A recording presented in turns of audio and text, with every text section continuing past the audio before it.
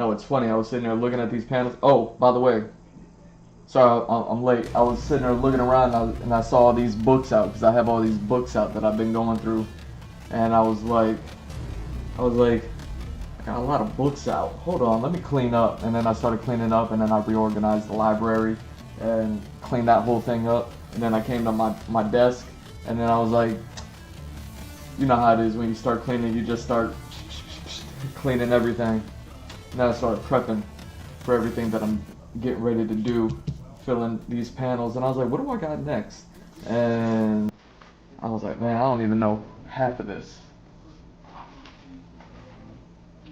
I don't know half of this stuff.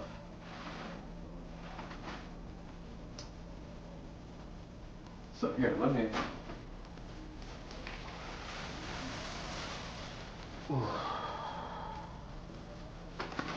This over here. Let me set this up. Will this hold for a second? Just just hold for a second.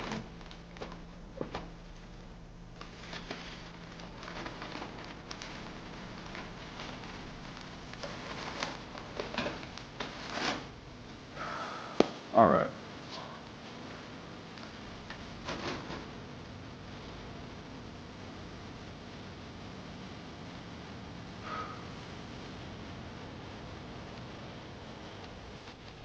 Okay.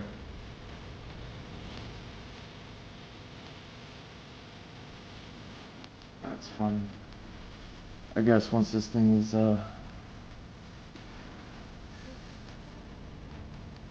once this thing is colored, it'll go ahead and be everything, right? What am I doing?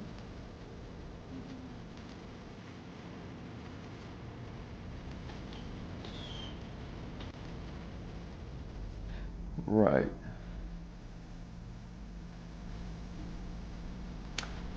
So where was I? They're laughing, she's serious, and then he's talking.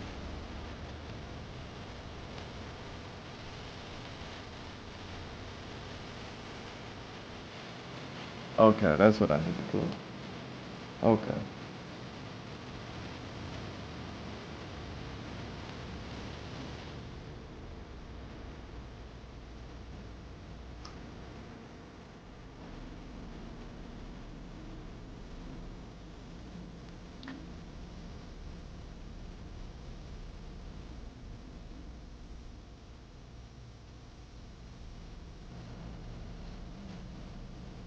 Okay.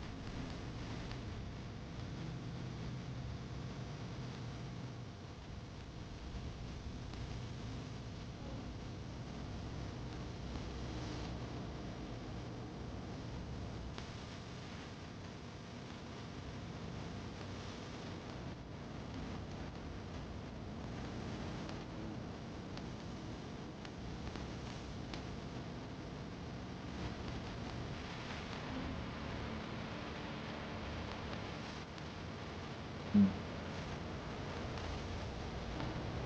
Are we able to see everything?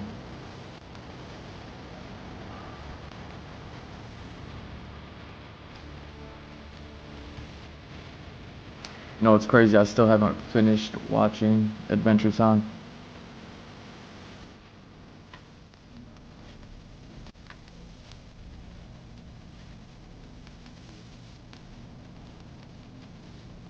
I think I own the whole thing. Like, I think I own all of it. Like, I own more Adventure Time than I knew that there was. And I still haven't watched the whole thing.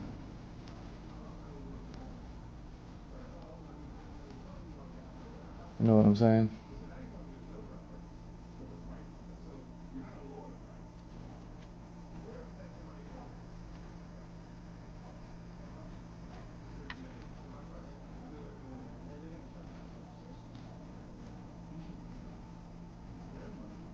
Hmm.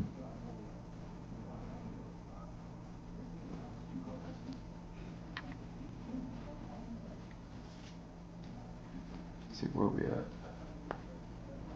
Hmm.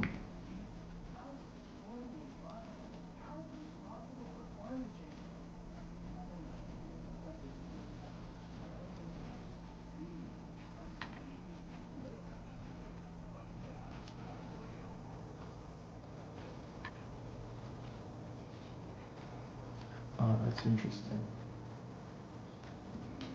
Let me. Uh,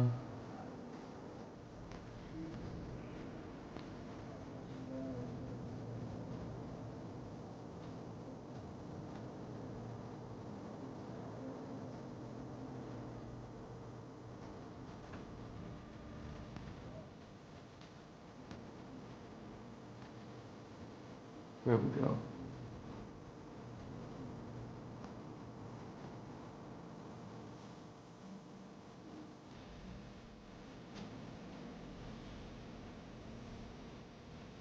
What's the dialogue here?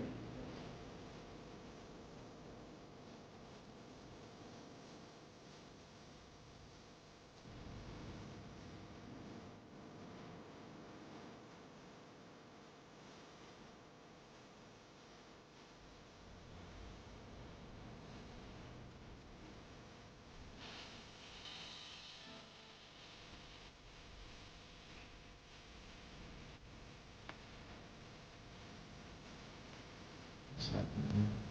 Like that. Like that.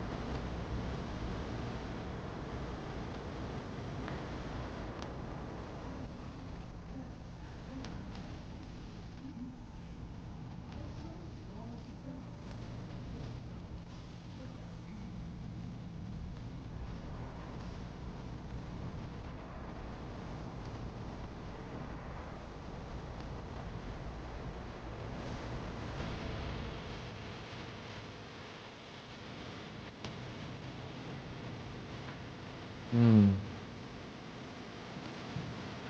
Okay.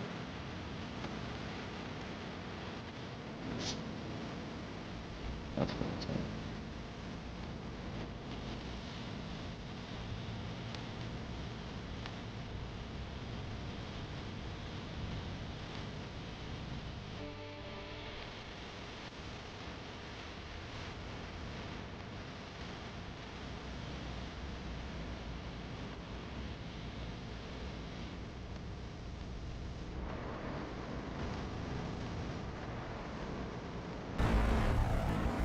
Oh, nice. Welcome to the stream, y'all.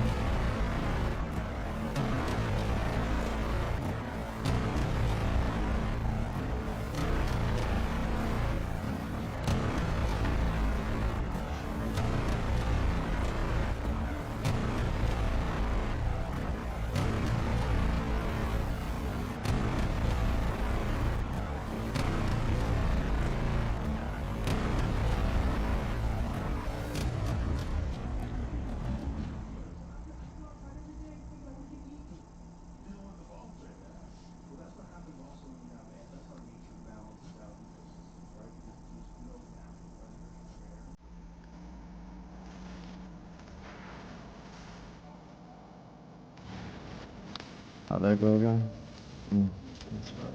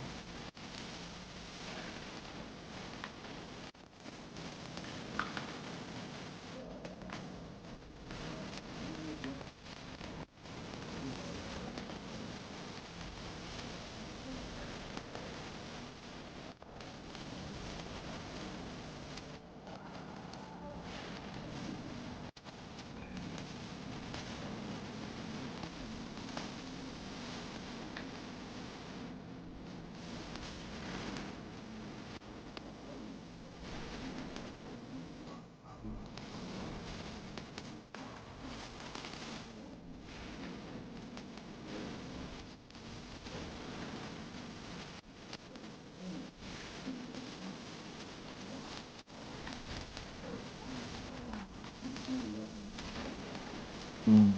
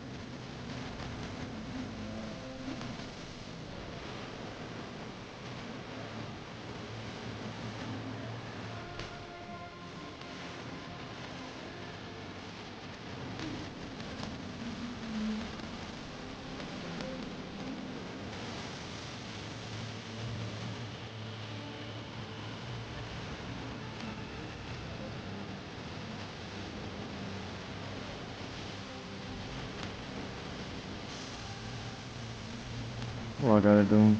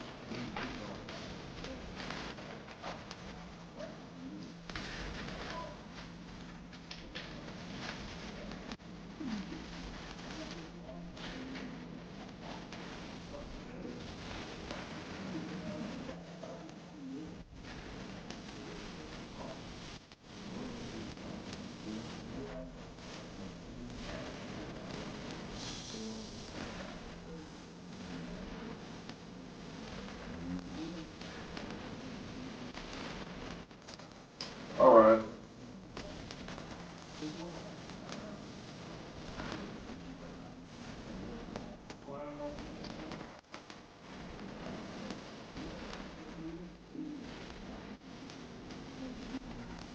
Alright.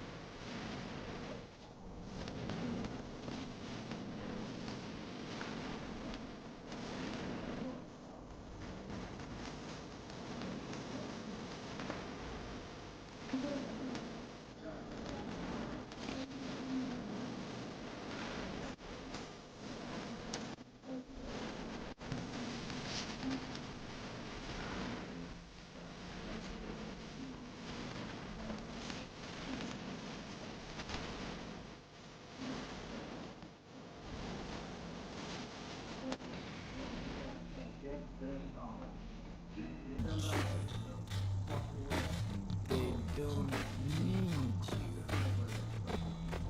They want to find Yeah, so that's one series I was kind of wanted to go back and see. kill you. Adventure Time, you know? They want to hold you. Jungle,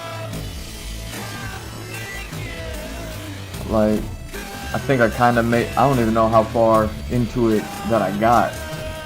I remember by the time there was like a grass version, a plant version of Finn, and he had a grass sword, I had already started like fading in and out of that cartoon. Not because it was bad or anything, I just, you know what I mean, like I think that show was on every day, so you just miss a few episodes. Like by the time it was there, so much, it wasn't like an episodic based cartoon anymore. Like it was like, it became like a story, and every episode started like kind of linking together more or less, you know, like Adventure Time became like a thing. And then all of a sudden I just started getting lost in it because they would be like, I'd be like, I don't even know what they're talking about anymore, you know what I mean? Like when Finn like started running into his dad and running into other people, like other humans in the world and things like that. I was like, that was around the time that like I started to like stop watching, and I know it went on for like a while after that. So,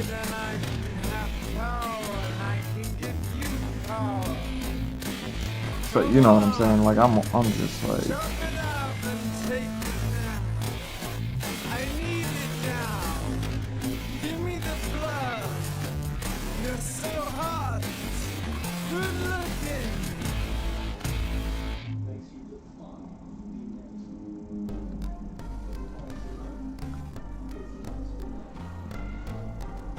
so I went ahead and I got the whole series, and I was I'll sit down and I'll watch it one day.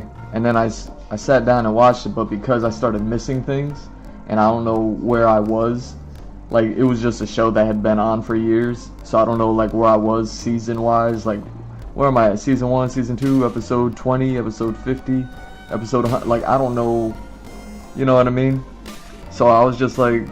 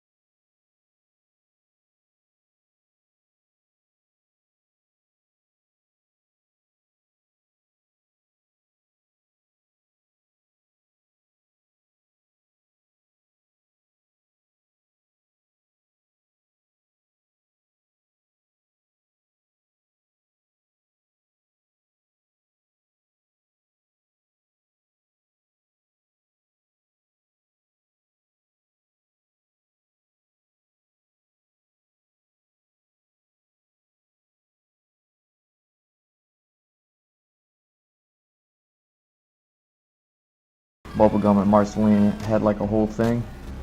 And I'm watching the old episodes, and like I said, I don't even know, I can't even recall if I've ever seen an episode where the two of them are together. I know the one, I've only seen the one where they're traveling and Marceline's like singing.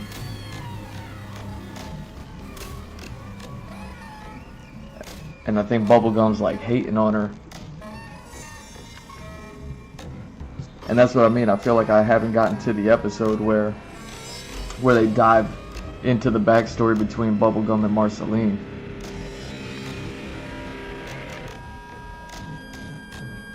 You know?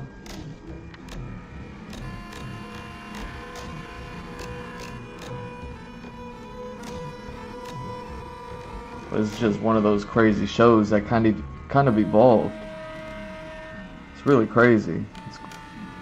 Like I wonder how people like look at that show, because it's been on for so long. Like I forget when it started, but it's a show that's been on for a while, I feel like. Like I'm trying to remember.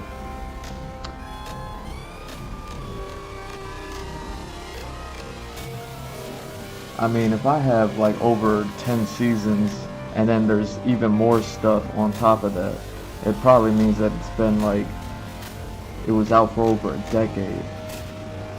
And I don't know if it's still going on or not.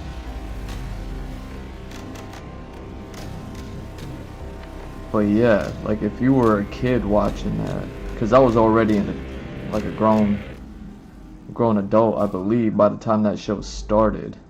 Like I was probably like in college already, you know, studying animation. So, you know, talking about this animated cartoon, studying animation, and, you know, really appreciating it for how, like, you know what I mean, like goofy it is and silly. That's why I was always into it, right? You know what? Let's go ahead and do that.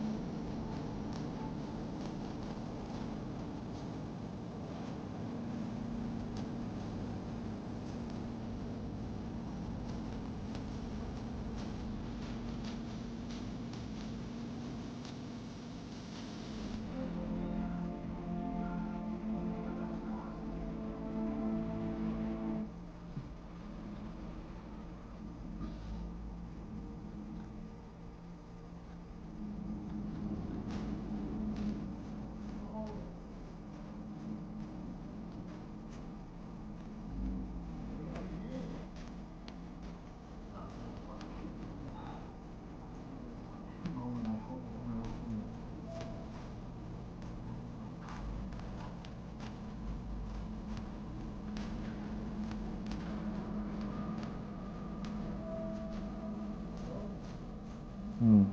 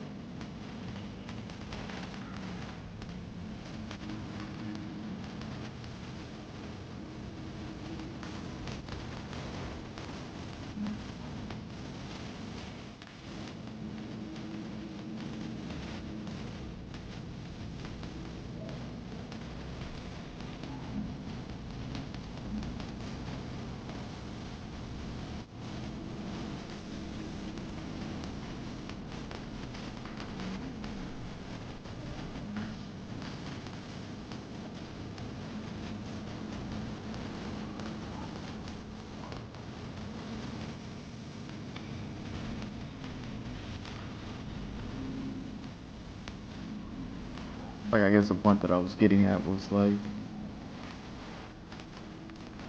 I wonder what it's like for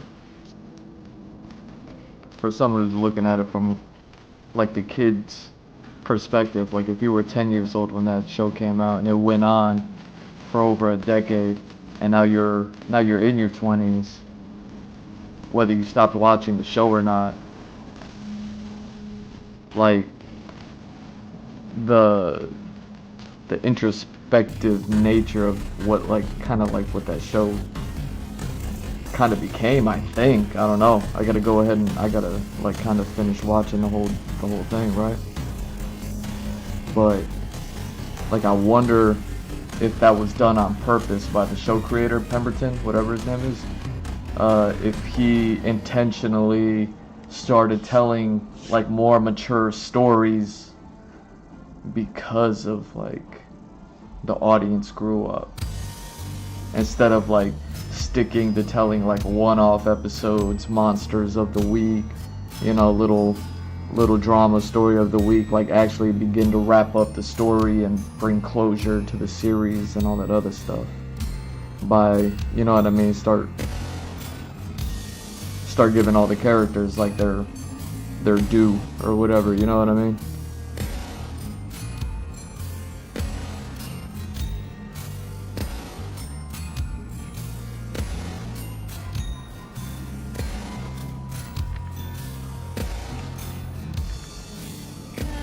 And I mean, since it's all like made up and it's all like whatever, and if he's just gonna be ending it and working, you know what I mean, moving forward with stuff, it's like you kind of just do whatever he wants at that point because he never really established too much of the world stuff. You know what I mean? Everything was always like, you know what I mean, up in the air as far as like finding any sort of finality to anything. For instance, like I don't know what's going on with Gunther the Penguin, but I feel like he's always like something. You know what I mean? Like there's more to him than anything. But I don't know if we ever find out. You know what I mean? Like everything about Gunther, the Penguin, and then there's like I hear like there's a bunch of crazy stuff going on with Mrs. Cinnamon Roll or something like that. Like something went on with him. I don't know. Like I've heard like so many crazy things about these characters, and it's like, man, I wonder how much of it is just like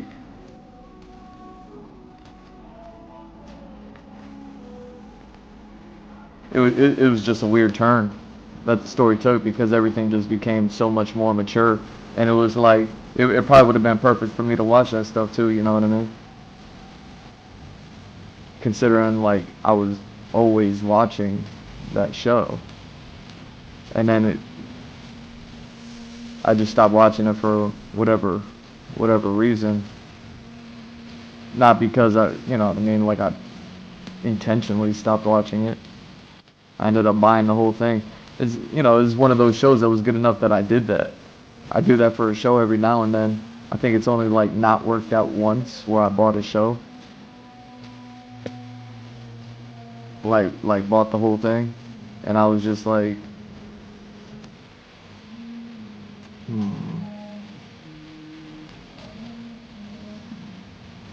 Oh, that's so funny.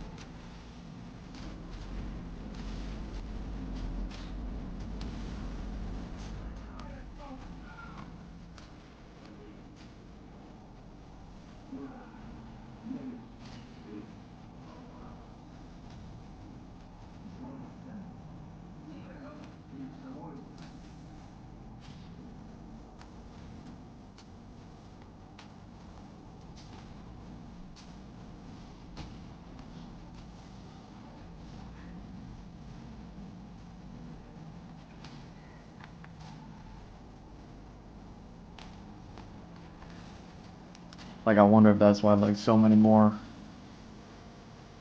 uh, I guess, mature topics were getting, like, played with, like the whole Marceline Princess Bubblegum sort of stuff. You know what I mean? Like, is the reason why they were like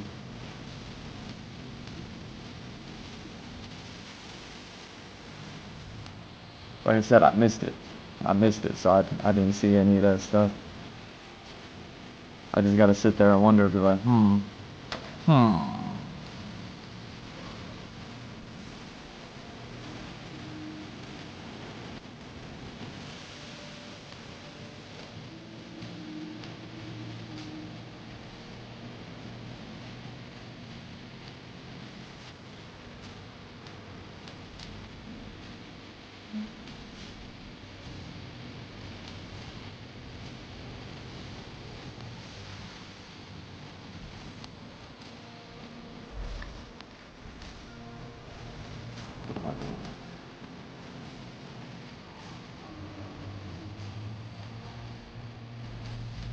Right.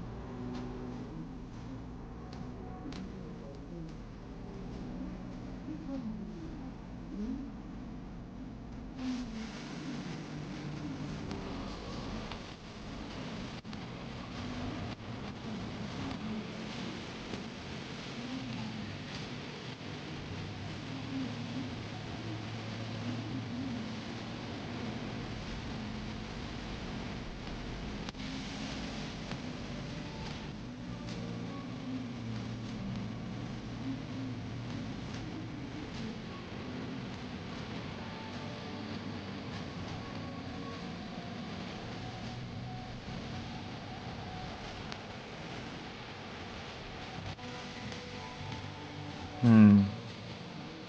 That was happening. Why is it so funky?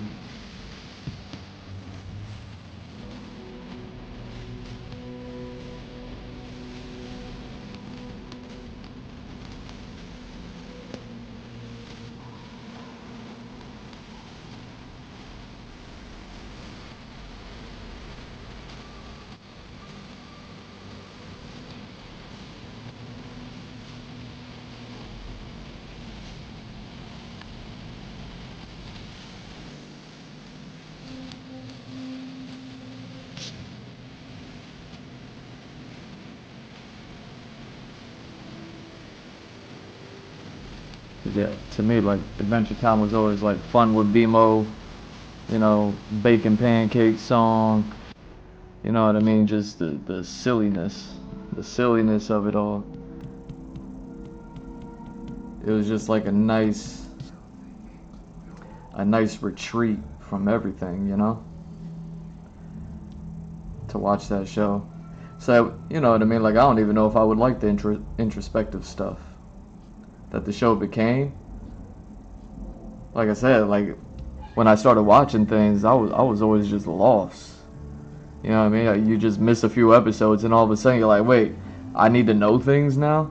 You know, we're not just going on adventures anymore. Like we're doing the we're just wrapping up like the grand tour adventure. You know what I'm saying? Like yo, what are we doing? So.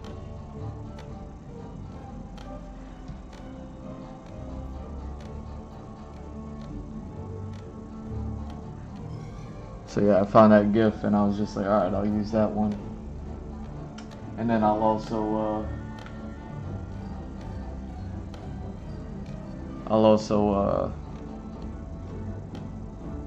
hmm.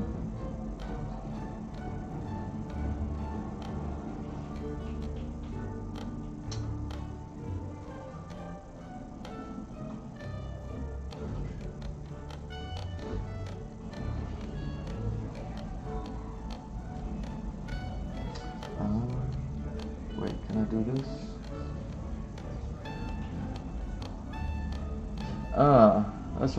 That's what's happening. Hold on. I'm like,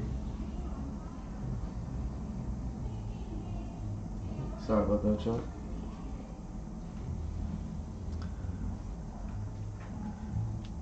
So part of me just wants to kind of figure out what's going on with the show. Like when did the show take the shift? So I started watching it from the beginning a while back when you know what I mean, when I bought it. But I was sitting there just rewatching the same episodes and silly episodes that none of them like kind of linked to anything. And it's like, man, I ain't got time to be sitting here watching all this like fun stuff. You know what I mean? Just episode after episode. It's like I got things I gotta do. You know.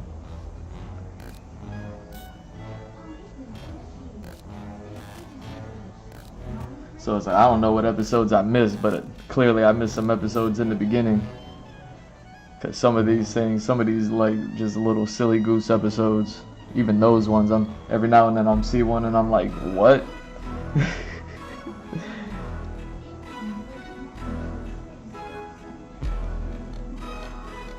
But I see people doing these like breakdowns on YouTube and I'm like, I did not know that this show was that serious, you know what I mean?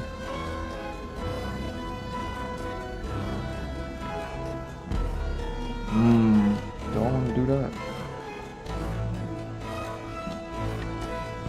Okay, what if I just do this?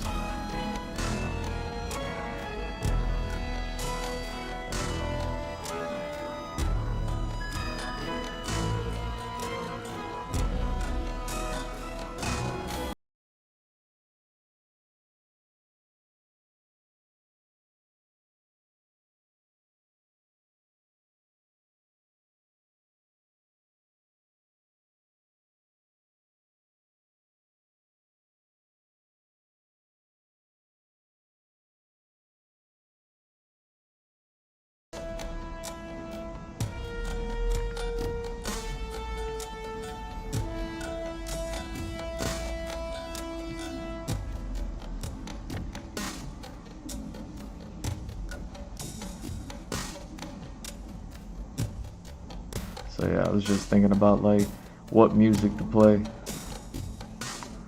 What music to play today?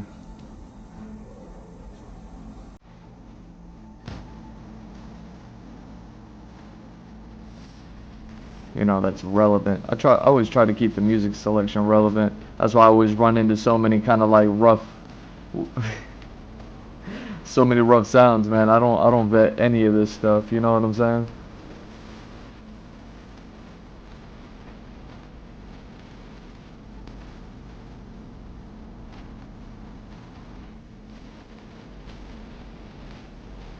I'm just like, can I start drawing now? Can I start drawing now?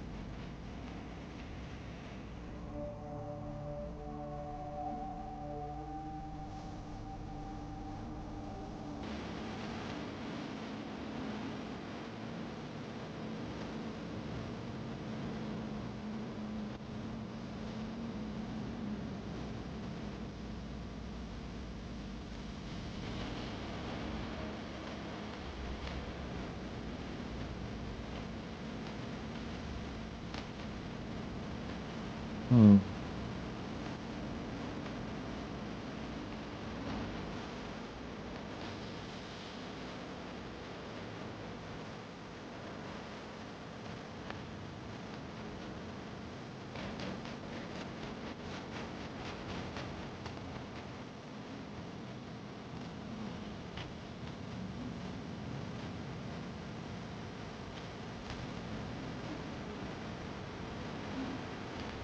So yeah, between the music selection and these little animated gifs that I be bringing y'all every day, there's always like a little bit of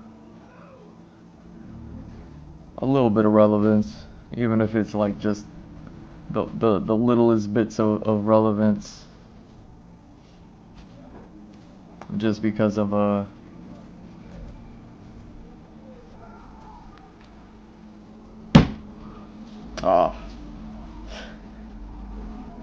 the artboard got in the way. That's so funny.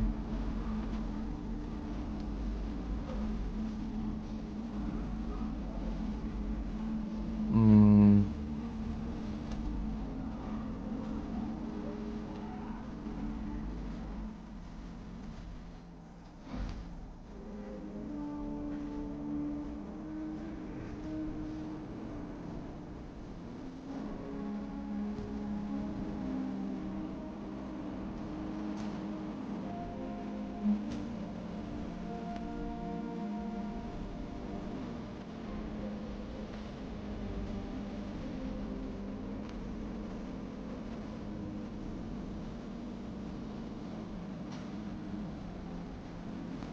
Go.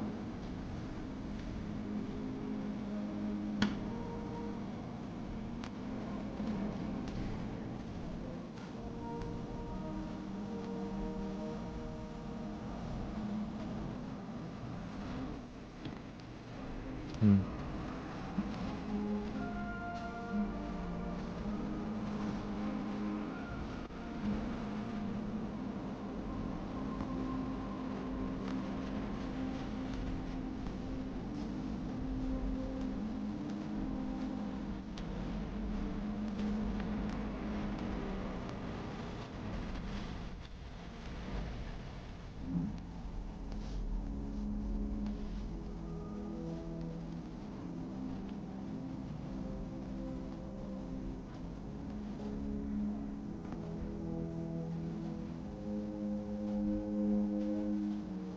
Whoa.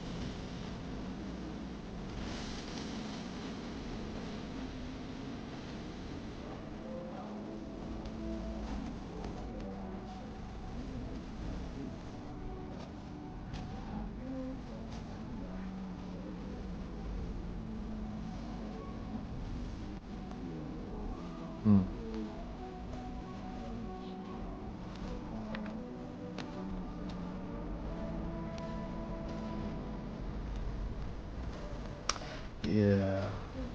To fix that up a little bit.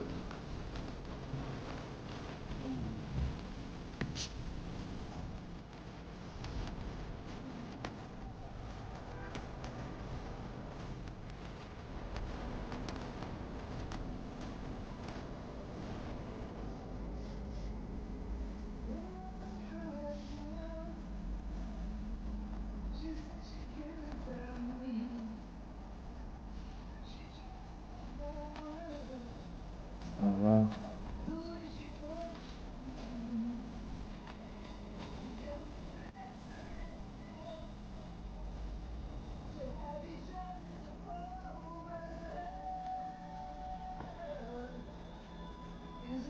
Nice.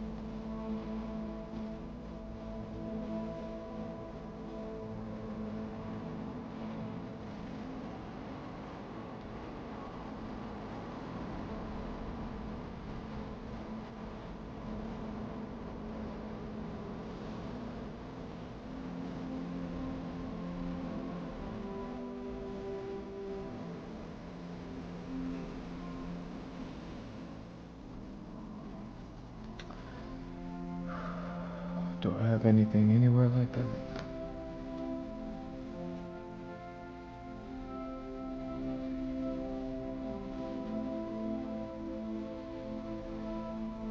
No, we're good.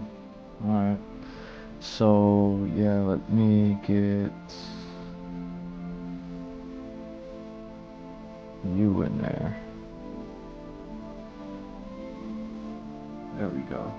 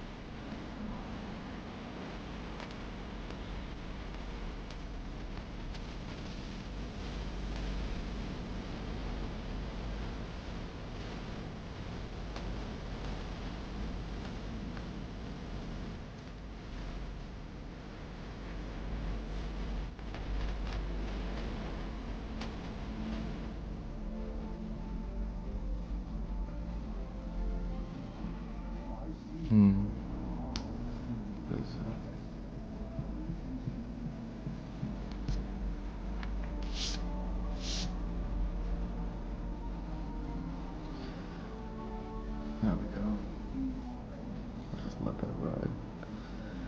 What do you?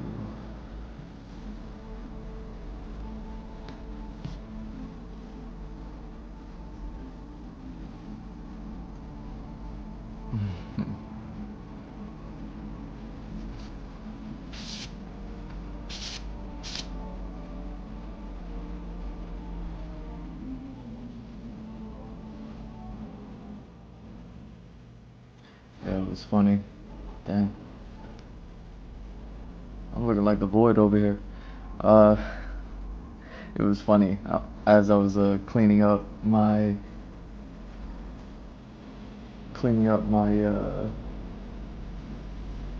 library, putting all the books away, reorganizing, doing all that good stuff. You know what I mean? Pretty much have that whole thing full. And did a whole lot of cleaning up in those books. I was sitting there just going through them all, like reminiscing. You know what I mean? Recalling all the reasons why I had those books pulled out. You know what I mean? It's one of the best parts about having that library is just like the research material. And I was sitting there looking through all of it, and I was just like, man, do I need any of it? Do I need to use any of it? Is any of it gonna help me to do anything that I need to do today, like on the stream? And it was like, nope, nope. We're just gonna be chilling. You know what I mean? As long as that's alright with you, chat. You know what I mean? The chat chiller emote coming soon.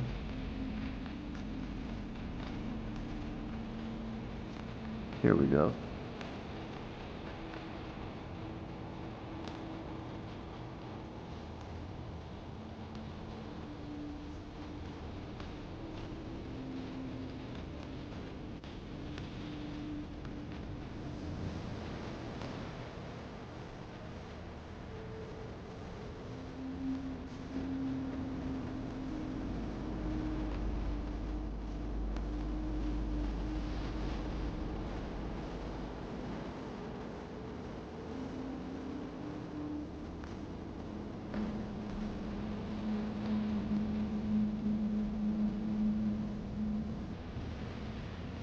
Hmm.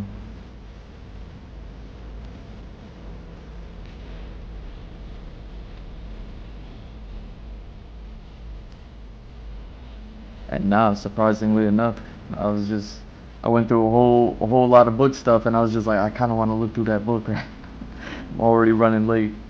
You know what I mean, for the stream.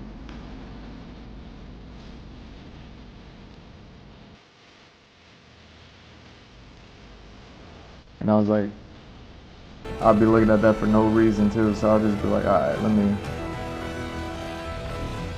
just chill out. Let's just draw. And I was like, what are we drawing today? And I was looking, and like I was saying earlier, I was just like, I don't know what any of this stuff is. Oh no, I'm just chilling drawing, and I'm not ready. Either way, hopefully all this stuff works. This works out today. You know what I mean? It's like one of those days where all of it worked out.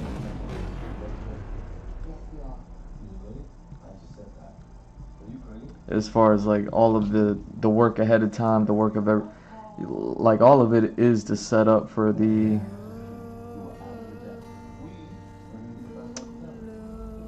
ability to just be able to sit down and draw, chill. You know what I mean? When the day comes that y'all can actually chat. I don't know what's holding you back, but whenever the day comes that y'all can chat, and if you know what I mean, watch the VOD, and you watch these things, and you want to say something, you're always welcome to message me on X or something like that, you know what I mean? Whether you want to jump into my DMs or something, or if you want to just like kind of say it aloud. Say it aloud, say it proud type of style. Do I got that? I do. Alright.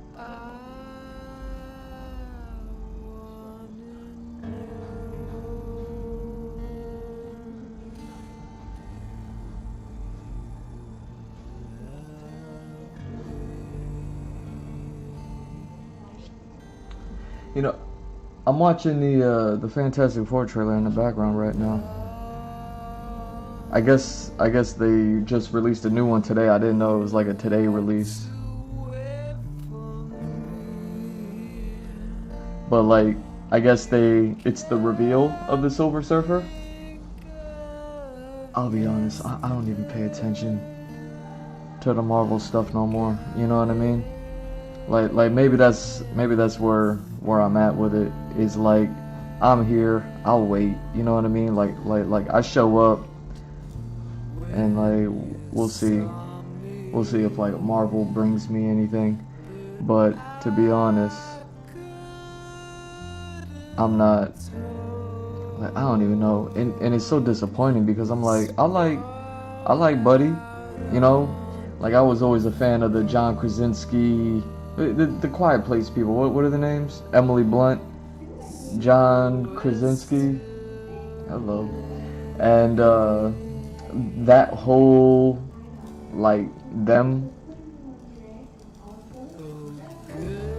as the Fantastic Four. They're married. I know we got it in the what was it?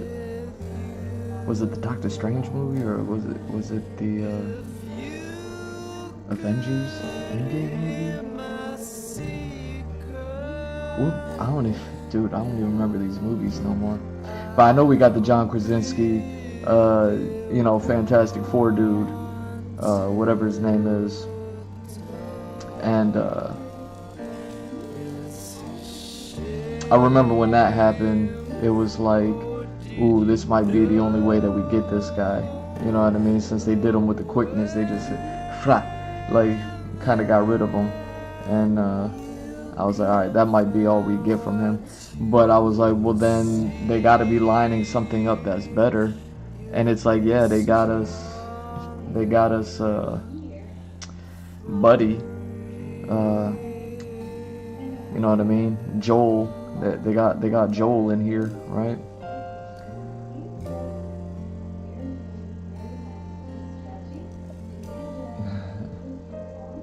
She's so tan. So it's like, okay, you got something, but man, I don't know. I just don't know.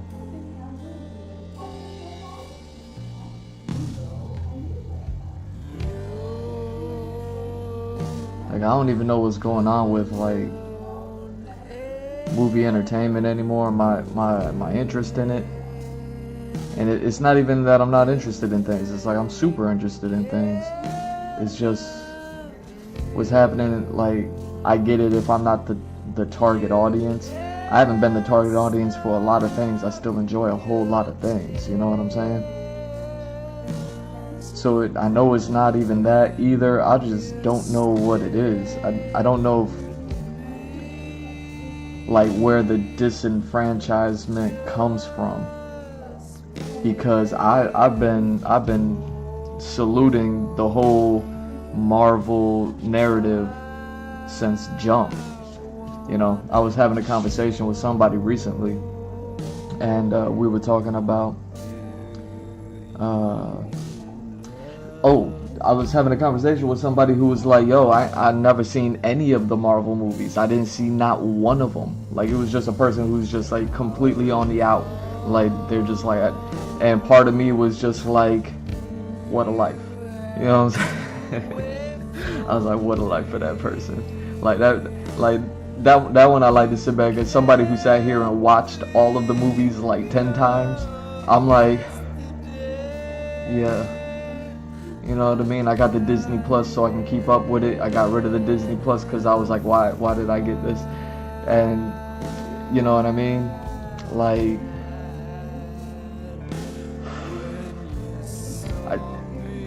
I like to think about that sometimes, because I've sat here and I've watched I've been watching those things since '08, since Iron Man 1. And I've had like so many experiences since '08, and some of them that like are directly linked to like these Marvel movies and like good memories and things like that. And it's like, you know what I mean? Like these,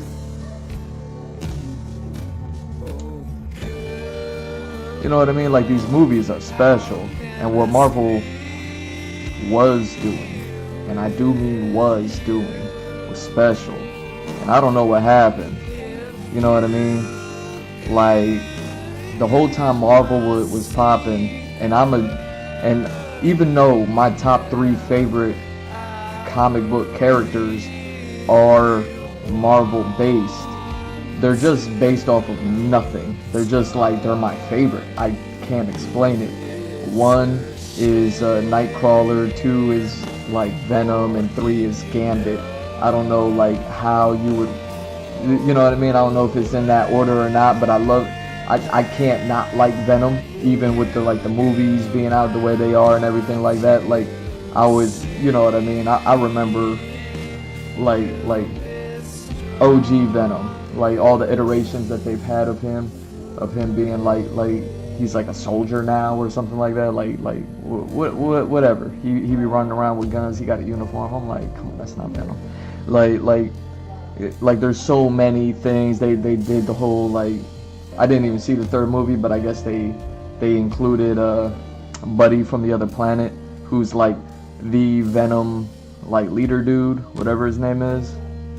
Nolan Boyd, something like that. Like I don't care about none of that stuff. But I like the Venom character, if that makes sense. Nightcrawler. The more I learn about the dude, well, sometimes it's actually kind of cool. Like when you find out like he's like on boats and he fights with swords and stuff like that. He's like a pirate. I'm like, oh snap! Like Nightcrawler's kind of cool. But then you find out like he was like the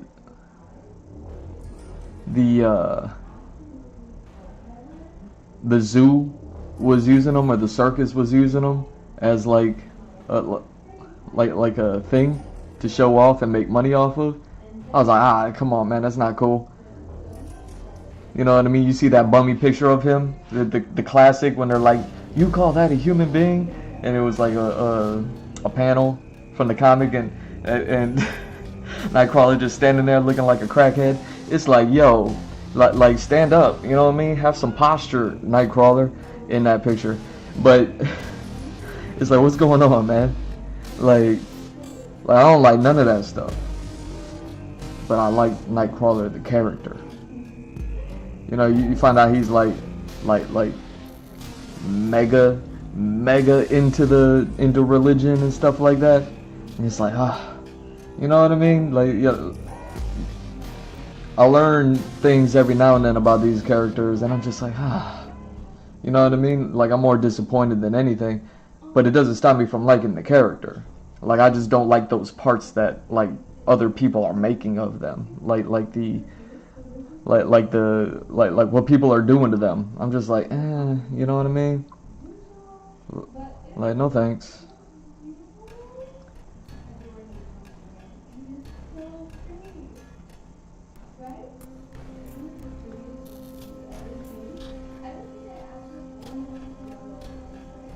It's like I could do without that stuff. I'm just gonna continue to like the way that I like them, and it's part of the reason why I wrote like this story. You know what I mean? Just because of, I guess, becoming like disenfranchised with a lot of the way that a lot of the things were going down. Even though that my top 3 characters are like Marvel characters, I'm still a DC head. Like I love me some DC comics. Like that's like, it's weird that my favorite characters are Marvel, but then my favorite comic book is DC. And I don't get the two confused. I'm not like, oh man, I wish like Nightcrawler, Gambit, and Venom were DC properties. It's like it's not even like that. Like I couldn't even really explain it to you. You know what I mean? Like I feel like DC just always told like interesting stories, and then I feel like Marvel just looked cool.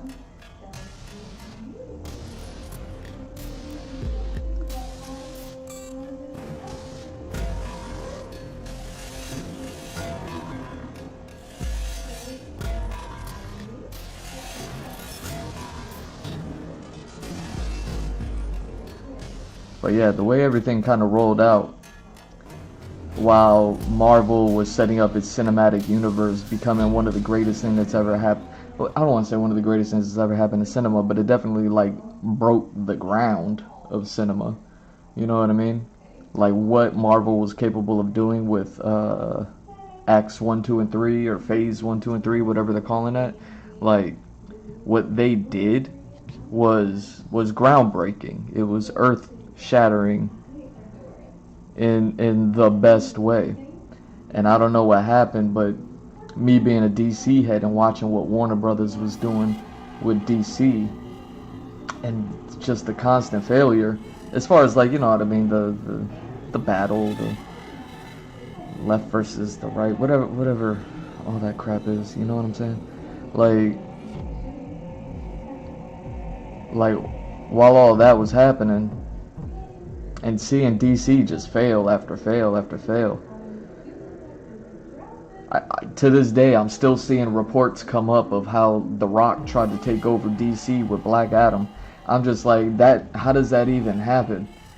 You know what I mean? Like, is it even true? Do we even care? Why are we even talking about that? You know what I mean? The Rock could have been the perfect Black Adam, and then they didn't tell a good Black Adam story. That's it. That's all it is. You know what I mean? Moving on. We're done here.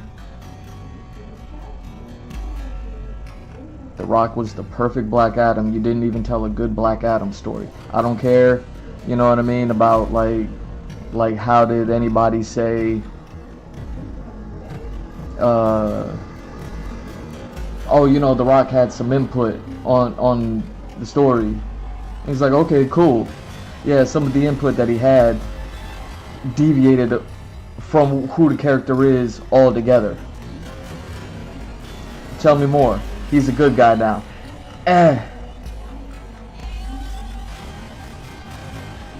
Like immediately? All in one movie? Yeah, nah. Nah. Next. You know what I mean? We're done here.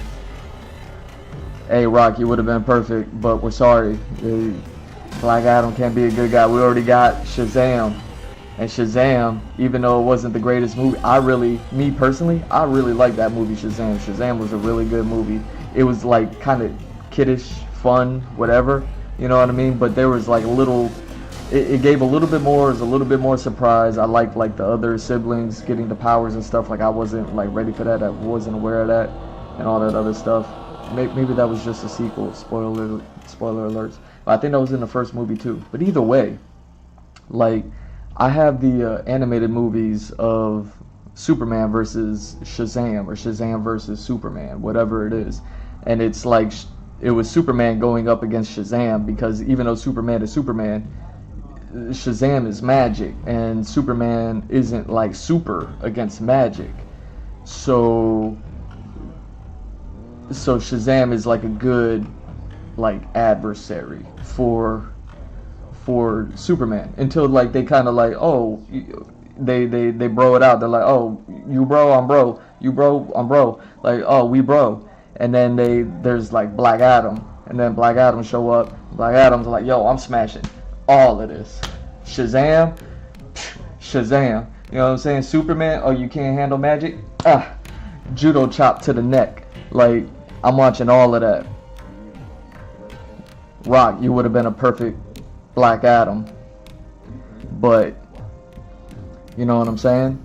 Like, so like, and that was the punctuation to the Warner Brothers stuff.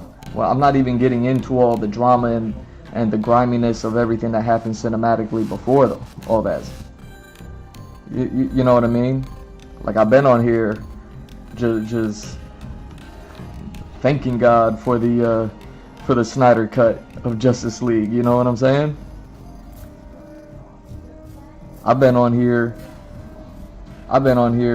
you know, I've talked about it enough, so I won't go into it, but, like, I watched Marvel make history.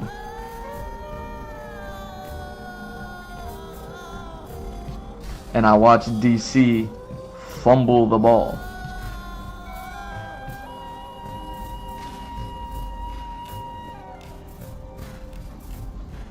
And I don't know what happened. Like, with all the drama with these actors and all that stuff, like, I get it, like, that's what happened. But, like, I don't know what happened. How is that allowed to happen?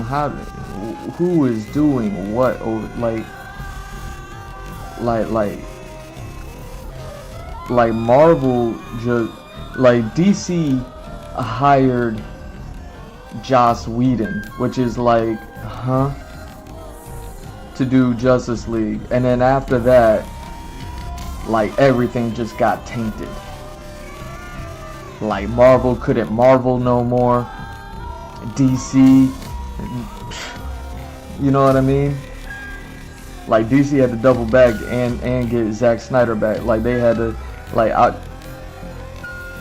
look, I don't want to sound disrespectful, but I was like, man, did DC have to, like, come in hat in hand to Zack Snyder? And then Zack Snyder said, cool, Jared Leto Joker one more again. You know what I'm saying? Like, we shooting it in the backyard, homie. Like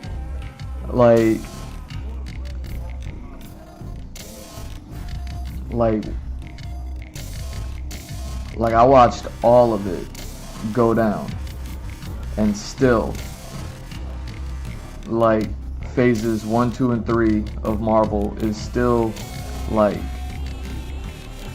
history.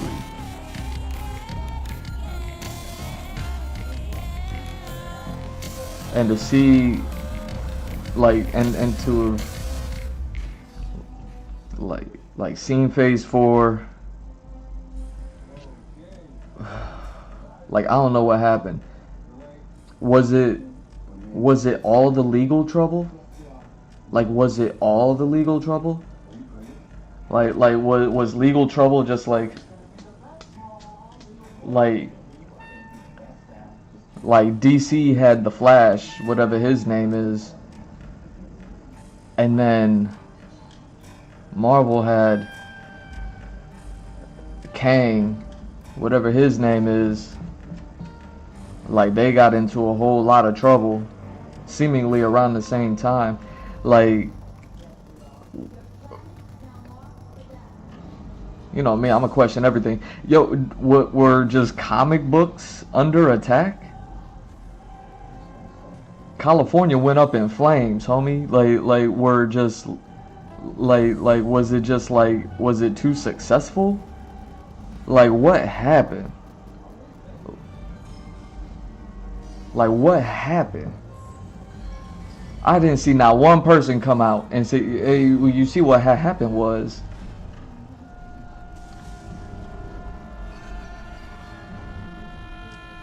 because if you were going to tell me somebody who has black hair playing the Flash was going to wreck DC, I would have been like, unlikely. They've already wrecked themselves. Nah, that went down.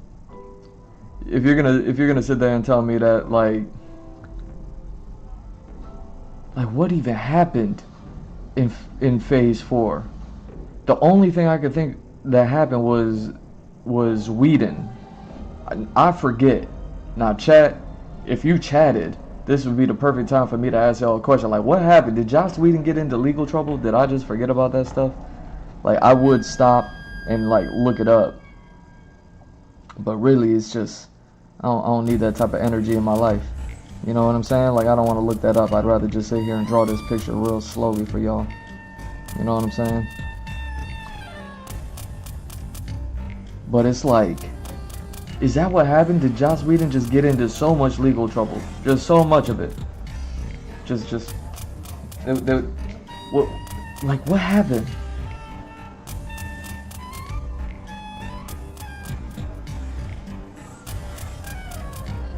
Because watching DC fumble the ball, like DC fumbled the ball, and then when they went to go get it, they kicked it again. You know what I mean? Like, okay, we saw that. We saw it punctuate where, you know, Aquaman got his entire life story told in one movie, and it's like, really? That's the best movie you could tell? Like, Jason Momoa, the perfect Conan, a decent Aquaman. I still think like he should have just went pure blonde. I would have loved to have seen it. Just a pure blonde Fabio, Jason Momoa, just out there in the water. You know what I'm saying? Like, maybe even give him the haircut. You know what I mean? Just like, there's a thing that happens when these actors change their hair. Like I think it was what's his name? Always on them Tarantino movies.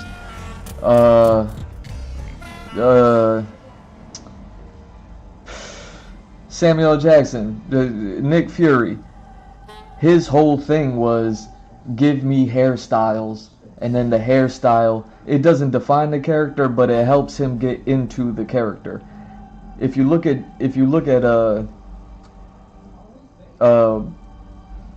Nick Fury's biggest roles, what's his name? His best roles, his most iconic roles, everything like that, he always had like a hairstyle to go along with it. You know what I mean? Like all those Tarantino movies, he had a different hairstyle in every single last one of them. Even in Kill Bill, he wore the top hat for the 5 seconds he was in that movie.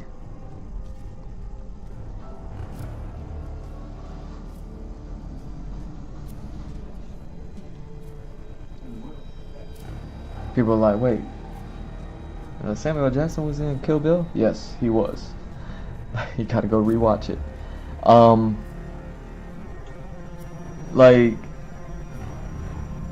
watching DC fumble the ball, that's one thing. That's just like, alright, you know what I mean? How they gonna fumble the ball this time? You know what I mean? But watching Marvel make history, and then go from making history to dropping the ball and going to pick it up and kicking it, and then being like, oops, we kicked the ball, and then they go in to do it again, and then they kick it even further, and it's like, what? Like, what happened? What happened? Like, I want to say it was a whole lot of legal trouble for Marvel, right? Like if Joss Whedon was the unifying vision that brought the whole thing together, love him or hate him, if that's what it was and that's what it was, then whatever legal trouble, I forget because I don't care, you know what I mean, he got into, like, affected it. And I'm not even saying like justice for Joss Whedon. Like, you messed up the Justice League. You shouldn't have been on that project in the first place, but you messed it up. No justice for Whedon. You know what I'm saying? Like, I'm not even saying that. Like, whatever legal problems he had, like, Marvel, you still had all of your own experience as a company as to how that thing worked and why it was so successful and how great it was. So what happened was the Marvel property treated like a presidency, where it was like Whedon's term was up because I think he got into some legal problems, and then like it was like, okay, we need someone in there. We need someone in there, and then like 1 million people threw their hat in the ring, and then you just let all 1 million people speak. Like, is that what happened? Like, Like, aren't you like one of the biggest businesses out there? Like, don't you know how things work? Like if you knew that having one person with a unifying vision was what brought you that success, and we all want success, wouldn't you know that it takes a unifying vision in order to continue that unified vision success? Mind you, 20-something movies, you had 20-something directors, maybe you had a couple of repeat directors, but like, you know what I'm saying? Like, it's not like totalitarian, it's you have a one person that drives a unified vision, and then you know what I mean, it delineates from there. So if that was what brought you to success, why would you change that? Why would you change that?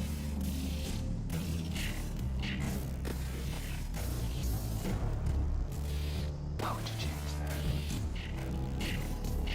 I haven't seen that one person come out and say, like, oh, you see what had happened was, like, all I see are people just going around being like, this is what we're doing next. Watch us kick the ball. Hey, this is what we're doing next. Hey, I'm still picking up the ball. Ooh, I kicked it.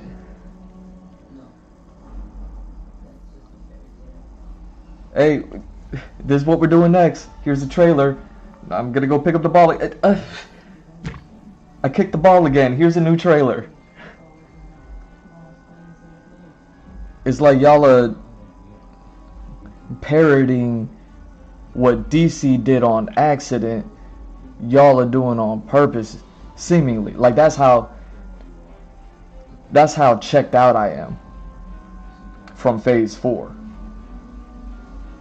And it's like, man,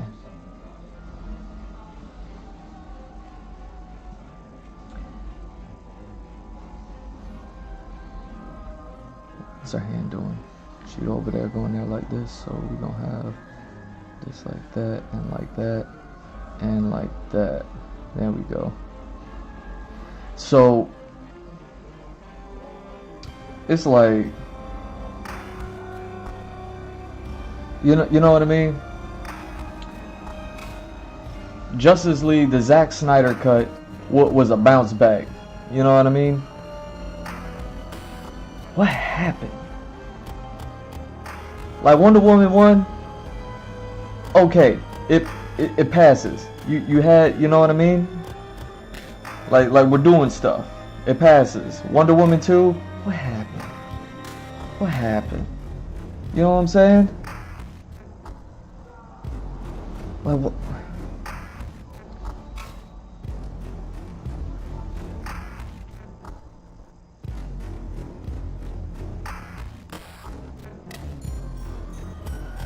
Like if we know that it takes a unifying vision to be able to bring these cinematic universes like this together, and I know we're kind of tired of the cinematic universe thing, but we're only tired of it because it's been failing. I'll say that again. We're only tired of cinematic universes because they've been failing. I'll say that one more time. We're only tired of cinematic universes because the cinematic universe has been failing. If it were successful, we would still be enjoying it, and cinematic universe would still be something that we would be pleased to hear and looking forward to, and you know what I mean, beckoning at every single call to the theater. Like it, you know what I'm saying? Like it is that thing, you know what I'm saying?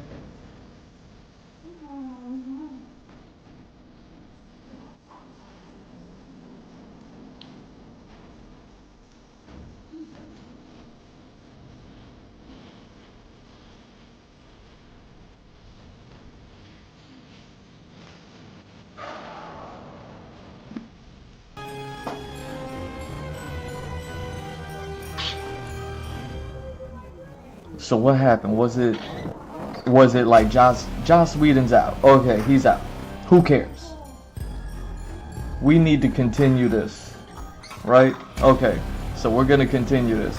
How do we do it? Well, we need to refill Joss Whedon's position. What was his position? Unified vision. Okay, We need a unified vision. Who are we gonna get? Like, did that conversation ever happen? Did it go down before someone answered that question?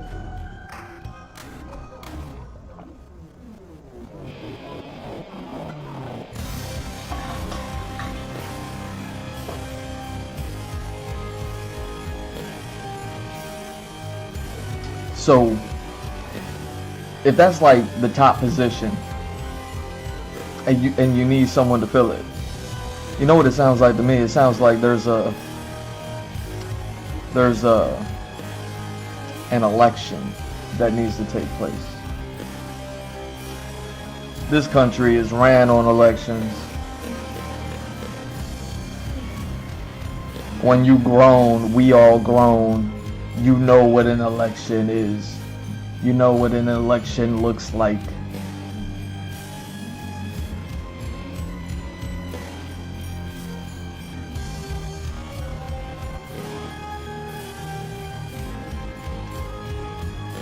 DC, I mean, y'all impeached y'all president, you know what I mean? Y'all had somebody with a unified vision that was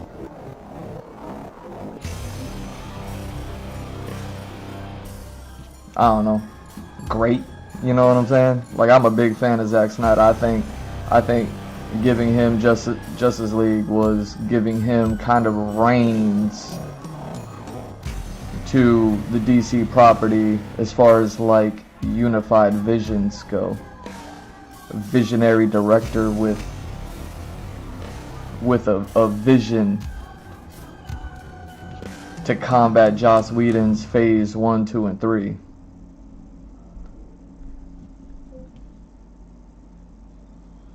So DC like kind of like impeached their own president and then just did whatever and kicked the ball every time, right? And then Marvel was just like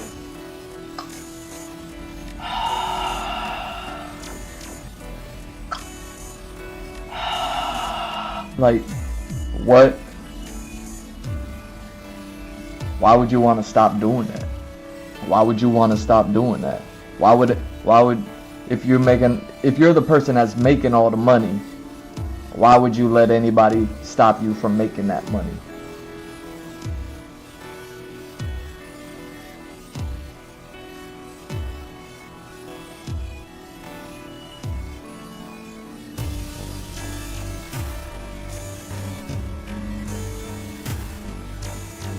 You wouldn't, right?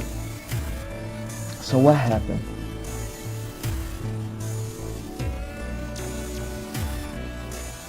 Like, you could have ran like a presidency, you know what I mean? You could have ran like an election. I don't know how they run the presidential election, but I'm pretty sure you take like a series of candidates, a number of them. I'm sure you had a series of candidates. I'm sure it's all the people that directed something during phase 4. All right, let's call them the candidates. And now you're like, okay, all of you that we gave phase 4, Joss Whedon's out. You know, I heard about what happened. And they were like, you know what I'm saying? And then it's like, okay, we're running an election because we need to refill that position. But all of y'all is so tight and we love y'all and y'all are so great and everything is groovy and we don't need to worry about nothing because we got you and you got us and we gonna do this. We're running a little healthy competition election over here. Who wants in? All the hands go up. I'm just a movie director. You better believe I want to be unified vision, running the whole show for the next 15 years. You know what I'm saying? All the hands go up. Okay. Now all of you, before we make another movie, we you know what I mean? We're not gonna stop production, but everything's in pre-production at that point. You know what I mean? Post phase 3. I'm sure I could look up a timeline and be like, when did the trouble happen? And when did Avengers Endgame come out? And you know what I mean? Like, I'm sure I could look up those timelines. You look them up if you care. But there was definitely a time, right? in that time, we have an election system you could have just implemented, like a tournament. You know what I mean? Like a little tournament graphic with a list of names, everybody who put their hands up. Yeah, I want to be a unified vision for the next phase. Yeah, for this. Like, and then you run the election where you whittle them down until you get one person. I don't know how Joss Whedon got his position. I'm sure it wasn't like that, but they allowed it. Whoever wins that little tournament, however you run that election, whatever criteria that you impose upon them in order to be able to do, you know what I mean? Maybe you ask all the who, what, when, where, whys, and hows of where you see the cinematic universe going. You know what I mean? Hey, this is what we build. Tell us about, you know what I mean? How you feel about what we build. Okay, and now we're entering phase 4. Tell us, how do you feel about phase 4? How do you feel about all your competitors here? How do you feel about these stories? Where do you think they should go? You know what I mean? Not that you're writing a script or anything, but you're giving a criteria as to like seeing where all these people who you're already including into the project, where you at with it? Well, this is where I'm at with this. This is where I'm at with that. I agreed with this part. I didn't really agree with that part. I like that you have this person on this project. I feel like this person probably belongs over here. You could probably switch these directors. You know what I mean? Everybody's giving their input about something. And the studio is checking them off. Be like, hey, this person says something. This person's spitting game over here.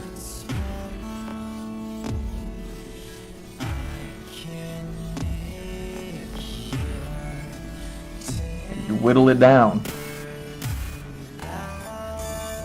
and then maybe the first kind of like year of releases of phase 4 be your final contestants and be like okay, we kind of have a pretty good idea. Now we're just down to like the last 4 people or whatever it is. We're gonna let y'all finish y'all production. We're gonna see where this thing goes. We're gonna see what y'all do, and then we're gonna sit there and put the numbers to see how people feel about what y'all do. Because y'all talked a mean game, and now we're going to sit here and see who does what. And now you better believe everybody's putting the best foot forward. Artistically.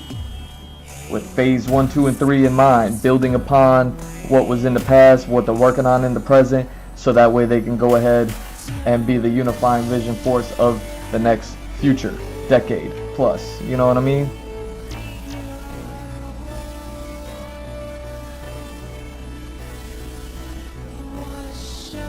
Like seriously, none of that happened? Like y'all just let anybody do anything. Whedon directs for DC. Whedon gets in legal trouble. Whedon gets kicked out. Y'all don't learn about what he did and what made y'all so successful. And y'all don't do anything to continue that success that you want so badly, because you're still doing all the stuff. You're still doing all the stuff that was set up in the phase 1, 2, and 3 days. That's how I know that that's what y'all want. You know what I mean? This is me talking to you. That's how I know that that's what y'all want. Because you're still doing the same thing that you were doing back when it was hot. But it's not hot no more, it got cold. And I know you're sitting there wondering like, why is it so cold? Like, I thought it was hot. Like, what happened? And you everybody just, you know what I'm saying? It was their fault. It was this person's fault. It wasn't me. Yo, you know, Kim Chi was really popular, or Shang-Chi, whatever that movie was called. You know what I'm saying? Like, okay. Like, everybody just blamed Kim Chi.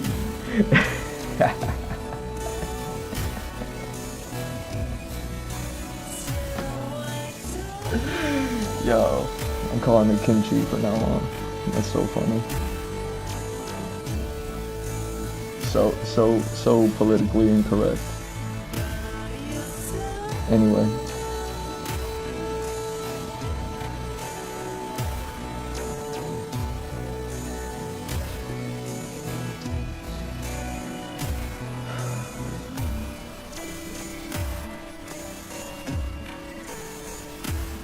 I don't even remember what the whole point of all this that I was talking about, or why I was talking about it.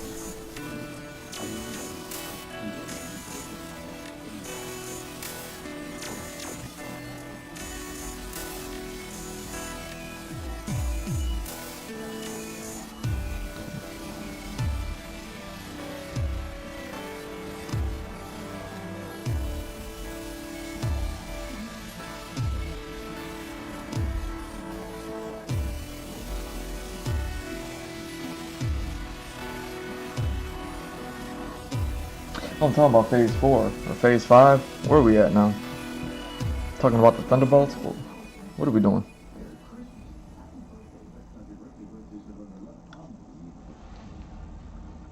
I'm just trying to figure out what happened with everything, right?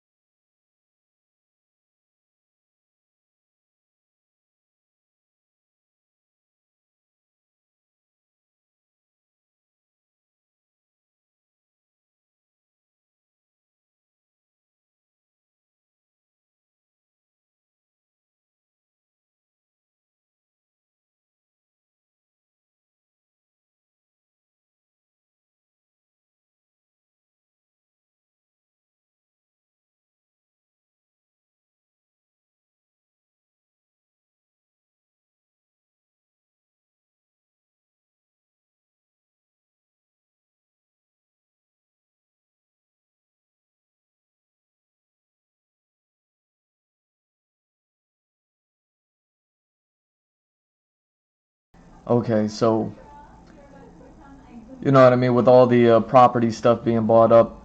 I forget the timeline now, but it was like, okay, they didn't own X-Men, but they were gonna go own it if they didn't already. Like, okay. But the Fantastic Four, I think they had them. Now you got all this space alien stuff going on. You got the Guardians of the Galaxy going on. You got space stuff happening. You got Thor still out there.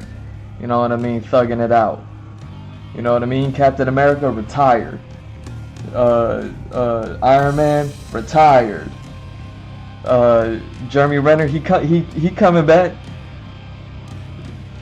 Black Widow retired.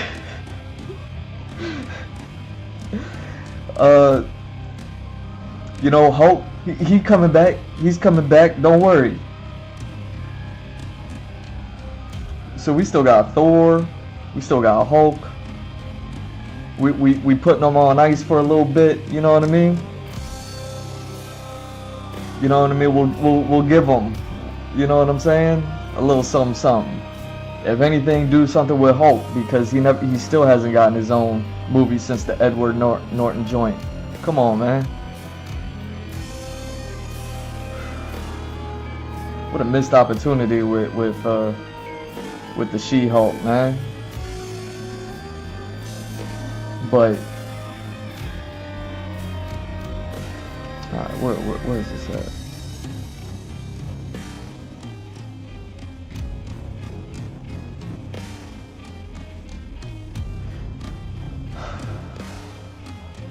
It's like y'all had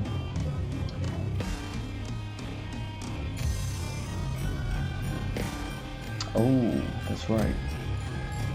Look at me tripping.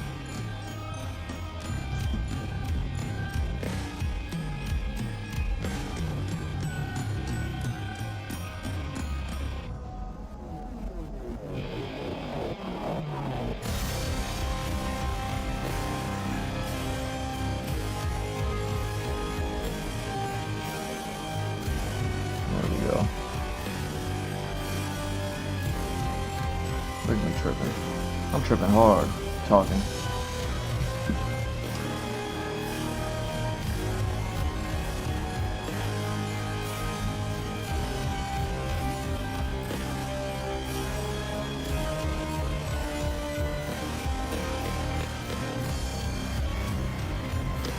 So we got space. We're anticipating the Fantastic Four. Everybody wants the X-Men, but we know that even if they did get the X-Men, X-Men is on more ice than Thor and Hulk.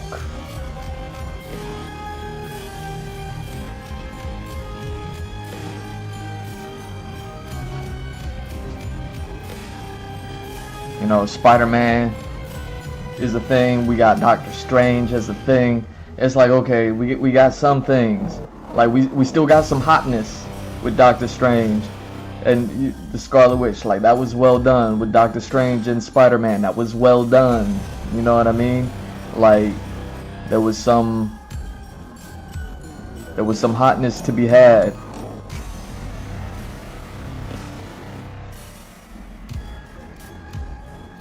But we're waiting for the next thing.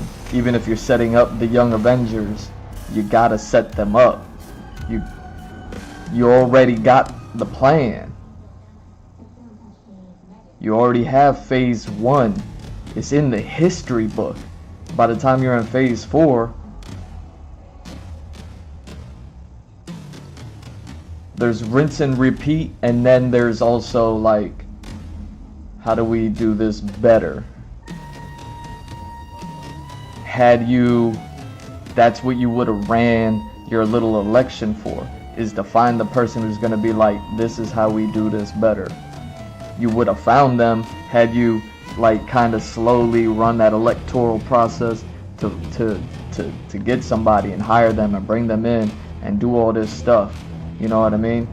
Because then it's like, okay, we're back to the unified thing. Love it or hate it, you got somebody back on top again, and they're over there gonna provide the unifying vision. You kind of got some stories. Maybe they alter whatever they can alter according to whatever line of production you're at in you know what I mean, those properties that may have already started by the time, you know what I mean, phase 4 was kicking off and all that other stuff like that. But you know what I mean, like, okay, you're gonna work with whatever you gotta work with, you're gonna change whatever you're gonna change, but you're gonna be setting up the Fantastic Four.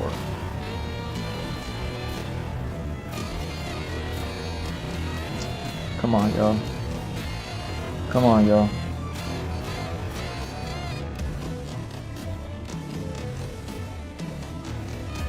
Here we go.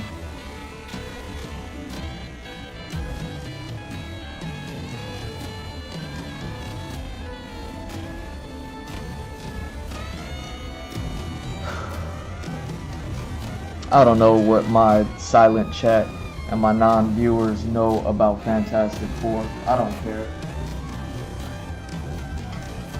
I'll tell you something, I don't own not one Fantastic Four comic book. I don't own not one Fantastic Four graphic novel. I only know about the Fantastic Four that the movies with Jessica Alba looking good, the movies with the rock and roller playing Victor Von Doom, looking crazy, sinister, evil.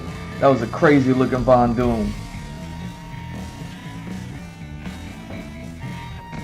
I only know what I've seen in documentaries as far as comic books go, not Fantastic Four documentaries, but comic book documentaries that talked about Fantastic Four being the first family of the comic book stuff, which is like super interesting to me, because as much as Marvel characters are my favorite characters, DC is my favorite comics, and Batman is obviously my favorite DC character. It's crazy that I don't even like Batman as much as I like Gambit, Venom, and Nightcrawler. It's crazy because of how much I really like Batman stories.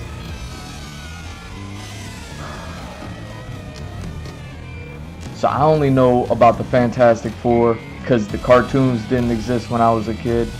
Because they, you know what I mean, those 70s cartoons from way back in the day. My mom used to watch those. The only thing I know about Fantastic Four when I was a kid before the movies came out was that when the movies were coming out, the first Jessica Alba looking good movie was coming out and being advertised and all that stuff, you know, my mom was like, oh yeah, I'm a big fan of The Thing. We loved The Thing in the cartoon when she was a kid. I'm like, who's The Thing? And it's like this orange rock guy. And I was like, word? Like,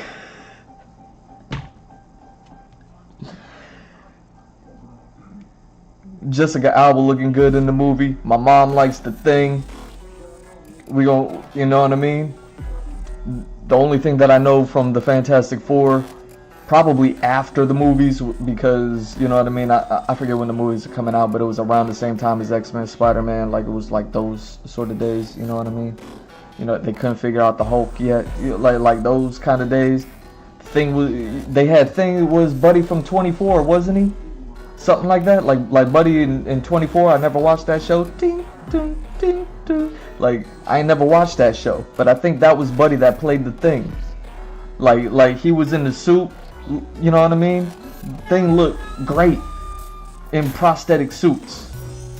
I was talking about prosthetic suits on a podcast recently, how much not enough actors is doing it, and I was still to this day the best thing that we've gotten. It was better than the 70s cartoon thing. It was better than anything that I've seen. There's probably only like some artist illustration renders of the Thing that were probably better. You know what I mean? Like, and Jessica Alba looking good. I'm down with the Fantastic Four. The only thing that I learned about them in the documentaries, they were the first family. Batman being my favorite DC stories. has the Bat family. So the Fantastic Four being the Marvel superhero family, I was like, you know what I mean? I was like, oh, maybe there's more to the Fantastic Four than I know. The only other thing that I know is, you know, Johnny Storm, Flame On, is one of the original characters for Marvel Comics. Like, he's, you know what I mean? Like he's old school. He goes all the way back to the OG X-Men. He goes all the way back to the OG everybody. Like he's one of the oldest characters. And it's like, the Human Torch? And like, yeah. And he's a part of the Fantastic Four? And they're like, yeah. And they're the first family. Yeah. Like the Bat family. Yeah.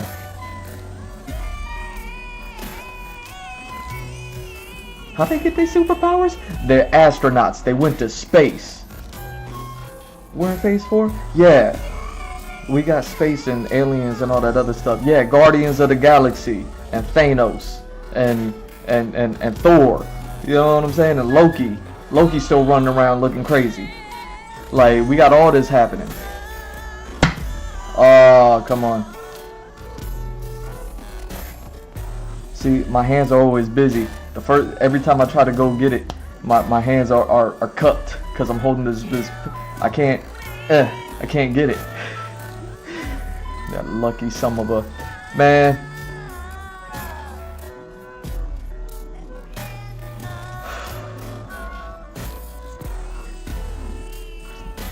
So you got Marvel's first family. You got space happening. Narratively.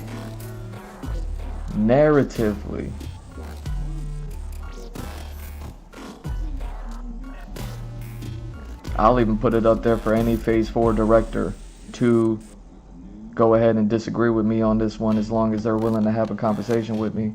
Narratively, isn't the Fantastic Four almost obvious what to do?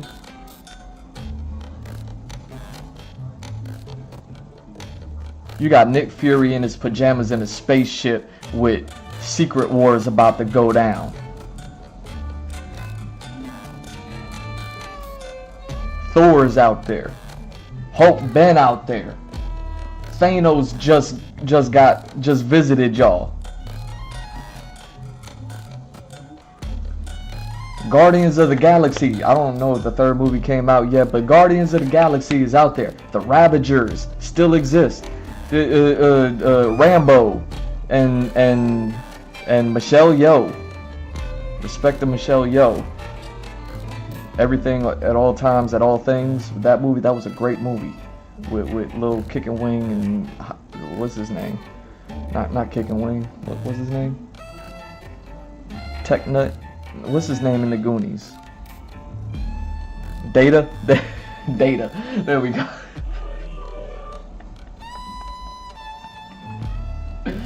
Yo, Kimchi and Tech Nut. I should have called this episode Kimchi and Tech Nut.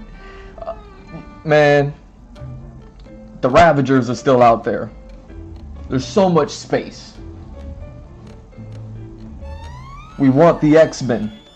The X-Men is in space. But we're not there yet. Phase 5, Phase 6. You know what I'm saying? We gonna get to the Young Avengers before that. We got some anti-heroes still just lurking around. We gonna set up the Dark Avengers. It's gonna be beautiful.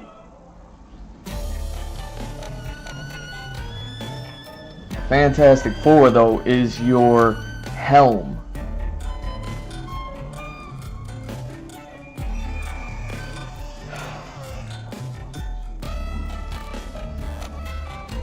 Man, I didn't even mention Scarlet Witch and Vision, but whatever. You know what I'm saying. Like, they're not outer space, really. You know what I mean? Maybe Vision is, I don't know. But either way, I didn't even mention them. But they out there, too. You know?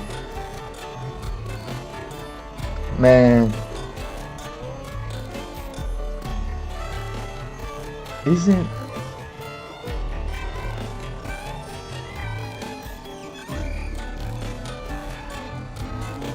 isn't Fantastic Four obvious at that point?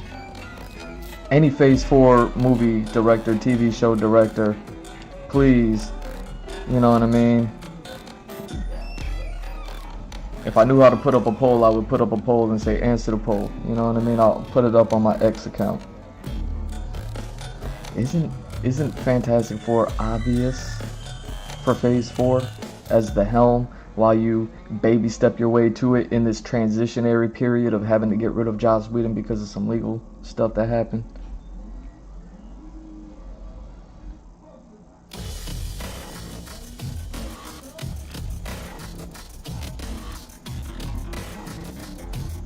I mean, I feel like Joker half the time. I mean, do balls fall off?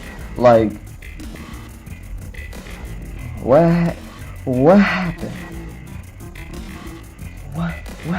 Not one person has come out in the past few years and said, well, you see, what had happened was.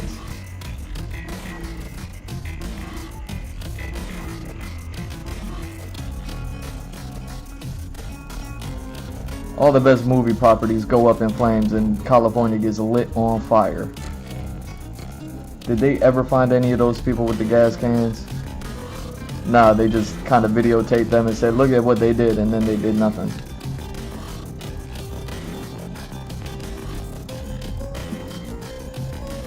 Like, yes, they seriously did not catch any arsonists in that whole thing. We just creating victims out here. We're just ruining entire movie franchises out here. We're just... No one cared? Did no one care? What happened?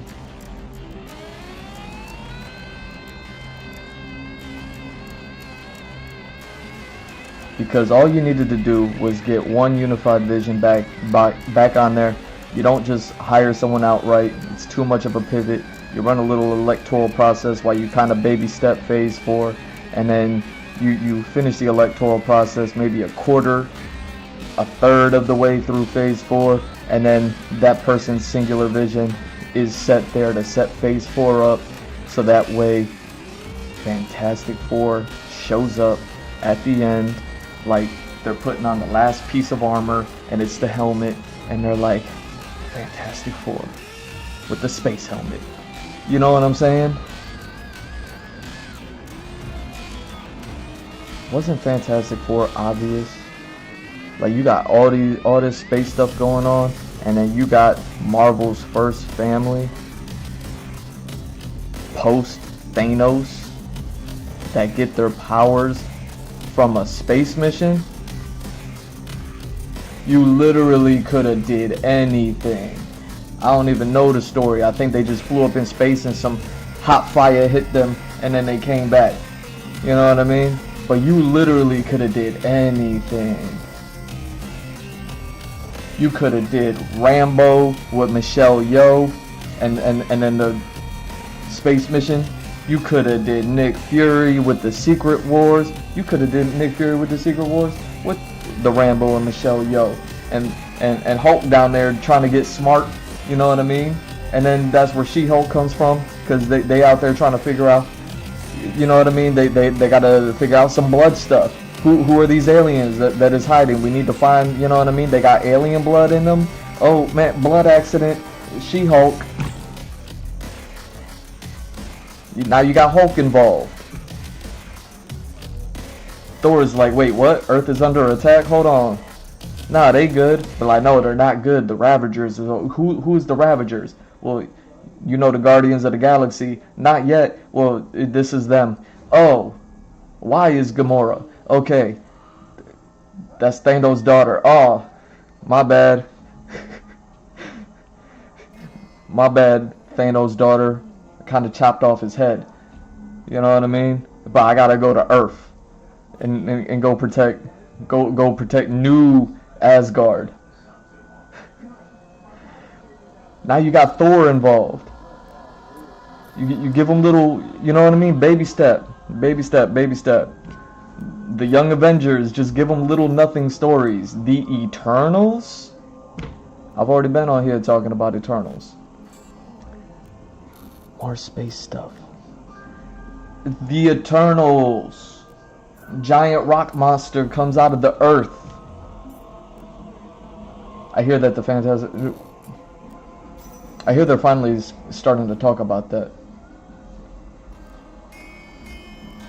Like they're finally not, like, as far as like the movies go and Marvel and all that other stuff, I hear that they're actually like gonna begin to start to address that stuff. But I'm kind of like, well, 15 things have already happened since that happened.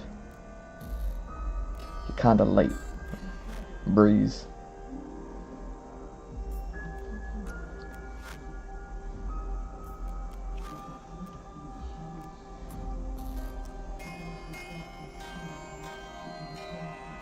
I mean, you literally could have did anything to get Fantastic Four involved into the story. You could have just you could have just made it the space mission of these really super brave regular people that went to go help Shield. They went to go, you know what I mean? They were following Hulk's science orders.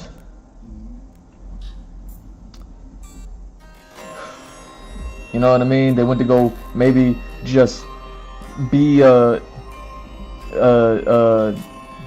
do they call it? Not messengers, but people that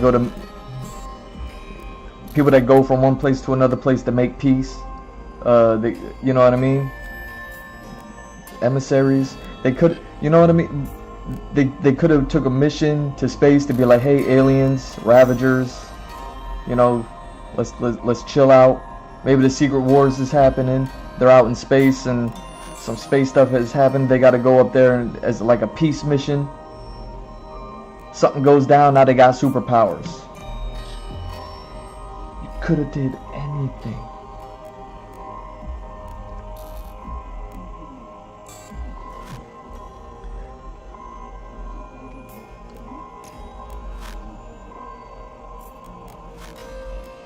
And what did y'all do? Y'all did.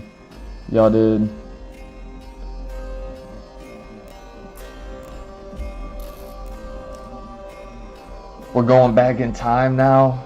Howard Stark. You know what I mean?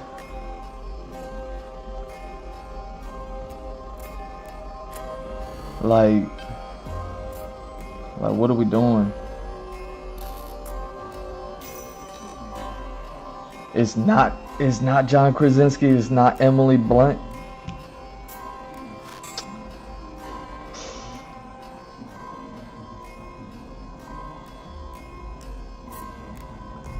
Dude, half the time I was watching that trailer, I was like, who is Johnny Storm? It looks like Robert Downey Jr. It's like they rehired Robert Downey Jr. and then they aged him down. How they aged Robert Downey Jr. down in, what was it, Iron Man 3 or something like that, when he did that technology, or was it the Spider-Man movie? It was one of those movies. They aged Robert Downey Jr. down to do the whole memory thing. They called it BARF, whatever it was. And it was him reliving a memory, and he went and did that, but they did that technology where they aged him down. Like, that's when they started using that stuff. Or at least, you know what I mean, they used it at a big capacity, something like that. Stay calm. It'll be okay. I didn't know that. Thanks. Yeah, it's kind of a sweet face. Stop staring at me. I love it. Stop staring at me.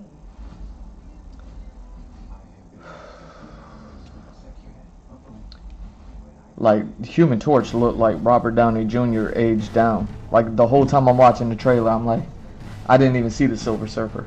I didn't even see Galactus. I was like, is that Robert Downey Jr.? I'm like, they can't get enough of this dude. Like, they brought him back to play. Is he Doom?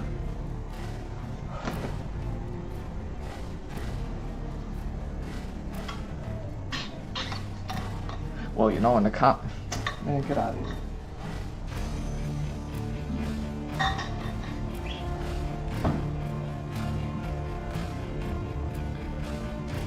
Yes, Robert Downey Jr. was the most brilliant Iron Man superhero It's gonna be hard to fill his shoes. It's gonna be hard to replace him. Yes.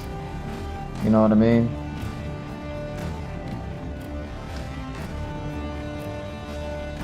You might have to relax on some Iron Man content for a while. Maybe just do some animations and, you know what I mean? Hire an anime team again and do another anime Iron Man for a little bit. You know what I'm saying? Like, go have fun with Iron Man. We gonna forget about him for a little bit. You know what I'm saying? We gonna play out the years. We gonna let the daughter grow up. You know what I'm saying? We gonna baby step this one.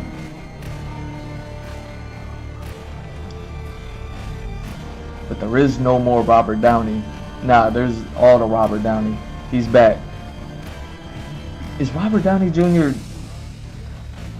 like Kang and Victor Von Doom?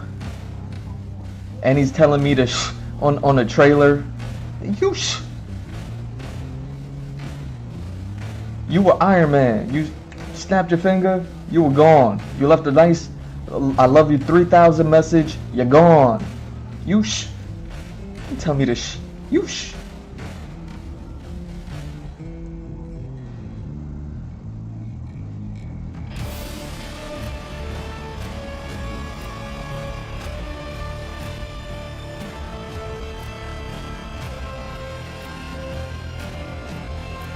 How you gonna be Captain America's best friend and then go ahead and tell everybody to shush? Well, you're not the best friend. That's Bucky and them, but you know what I'm saying. Like, how you gonna be, you know what I mean, brothers in arms with Captain America and then go ahead and start people and taking away their freedom of speech? Come on, dog. Come on, dog. Do better. Do better.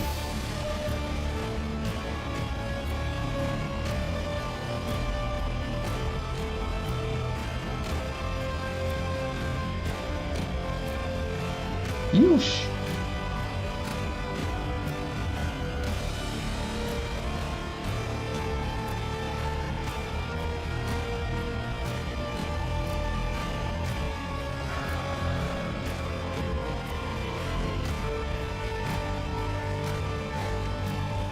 Tell me to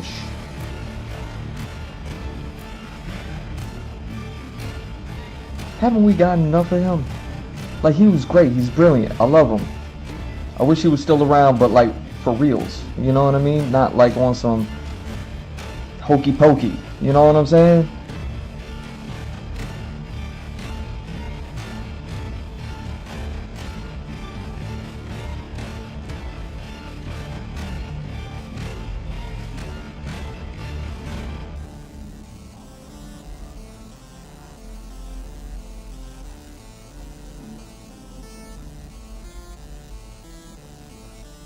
You know, hocus pocus Robert Downey Jr. in.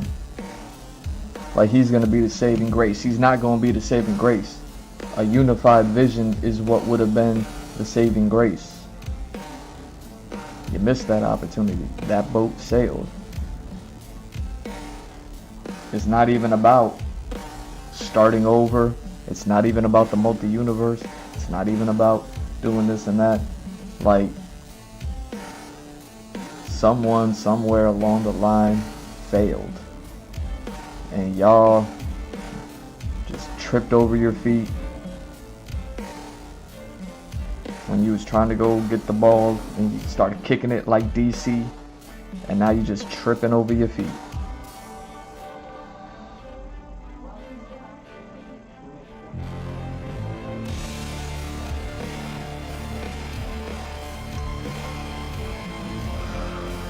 You know what I'm saying? Like, you think Robert Downey gonna save you? $100 million check at a time?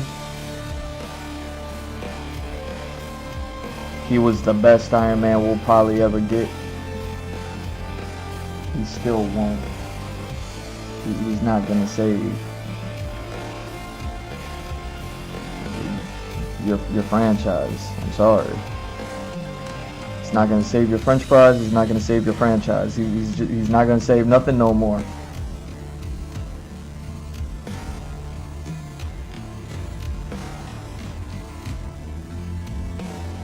It's all about the Fantastic Four now.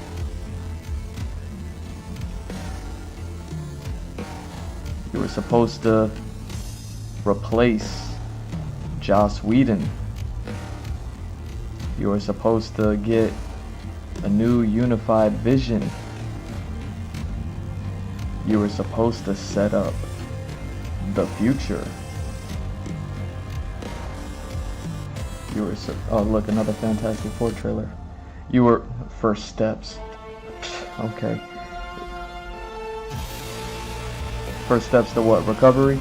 Is that what y'all think y'all doing? Is that what y'all doing?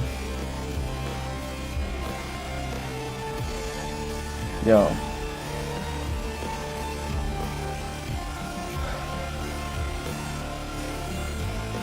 By bringing in Robert Downey, all you do is bringing in the past, and you're not even bringing in a good part of the past, because you got to play hokey pokey in order to bring Robert Downey back from the dead, from the past.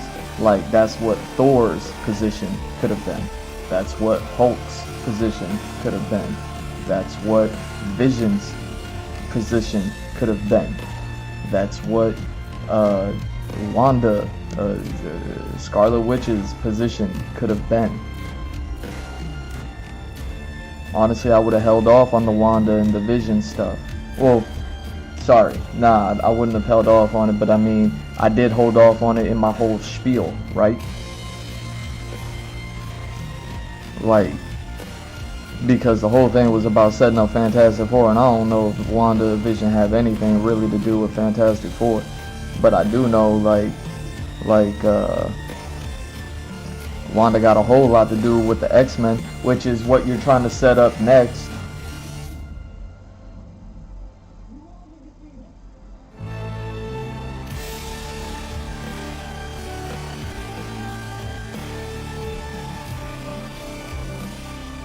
You know, you're trying to set up the Fantastic Four, you gonna throw them the Avengers party, and then you're gonna set up the X-Men. You're gonna trickle little X-Men things here and there during Phase 4. Not even during Phase 4. There's no X-Men in Phase 4. You're gonna trickle little X-Men things here in Phase 5. By the time Phase 6 happens, the word mutant will pop up. You know what I'm saying? Like you're doing Avengers got 3 phases. Fantastic Four get 3 phases. They're the family. The first phase, they get their introduction as the Helmet, the last movie, you know, more or less in Phase 4 of like, this is where everything was setting up to. We're recovering from Thanos. We got all this space stuff. We got Nick Fury in his pajamas in outer space. We got Thor out there in outer space. We got Guardians of the Galaxy in outer space. We got people hiding as people. We got She-Hulk that need to come in, but she get her stuff like through some blood stuff or whatever happens.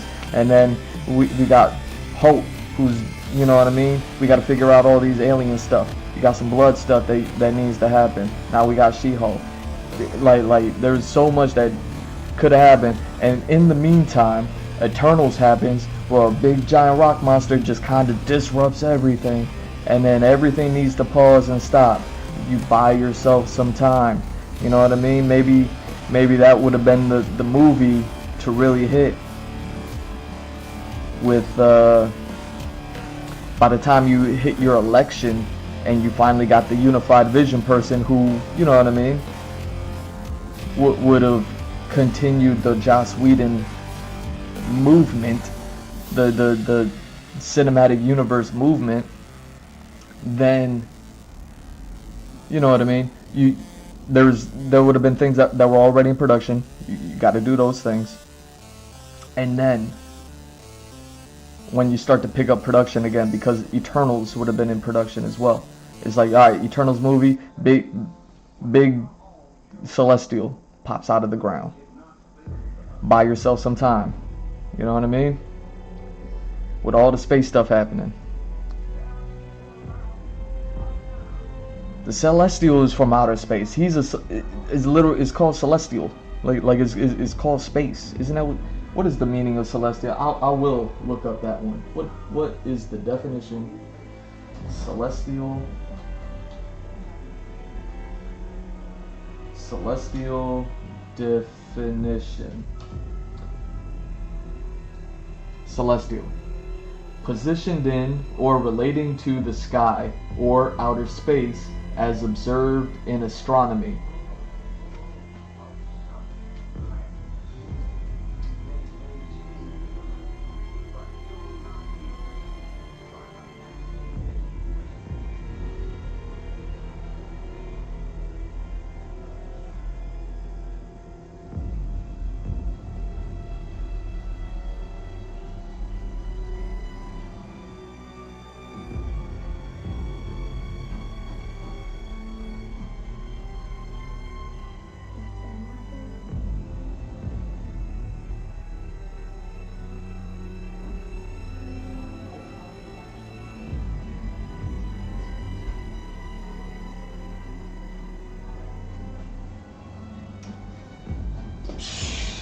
Yo,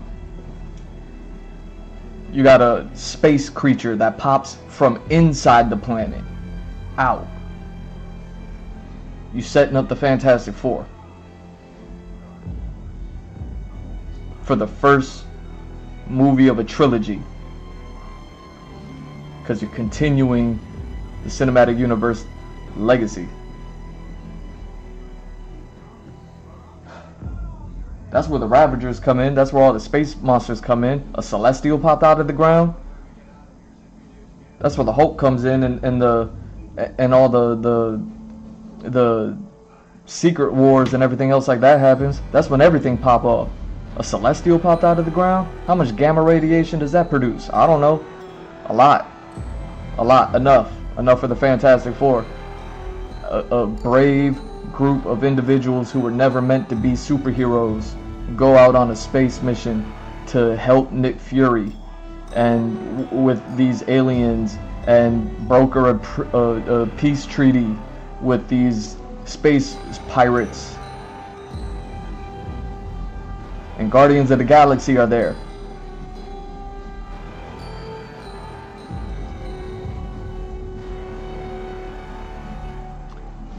And then you have the final movie, maybe second to last, whatever movie, but it's the Fantastic Four movie comes out.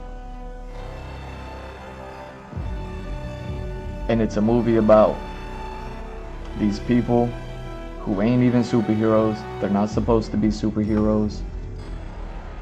They're not superheroes.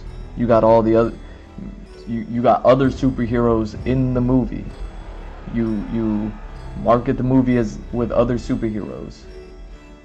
You know what I mean? I mean, it's the end of Phase 4. You got everybody in there. You know what I mean? The Young Avengers, they just little kids. They probably not there yet. The Eternals, they're like, yo, we're android robots or whatever they are. You know what I mean? Half of us is gone. The other one is, I think they're hooking up with an alien. I don't know what's going on. But, like, you know, there's only a couple of us here now. like,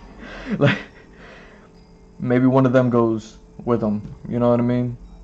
Oh, hey, I gotta go use the bathroom. And then, like, that's when the Fantastic Four get hit with hot fire. And then now they're like, oh, now we're all superheroes. Eternal come back like, man, look at the time. What happened? You're a rock. You're fire. Where'd the girl go? She's like, I'm right here. I can't see you.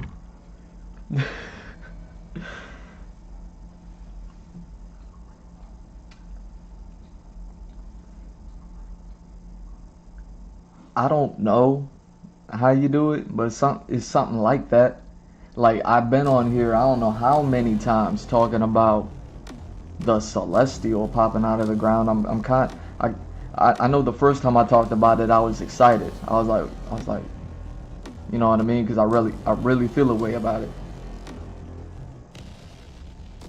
But like, at this point, I'm kind of tired of talking about a Celestial popped out of the ground, yo. And then you went and told like 15 other stories, and not one of them said anything about anything. And it's like, what are we doing? What are we doing? What happened? What happened?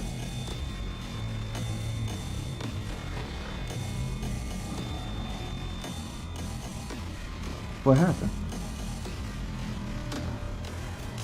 You know, it. You know what I'm saying? Yo. So.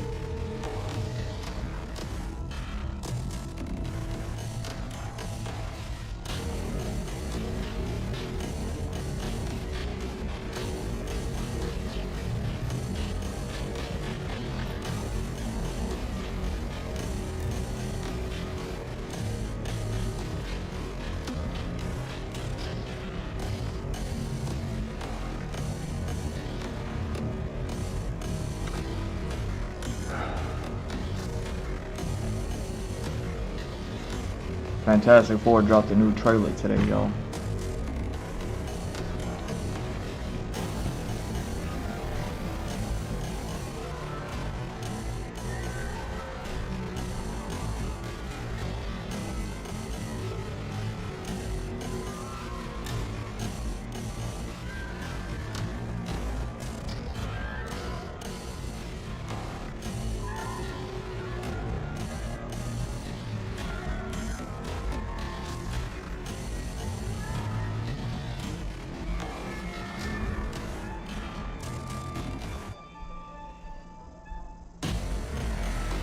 Like, I'm so excited for it.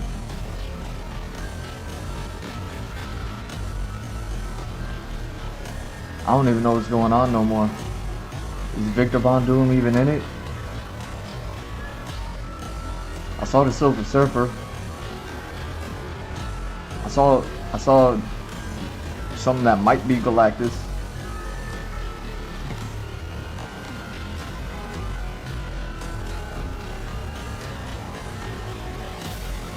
I saw scenes where it looked like Fantastic Four is already the Fantastic Four.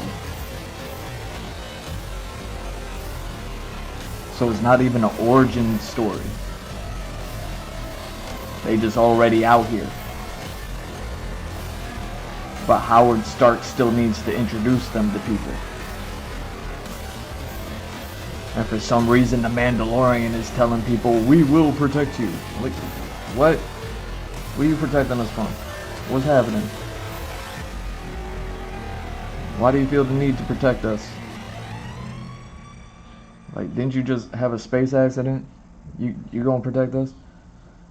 Buzz Aldrin's gonna save us all. For no reason.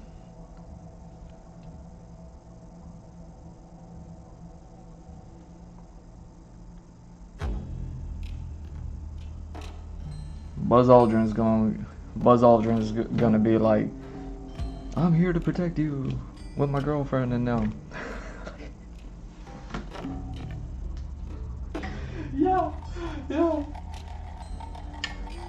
No, the Rock thing, he cuts the garlic really thin so that way it melts into the sauce.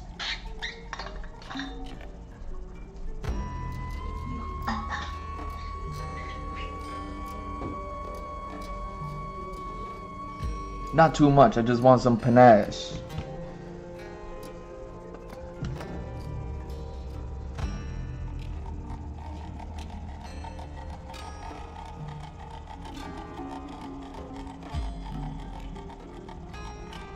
Y'all jumped straight to Galactus? That mistake happened so long ago. We don't need you to fix that.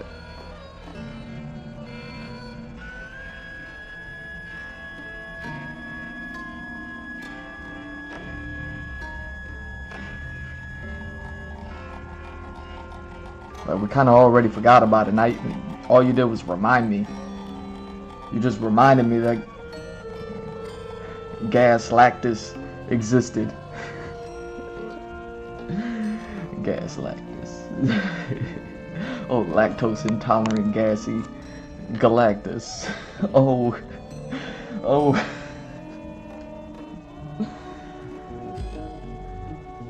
I'm gonna cover your planet in dust to Galactus. You'll be like, nah, man. You jumping straight to Galactus?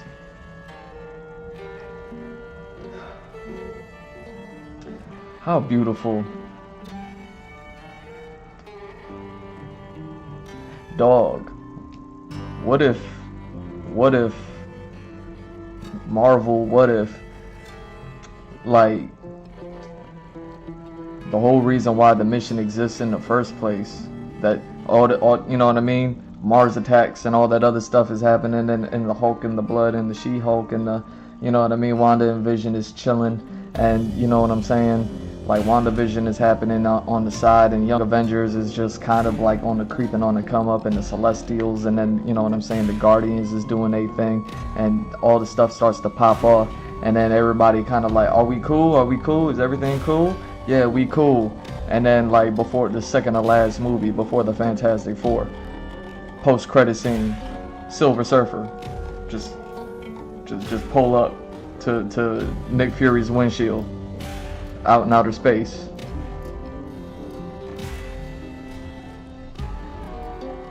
And Nick Fury just like, oh mother, like, but like, we just did all the things. Nah, I mean, that kind of doesn't make sense, but I was gonna say, what if that's the mission, that they need to go out in space, is they're going out to talk to the Silver Surfer? Like, why is Silver Surfer going to, like, you see that in the trailer? So you're Earth's heroes, defenders. Yeah, that's us. You know, the red sauce is real good tonight. You know what I mean? We defend the planet. What? Like, you went straight to them? Like, you ain't go to, like, you know, this country or that country? Like Silver Surfer just descended onto the planet, the whole planet. Didn't even go in the water. Like Silver Surfer didn't, you know what I mean? Silver Surfer didn't talk to a Ravager on accident. Like, you know, some fraud, scam artist Ravager. Like, Silver Surfer didn't pull up the group, but like, yo, so you defend the planet, right? Like, this your joint? Cause it looked like Earth. You look like a tree. This you? I am Groot. I'm Silver Surfer. I gotta give y'all a message. I am Groot. Like, you know, Rocket Raccoon be like, yo, what's happening? I'm Groot. What you want, man? I got a message for y'all. I'm about to eat this whole planet. What's up?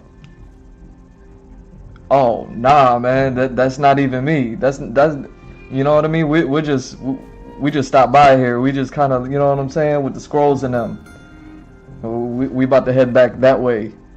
Got a poker game going on over there. You know what I'm saying? Somebody owed me $50. I gotta go ahead and do that. Like, we out of here. Come on, Groot. Yo, Quill.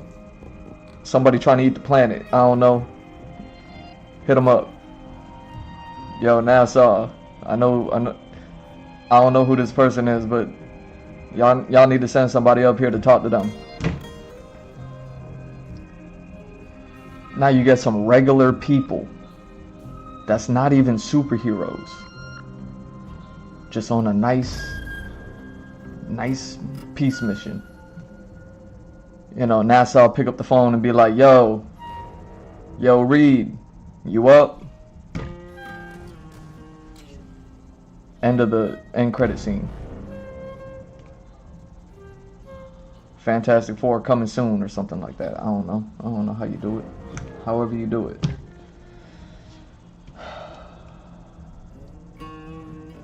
Now they on a mission, they go up to outer space. You know what I'm saying? Someone sneezes, they get hit with the hot fire. Celestial with them, hey, what time is it? What happened to y'all? Why you a rock? Like what's happening? Fantastic Four movie. Yeah, we gonna eat the planet. When? I don't know. He should be here any year now. A year? Okay. You know, space is big. Galactus way out there, probably. You know what I mean? Like, he probably just finished eating another planet. He's like, man, he probably still finishing that other one because they had a couple of moons on that planet that he could also eat. So, you know what I mean? It's probably like almost his dessert time right now. You know, he don't move the fastest. Like, but we gonna eat all of this.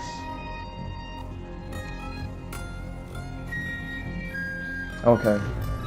We'll see y'all in phase 5. Alright, cool. And now you know what I'm saying? Victor Von Doom. Whoever else they fight. Whoever else they fight. Who else do they fight? You know what I'm saying? Spider-Man's still around. You know what I mean? Like, I'm sure they got something. Doctor Strange. Dr. Reed, Doctor Strange, hey, you know what I'm saying? Like it's nice to meet you. I'm all magic, I'm all science. I know how to do surgery. Like, that's neat. Like, I don't know, but they can do stuff. Phase 5. You know? Fantastic Four 1, I don't know. But Doom is in there somewhere. You know what I'm saying? Yo, I saw Alex Ross post a picture of one of his paintings of Victor Von Doom riding a dinosaur that looked like Victor Von Doom, but it was a dinosaur shooting lasers out his mouth like it's Godzilla. What's up with that dinosaur? I think I asked him, but it's Alex Ross. He didn't answer me. What's up with that dinosaur that's shooting lasers out of his mouth like Godzilla, and Doom is on top. You know what I mean? Just rocking out like. You know, Fantastic Four 1, Victor Von Doom. You know what I'm saying? Fantastic number 2 with dinosaurs in them. You know, dude. Celestial came out of the ground. They got to go investigate. Man, we got aliens in space. We got a giant rock monster underground. We got to go into the ground. Oh, dang. Now we just found. Man, Ant-Man's still around too.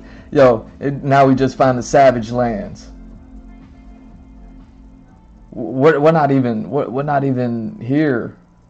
Yo, where's my music at? Give me my music. Where's my music at? Don't front.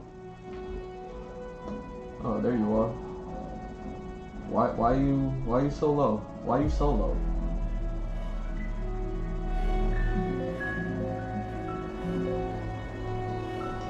My stuff is like mad low. We in the Savage Lands. It is smart people. Go investigate. Victor Von Doom's the smartest man now because Tony Stark ain't around no more, and Hammer Tech, they done failed 1,000 times. You know what I mean? That's how you introduce Von Doom is Hammer Tech. Hammer Tech go in there, he Daffy ducking it up, and then Victor Von Doom come in. Looking like Nip Tuck with his job out on the table. Like, he's like, give it a job. Now we're going into the Savage Lands. Victor Von Doom coming back with dinosaurs shooting laser beams out of the mouth. You know what I'm saying? Something like that. While Reed Richards and them is like, all right, we gotta go meet this character. They talking about eating the planet. I don't know how they gonna do it. Like, that sounds ridiculous to me. Like, but whatever. Like, we're gonna go talk to this person. You know what I mean? Treat it like real human beings that aren't superheroes that are gonna go out on a space mission, but also a peace mission, and also like a whatever talk mission. And they're just like, you know what I mean? We're gonna figure out what this person wants. And then, you know what I mean? We're like, we already dealt with aliens because we just dealt with the squirrels and now. You know what I'm saying? She-Hulk twerking. And, you know what I mean? They go up there. Silver Surfer's just chilling, like, yeah. You know what I mean? Like they pull up on Silver Surfer and he on the phone. And he's just like, oh, you finished? So you're on your way now, right? Oh, bet. Click. Yeah, he said he's on his way. We don't eat all of this. I'm sorry. I'm one of the good guys. I swear.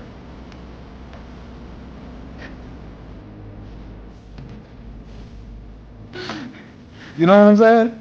Like, come on. Ah, see, now the music.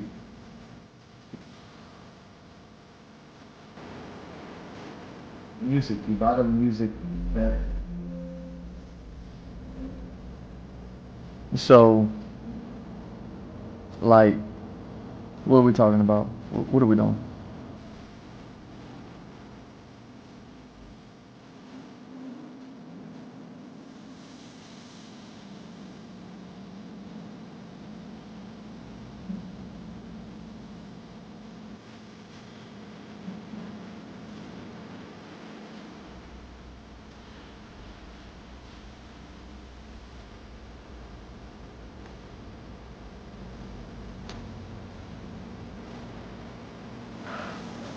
Who else, dude?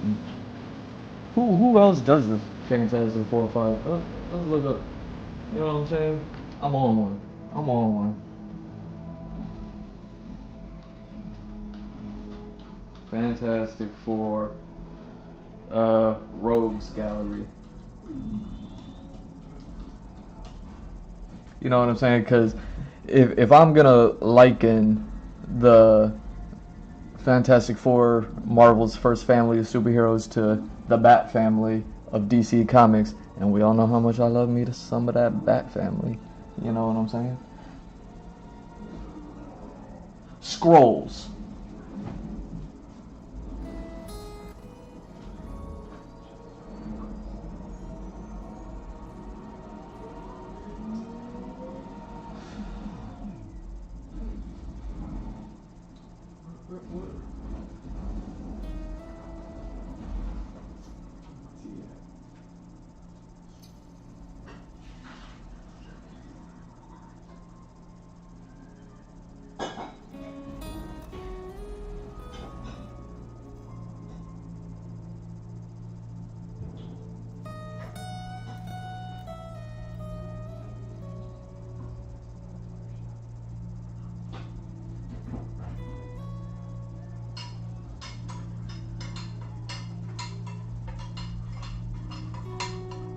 I forgot I had tea on, y'all.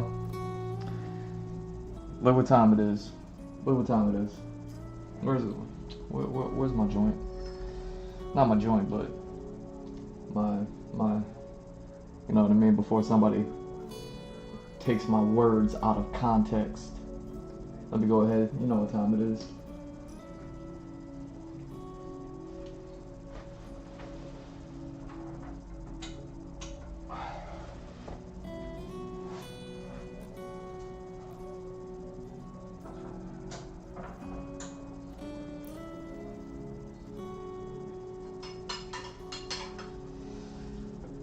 Didn't I just say I don't know nothing about?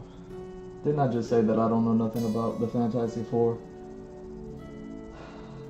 Did I not just relay how outer space and how there's space people and that they were already setting up secret world wars, and you have people that were able to like shapeshift into looking like other people, and that possibly the best and only way that you'd be able to tell the difference between like someone that looks exactly like that person standing right next to them, and like which one shot the gun. They're like blood test. You know what I mean? They don't even have to like draw blood. They just like green blood, you're the alien. Red blood, you're the human. Got it. You know what I mean? They could have been like green blood, you're the alien. Green blood, what's happening? Like purple blood, whatever color. You know what I'm saying? Who else? Who else? The Watcher. Alright, you know what I mean? We already got the Watcher in there. The what if stuff. You know what I'm saying? Throw them in there. We already got the what if cartoons. They're great. They're great. Those were really good. You know what I mean? Because they're what if, they're standalone stories, just like Adventure Time. At least Adventure Time in the beginning when it was a whole lot more fun and funnier to watch before everything got all serious and stuff.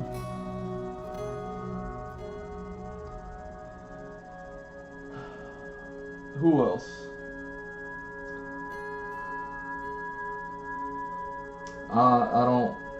I kind of recognize some of them, but I don't. You know what I mean? Like Kang is in there. Like, you know what I mean? Let that be what it is. Like, I don't know what to say. I don't know what to say about Kang. You know what I mean? Like, I definitely don't condone whatever he did. He did something, but it wasn't worth remembering. You know what I mean? There's Kang.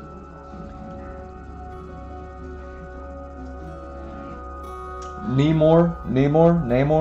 Look like he's in there.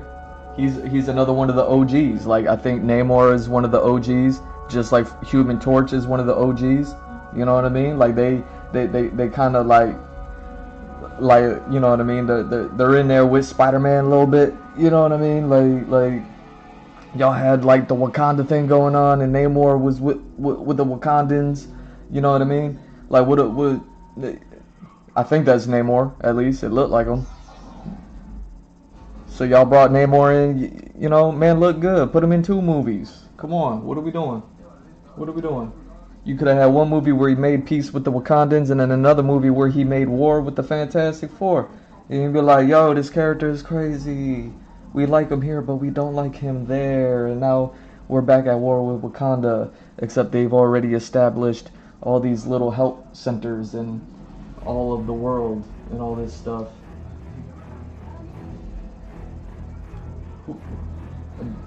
Yo, comic books is crazy, y'all.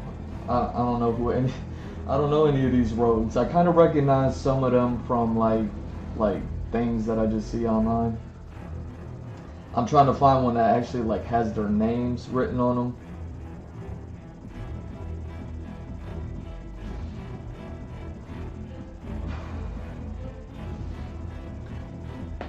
You know what I mean? So I could actually read how ridiculous some of their names are, I'm sure. Especially one of them, because I keep seeing them pop up, and I'm like, who is that guy? Because he looked like somebody. Like he looked like somebody whose name I should ought to know. You know what I mean?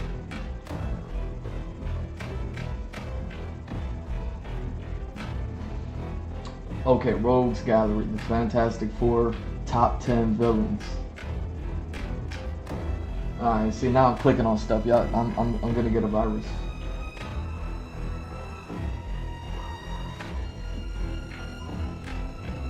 Like, can I just save this image and open it up, and it's gonna be big enough for me to read?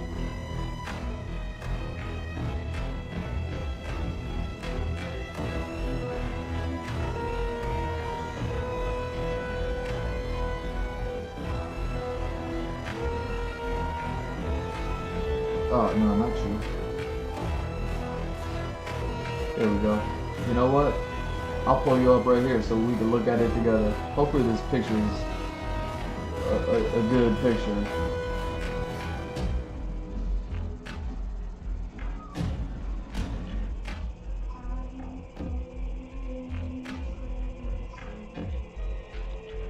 Here we go.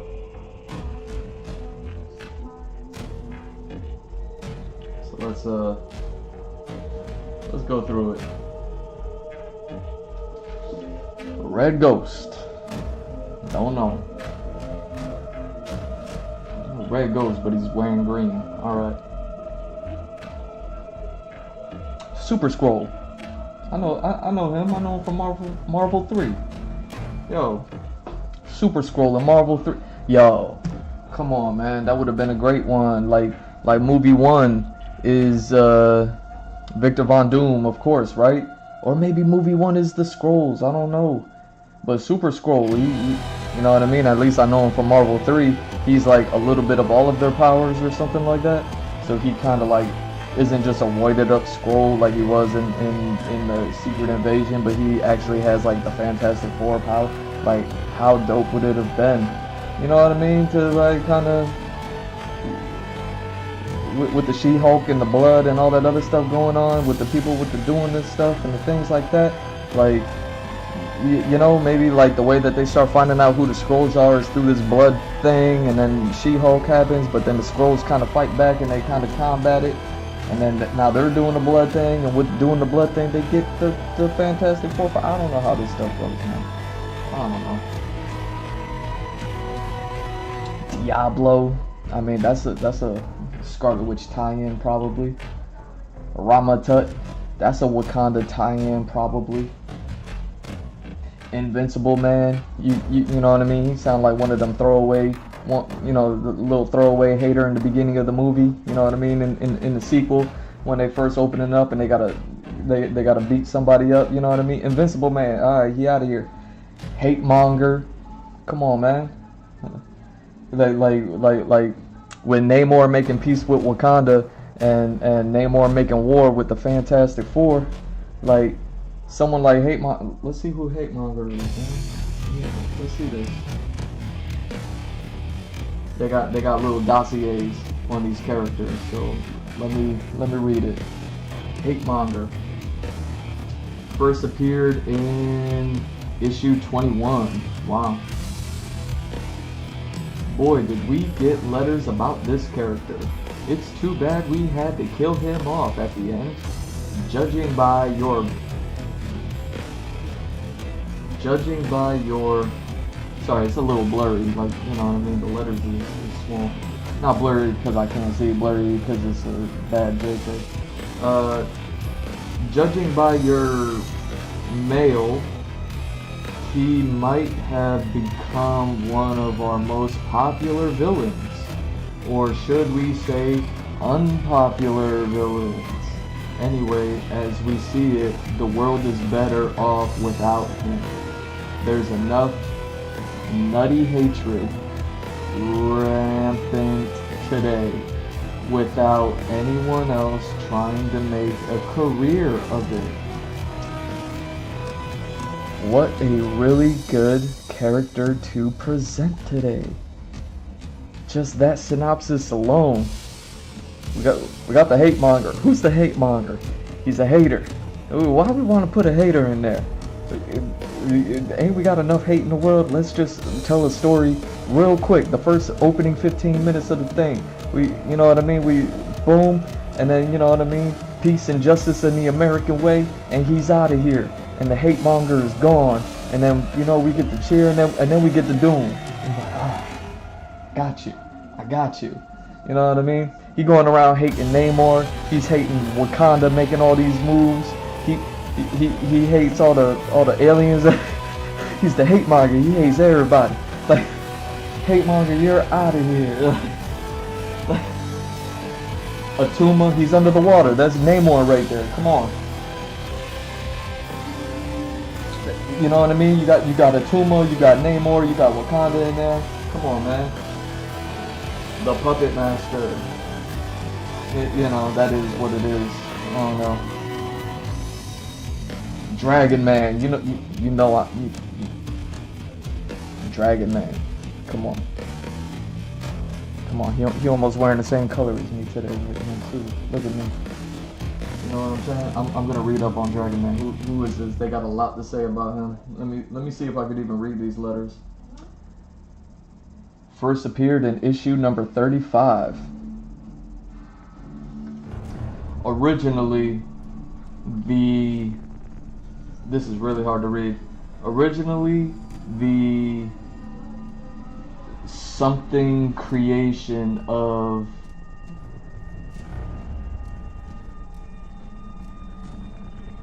State University Freedom at... Yo, I cannot read this.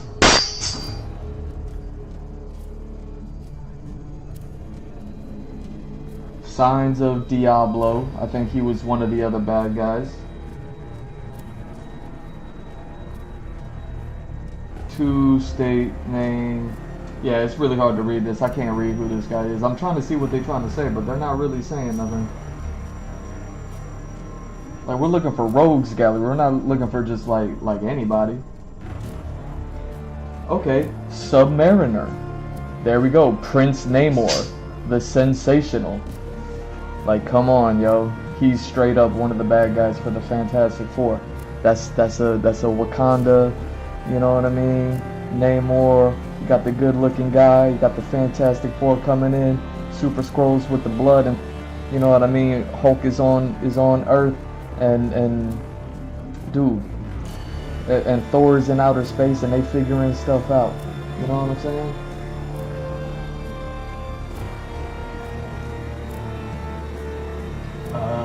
The Frightful Four instead of the Fantastic Four.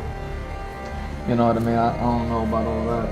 I feel like you gotta have like 4 movies by the time you get to the Frightful Four, maybe. Something like that.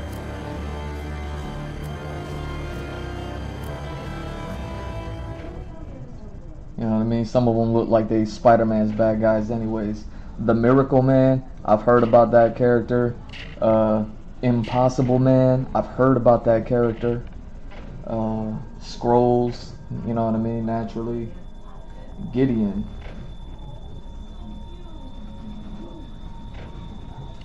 Appeared in issue 34.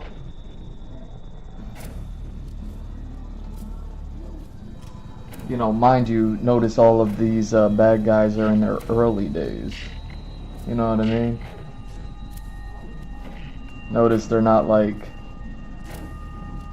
characters you've ever heard of before, really. You know what I mean?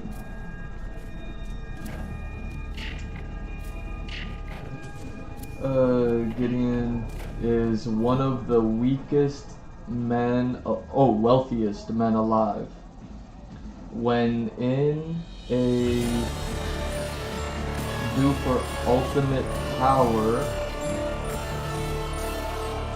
he devised an intricate, man, you cannot read this stuff, an intricate something to destroy the Fantastic Four, the almost courage of young boys, he's his son. Great man. Yeah, I don't know anything about that. There's a dude named Gideon. He looks like a celestial. He has like a celestial type design going on. But you know what I mean? Maybe that ties in with the whole celestial joint. I don't know. You know, they send Von Doom, they send Gideon in. You know, Reed Richards is in there. You know what I'm saying? The Savage Lands is popping. Like, what's up? Dr. Doom. See? Dr. Doom's in there. Infant Terrible. Looks like an alien. First appeared in number 24.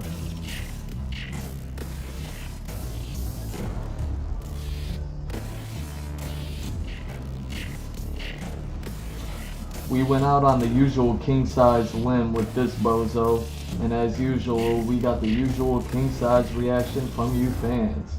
Some of you thought we were nuttier than usual to make a villain out of an infant from outer space. Others thought it was the greatest literary inspiration since Little Orphan Annie. As for us, we naturally remained as confused as ever. Alright, so Infant Terrible. He was a baby from outer space. Kind of like Thor's kid. Who was Thor's kid? That was the villain. I have that book. I have that book with Thor and from Love and Thunder. Gore's kid. Could have made Gore's kid Infant Terrible. They were in outer space. Thor's with him. You know what I mean? They met the Queen of Sheba in outer space at the end. You know what I mean? Christian Bale cried. You know what I'm saying? Now you got this baby out there that's with Thor. Make him Infant Terrible. You know what I mean? They don't even talk about the story or anything like that, but it's a baby from outer space. You know what I mean?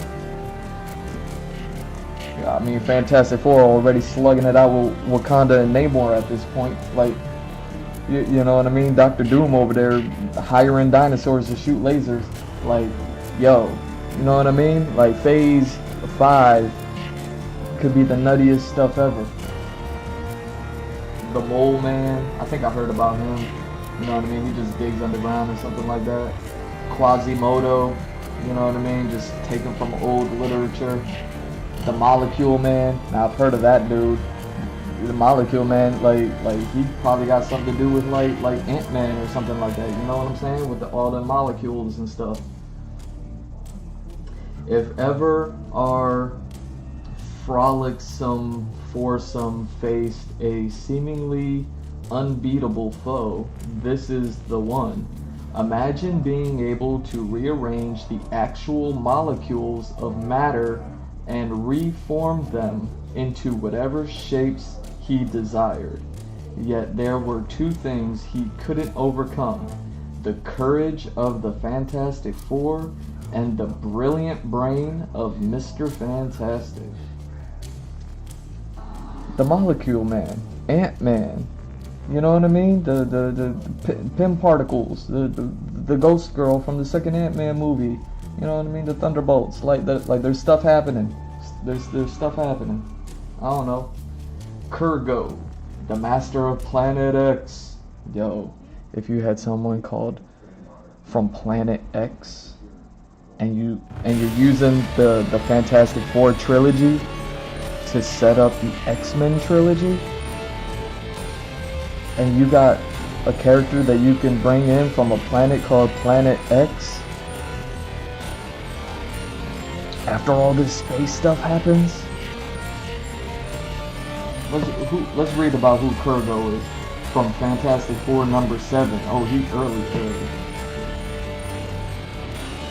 Looking like Kane too, by the way, with a purple and green joint. Using a mentally controlled robot, this unearthly, vulgar of a subjugated planet caused the people of Earth to turn against the Fantastic Four. What better sequel movie? That's the second movie. That's Empire. Not until the desperate quartet actually set foot upon the strange world of Planet X. Dude, more space missions. Planet X? Come on. That's not that. Dude, Universal doesn't own Planet X. Let's go. Did they realize what a dread challenge? I don't know what that word says. They face. But before they returned to Earth, Planet X was completely destroyed, and Kurgo slain by the very force which he thought would finish the Fantastic Four. Probably the robot got him. You know what I mean? You got a man who's controlling the robot, he's taking on the Fantastic Four, and the planet blows up, and the robot betrayed him. Come on, man, that's a sequel right there. You know what I mean? That's Fantastic Four number 2. Come on. Planet X, they come back, they got some Planet X matter, something like that. And whatever else is happening on Earth is happening. The Young Avengers is popping now. You know what I'm saying? Like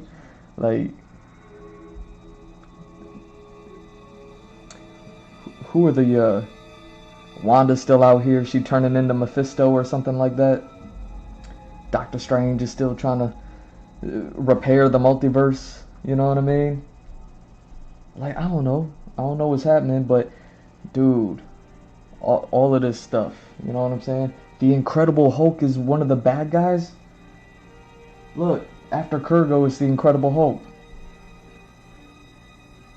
Dude, if the Skrulls and the Super Skrull and Hulk and Namor was all bad guys for the Fantastic Four, y'all had more than enough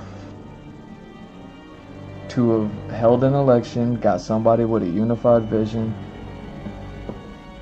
figure out all these things. You got these characters, just where did you leave them off last? With Avengers Endgame, which wouldn't have been much because it's pretty much all new people, you know what I mean? But you have space, which is where Thor is, and the Hulk is one of their bad guys. I mean, here's the thing with the Hulk. This is why I'm kind of actually surprised about the Hulk being a bad guy for the Fantastic Four. The Hulk introduced Wolverine. I'll say that again. Wolverine was the bad guy for Hulk.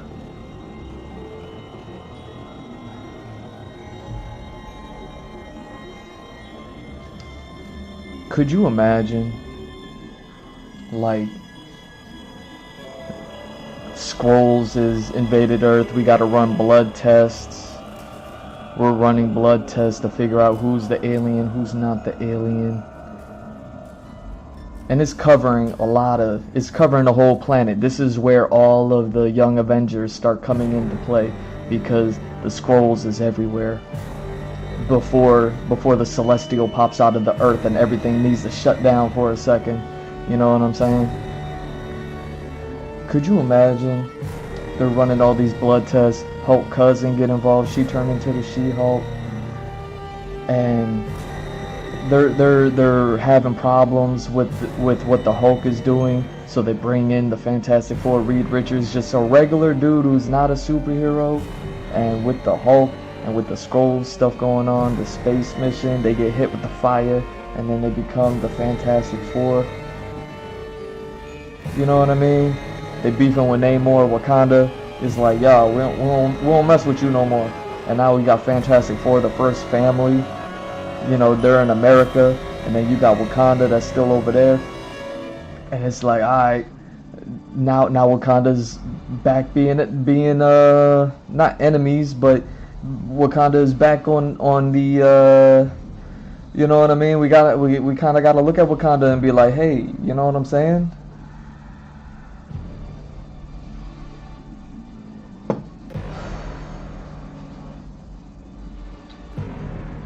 And the Mad Thinker. Who's the Mad Thinker?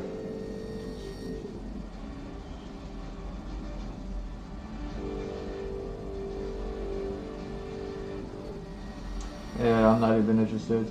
You know what I mean? How many comic books have ripped off the thinking man statue? You know, he's just one of them. Like he thinks a lot. You already got Victor Von Doom.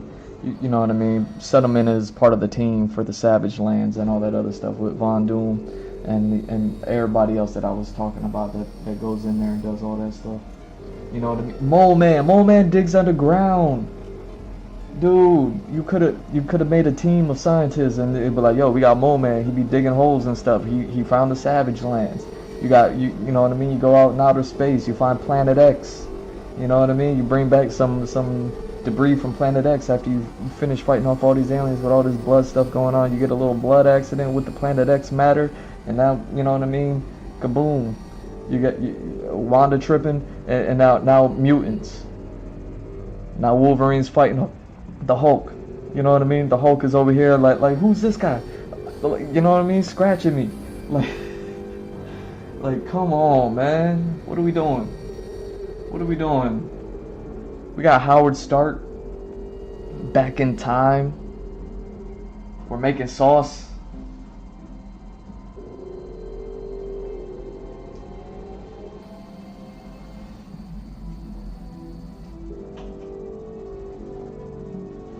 You know what I mean? Johnny Flame looking like Robert Downey Jr.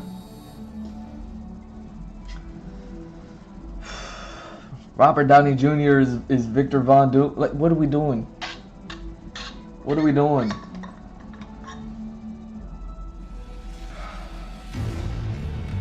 You know what I mean?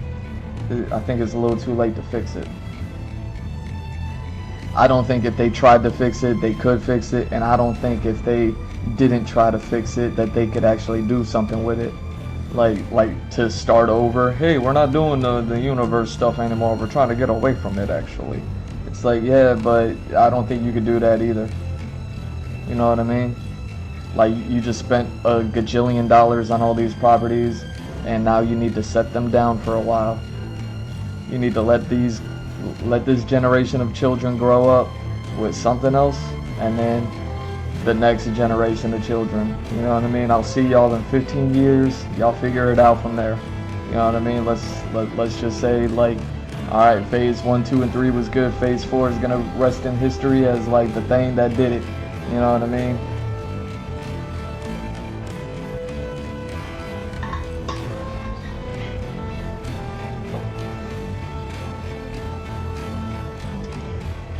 don't know. I don't know.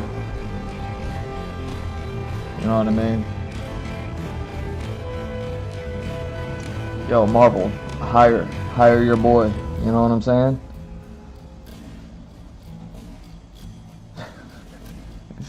Y'all haven't figured it out yet.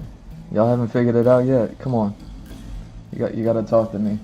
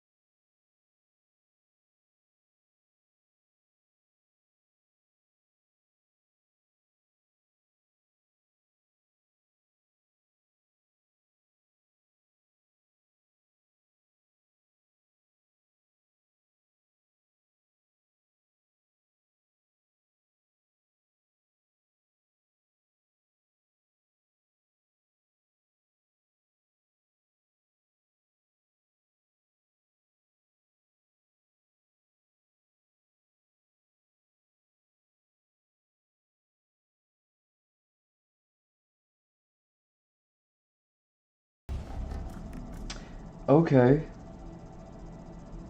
Why'd I call that an app? That's crazy. Okay. Wow. So yeah, and then like here's the script. You know what I mean? And I wrote this back in September of 2023, and I've already edited it. Like it looks like several times since then, since September of 23. So yeah, that's why I'm like, what are they saying, man? Why didn't I write the dialogue in here?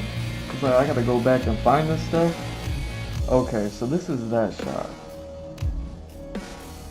So she doesn't call them until this point, and what am I drawing? That's the next shot. Okay, so that's not on this page. So this is that. This is that. So, ooh, this is getting hot.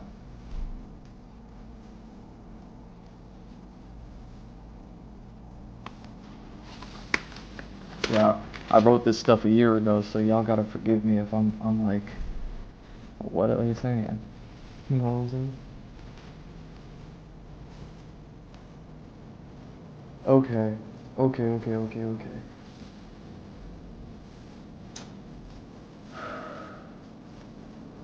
Okay. And how did I draw that? Oh, I got that right here. That's crazy if I just did that like that. Hold on. Hold on. Because if I need to draw this, and I need to draw this like that. So, if he's here, like he has to be here.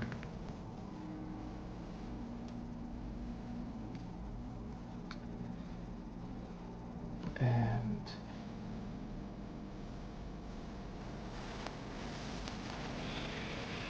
okay, this is how I'm doing it. So like that. Okay. Like that. How much dialogue is in this?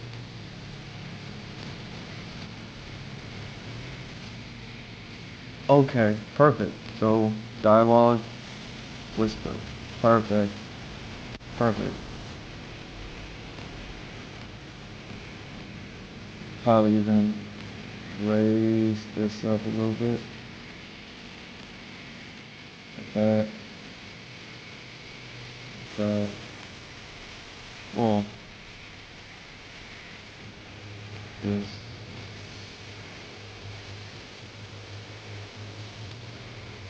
That. That.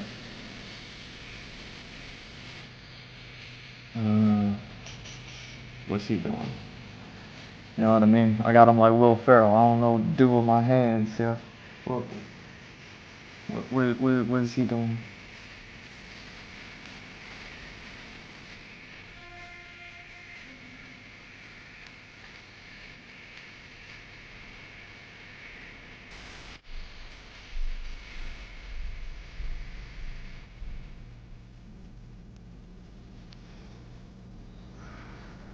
Oh, perfect. Because then I can put old girl right here. And then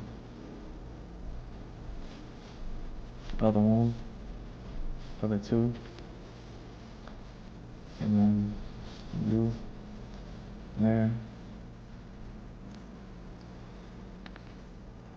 And the dialogue is just her. So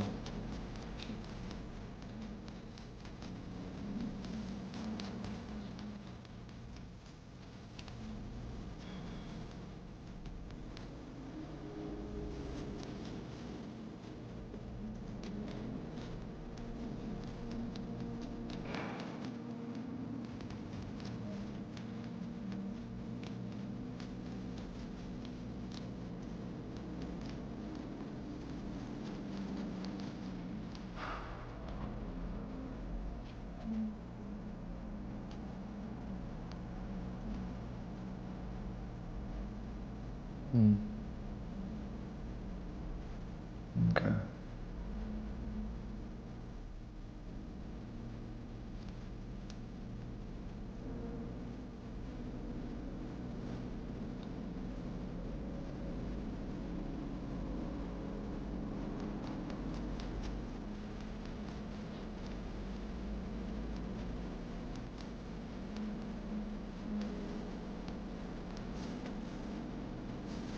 Like, all I'm saying is that you had plenty of pieces, Marvel, to work with, and you could have just made it happen.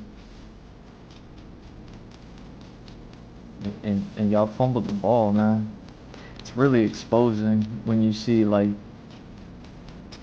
DC feeling the need to play catch up with Marvel because they were doing, you know what I mean? They were doing proper work with like Christian Bale's Batman, and while Christian Bale's Batman was on hiatus for those 10 years, then like Marvel was just, you know what I mean?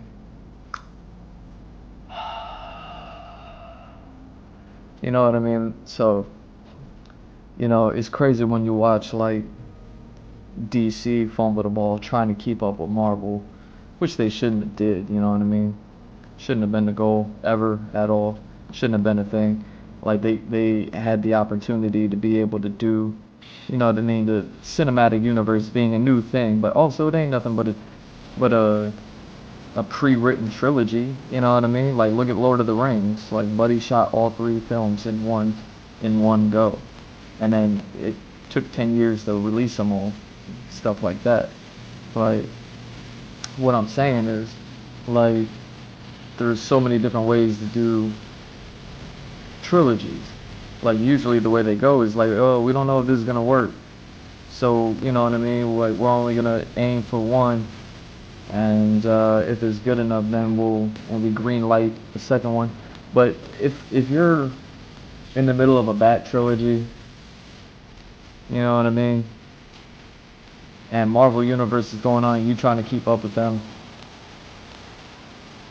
Like, y'all had a DC had an opportunity to go ahead and do something different. You know what I'm saying? And I think they did.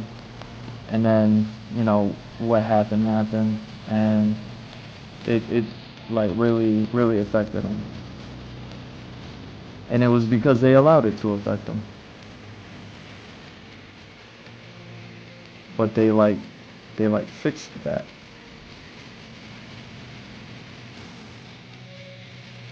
And then they continued to have problems after that, and it was like, oh Lord, you know what I'm saying?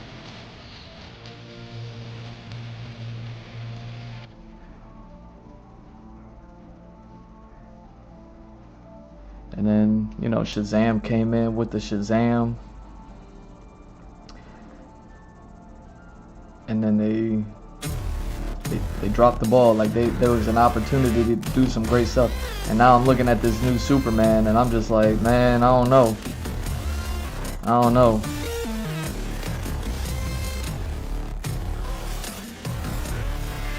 Like, I'm looking at this new Superman, and I'm like, I don't know.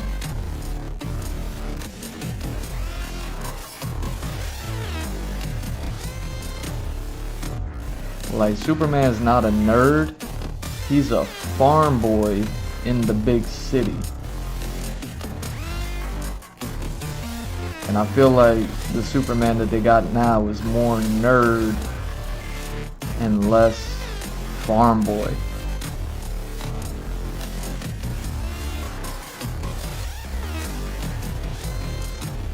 If that makes any sense.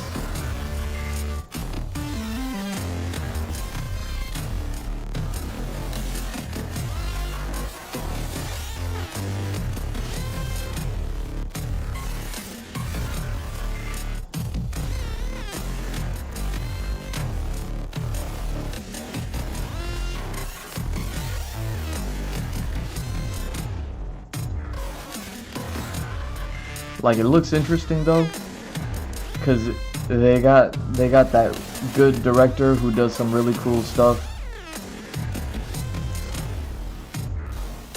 You know what I mean? Like, I see that the Green Lantern Corps is already established in the movie. They got Crypto the Super Dog, who they're like really highlighting for some reason. You know, I don't know why they're doing that. Like Crypto the Super Dog is cool, and I like it. You know me, I love me some dogs, but like,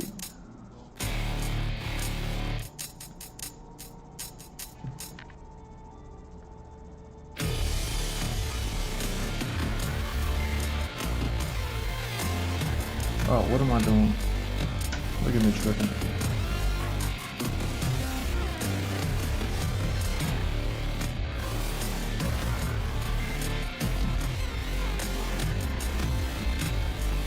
Lex Luthor. Like, when are we gonna get a good Lex Luthor? Like people be saying, what's his name? Gene Hackman. People be like, yo, Gene Hackman was the best Lex. Was he? Let me not talk about Gene Hackman. Didn't some just happen with him in the news recently? I don't keep up with the news, but I think I've heard his name, unless I'm just getting Gene Hackman confused with other actors. You know, actors have so much drama these days. So let me not say anything about Gene Hackman, but it's like he was a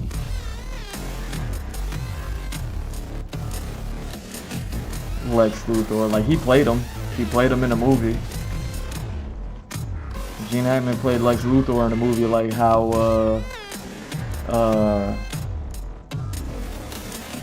damn, I don't even know his name.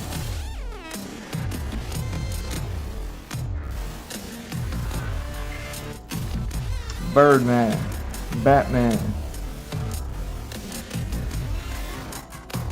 You know what I'm saying? We all love him. What's his name?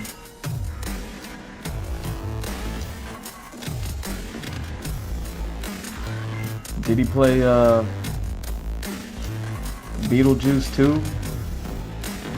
Dang, what's his name? Why can't I think about it?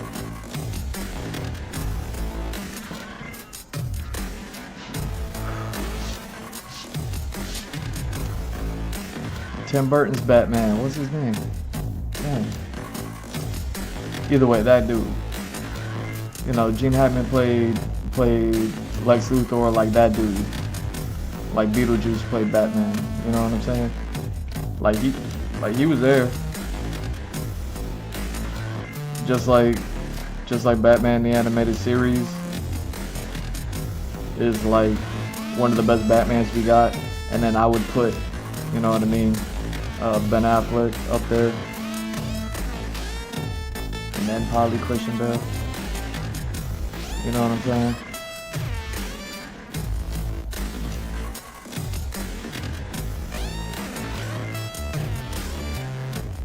Like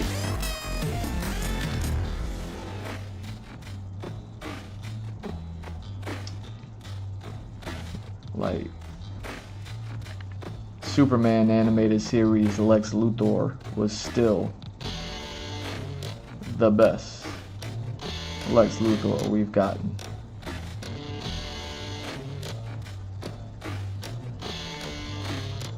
I like a Lex Luthor that looked like he can handle Superman, even though obviously he can't handle Superman. I feel like that should be a Lex Luthor trait.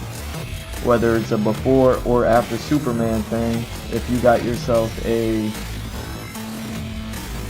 giant corpo, a giant villainous corpo, like he gonna be on a little bit of sauce, you know what I'm saying? Like, you know what I mean? He cuts the garlic really thin, so that way it melts into the sauce. You know what I'm saying? Like. You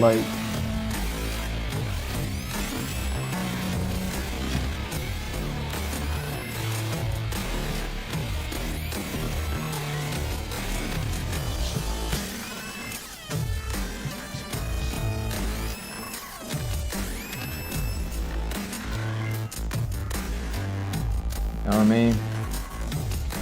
To have ourselves a pretty sure he's black in the cartoon too. You can have ourselves a black Lex Luthor. You know what I'm saying? Like we hired Buddy from Mad Max. What's his name? We hired Beast from the X-Men. What's his name? You know what I mean? Like that's who we got. He's supposed to be better than Jesse Eisenberg. Why? Why? Why? Like Jesse Eisenberg, like he might as well have just, you know what I'm saying?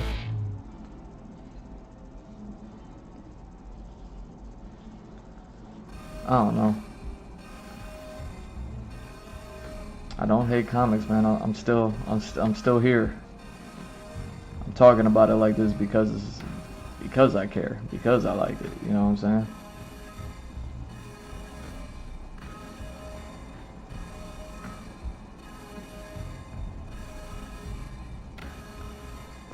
And you know what I'm saying? Like Adventure Time being one of them things that kind of changed over time, and it's like, why did it change? And it got so weird, and now I can't even really enjoy it because I'm playing catch up, and I'm just trying to figure out when did it switch from this to that, and why did it switch? And DC Comics switched so hard, and Marvel Comics switched so hard, and it's like, why did they, like, what happened? What happened?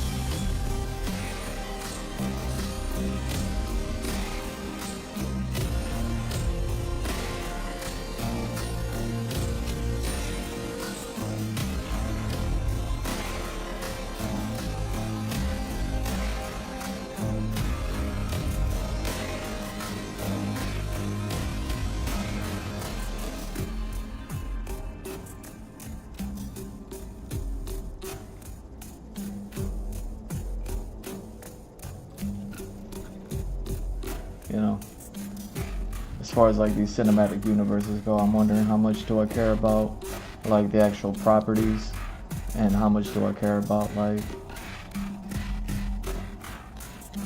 the fumbling of the ball of you know, just the fumbling of the ball. You know what I mean? Like so many guys care about sports. I don't care about sports. Like I'll watch sports. You know what I mean? If I got somebody, like I'm with a friend, they're watching it, I'll watch it. If it's one of the big games, I'll watch it. You know what I'm saying? I don't care about sports like that. But you see how much people care about sports.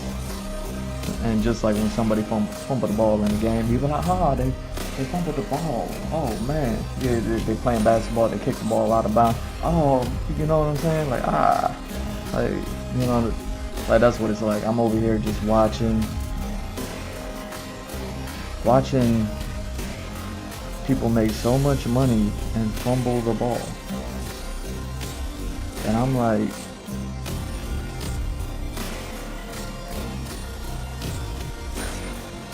like, you gotta catch that. You know what I'm saying? Like, oh, like you hired Buddy, he was your single unifying vision, and then something happens where he's not there no more. You gotta catch that. You know what I'm saying?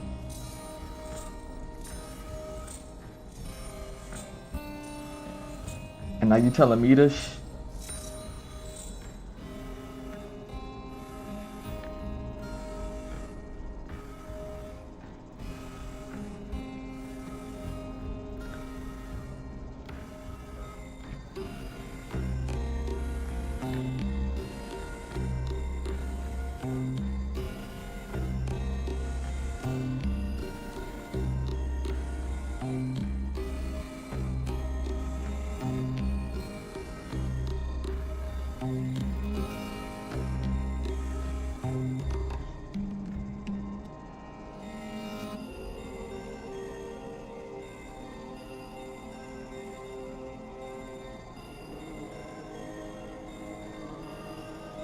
Like, yo, I'm over here doing this. You know what I'm saying?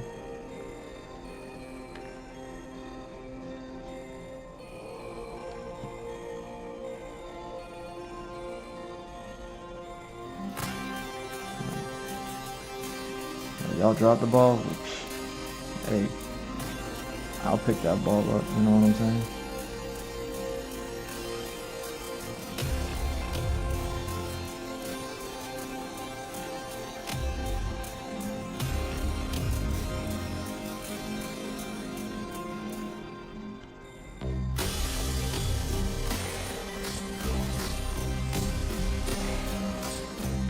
What we got with this? That.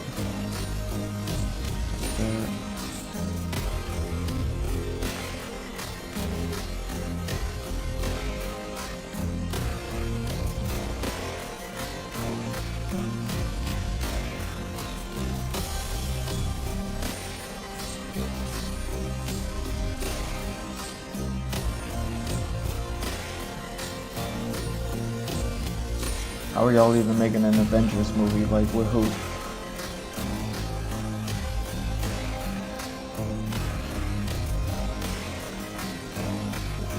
What is even the next DC movie? Oh yeah, the Superman, the brand new Superman. Here we had the sexiest man on the planet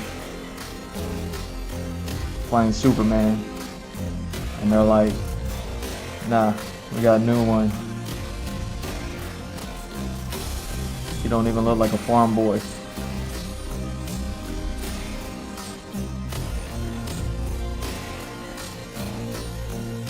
Like, farm work should be one of those things that, like, any actor who plays Superman should be in their contract. Like, nah, you're gonna live on this farm. You're gonna, you know what I mean, bale hay. You're gonna lift it. You're gonna throw it onto the truck. You're gonna, like, you know what I mean, spur cattle on to trudge up the fields or whatever. You know what I mean. You're gonna get your hands in there. You're gonna pull weeds, whatever it is, like whatever farmers do. I don't know what farmers do. You know what I mean.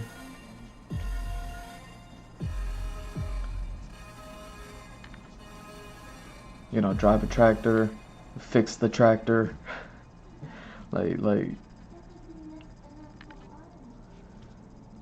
that way by the time you're filming,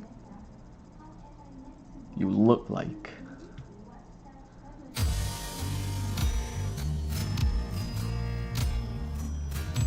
You know, one of the best, do I even have that Superman book?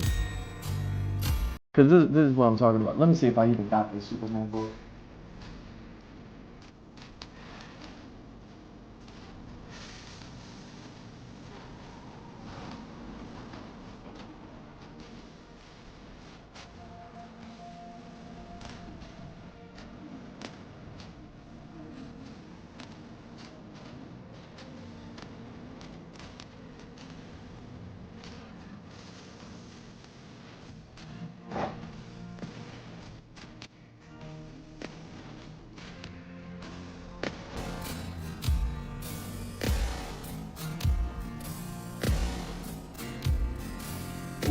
There it is. I do.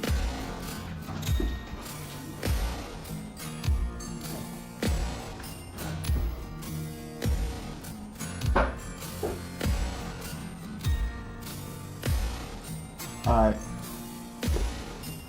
Where are we at? We're 4 hours in. Let's take 15. I'm gonna chill for a second. I'll be back in 15 minutes. And I'm gonna come back. I got some books. I got some books to show you. Look at that. Look at me. Look at me sharing. Look at me sharing and caring. You know what I'm saying? I'll see y'all in 15.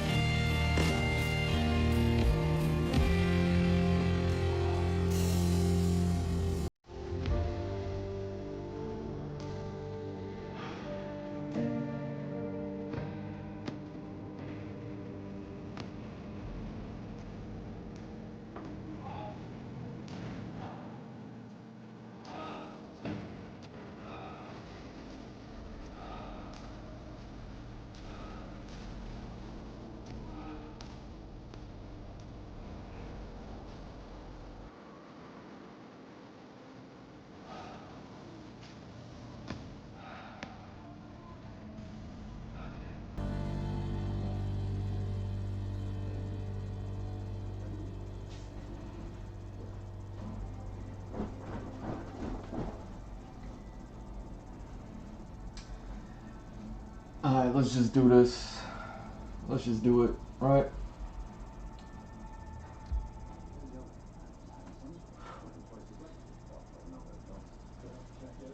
All right. So interesting stuff. I went in there, right, to find All-Star Superman. I found it, but while I was looking, I came across some interesting things, you know, that are relevant to the conversation, the monologue that we just had. You know, yes, the monologue that we just had.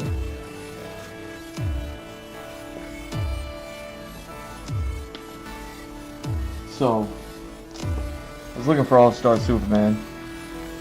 So this book here, I don't even know if I got the whole thing because I was such a big fan of the animation and the behind the scenes of it that I was like, you know what, this one will be worth buying. So I went ahead and I bought this. Oh, tight, that's actually navy. I thought it was black. This is navy blue. It's not even black. I thought it was black like they usually are. Tight. So I'm not gonna go through this book too much, but this is the thing about this All-Star Superman. One of the more interesting things, and it was one of the most brilliant takes on Superman's look. Now look, I'm gonna go ahead and say, like, well, what's his name? Henry Cavill, whatever.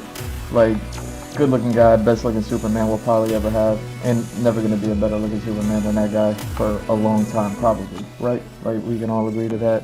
We can all agree to that. So, but with that said, like, him being the hottest guy doesn't necessarily make him the best Superman. But when I'm talking about this new dude who's playing him, whoever he is, and I'm just like, he looks more tech nerd, tall tech nerd than he does a farm boy. Superman isn't a goofy tech nerd, and that's why he's awkward. Like, Clark Kent isn't a awkward because he's socially awkward. Clark Kent is awkward because he's a country boy living in the big city. So one of the things that I learned about the Superman and All-Star Superman is that when they were working on this book, this is actually one of my favorite drawings ever. I drew something similar to this and sold it back at the cons and all that other stuff. So the thing about the design on the Superman here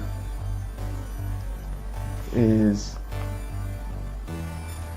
they hired a model to like life model for them, as far as like the artist goes, maybe the writer, you know what I mean, like maybe the writer and the artist. I forget how the story went exactly, you know what I mean. Let me do that thing that I did yesterday where I flipped the light up. Maybe that helps. No? Yes? What are we doing? I try to get the glare out, you know what I'm saying? So they hired a model. Let me start even before that. The writer and the artist got together and they were working on it, and they came across a cosplayer. A cosplayer was walking around, I guess, New York in a Superman getup. And the artist and the writer, this is how the story is told. I don't know how true or false it is, but this is how the story is told. And they hired this cosplayer off the street, like who knows where he was going. He's probably a crazy person, just getting, you know what I mean, bacon, egg, and cheese on a bagel or something like that, and he's out of his mind, and you know what I mean. Who knows who this cosplayer was? But they were like, hey man, you wanna like life drawing model for us? And look at Clark Kent here. See what I'm saying? They based Superman's look in this story.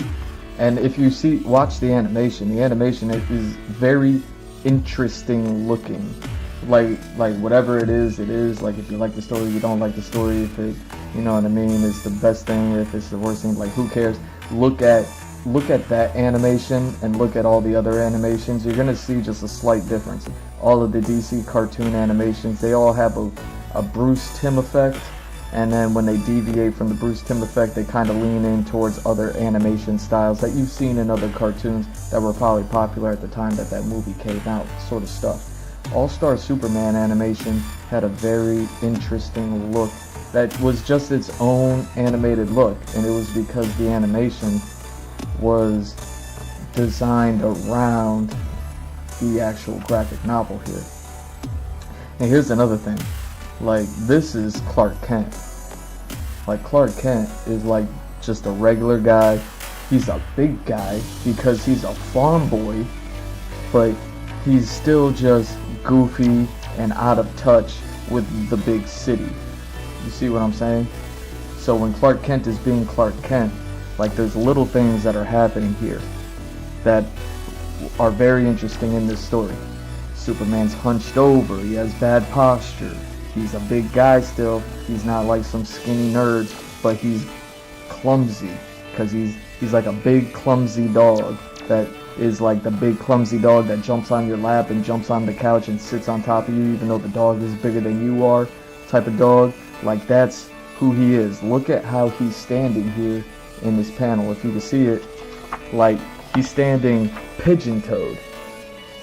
Like, well, if we could focus. Are you gonna focus? Are you gonna focus? Well, you could kind of see it anyways. We're not gonna focus. Gonna focus for me? Anyway, he's standing pigeon-toed.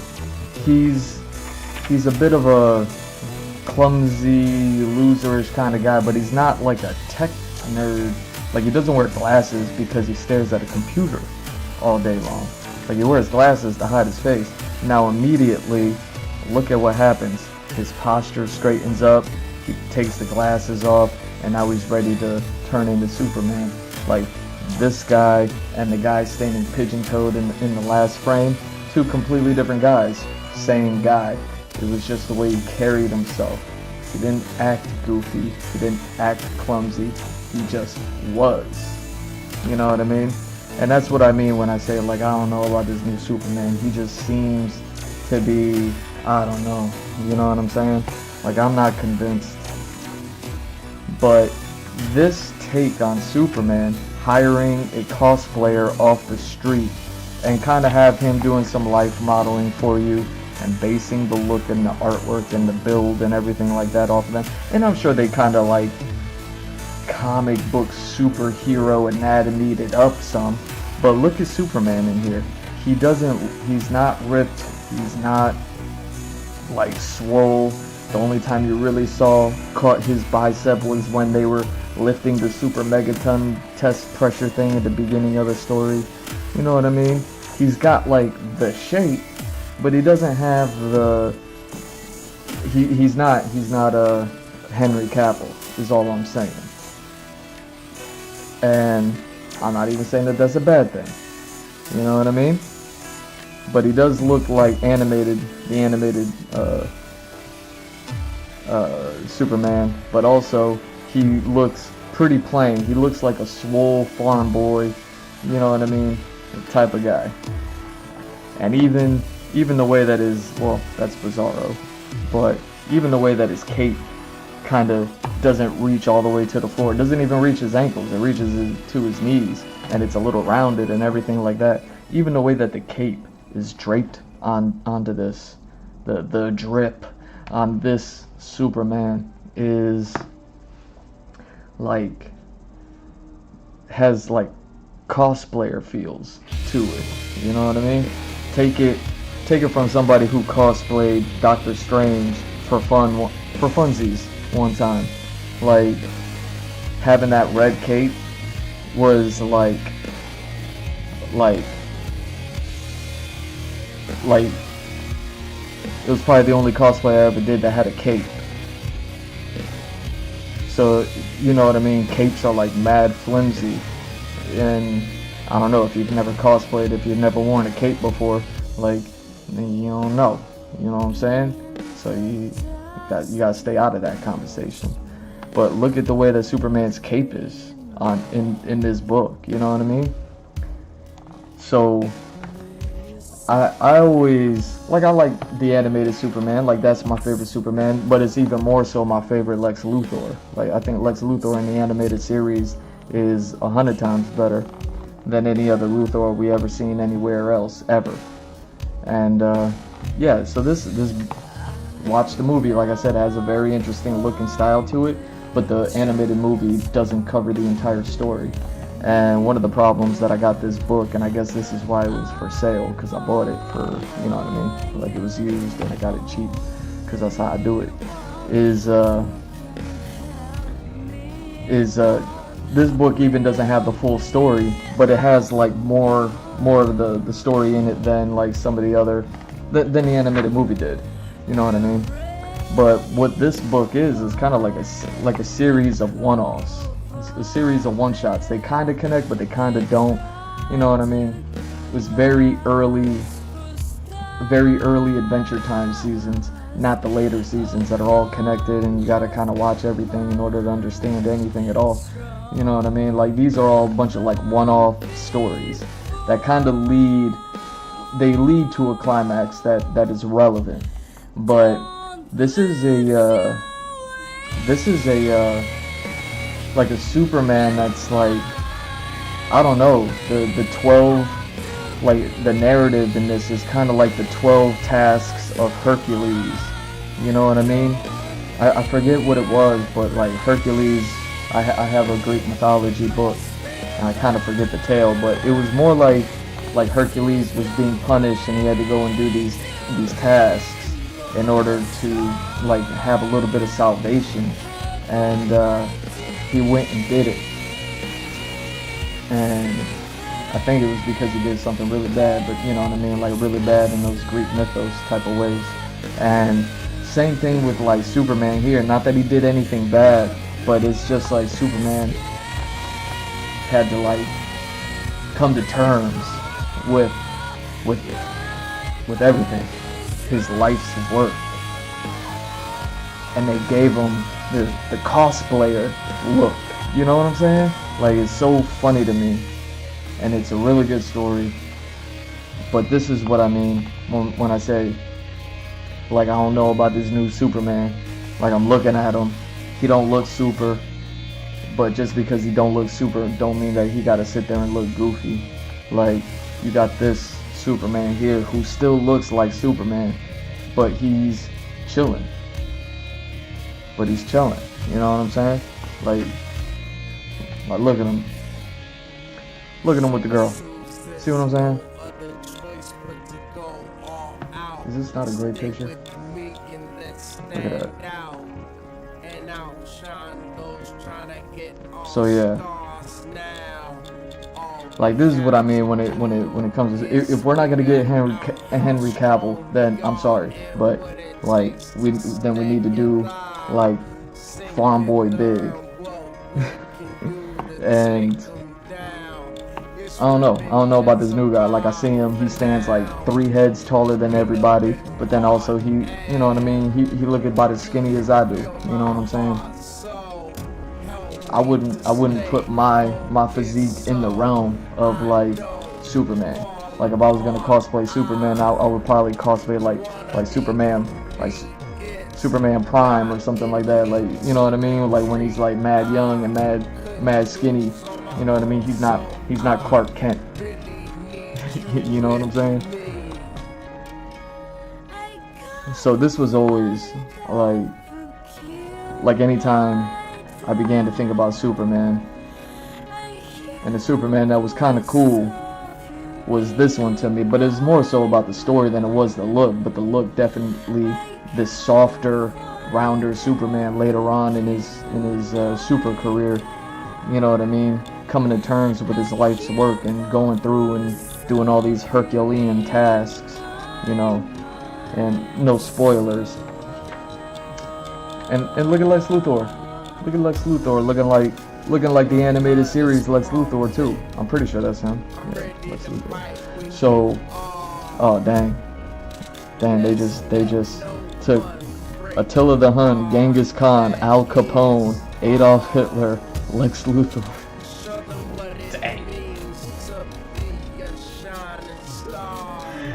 Yo.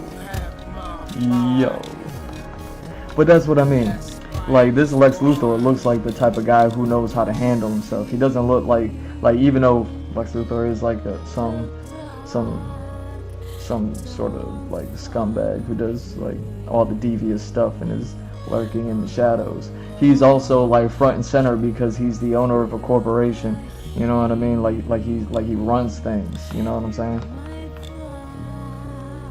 But yeah, like he looks a whole lot like the animated series Lex Luthor, which is like one of the best.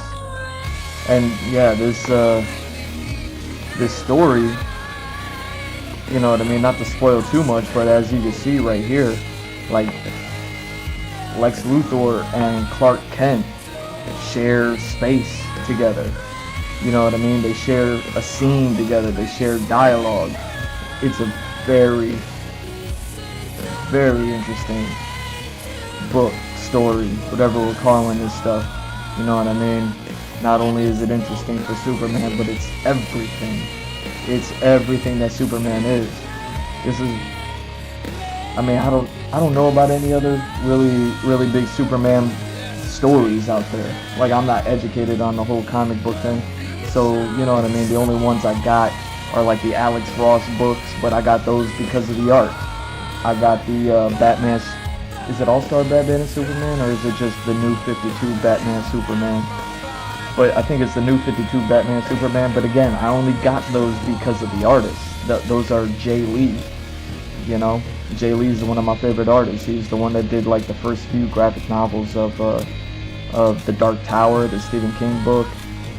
He did some work like on some other things, you know what I'm saying? But like, this is what I mean when I say I don't know about this new Superman, because if we're not getting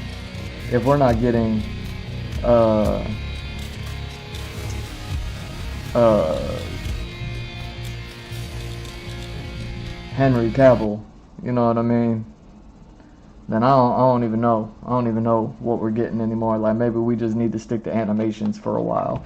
Stuff like that.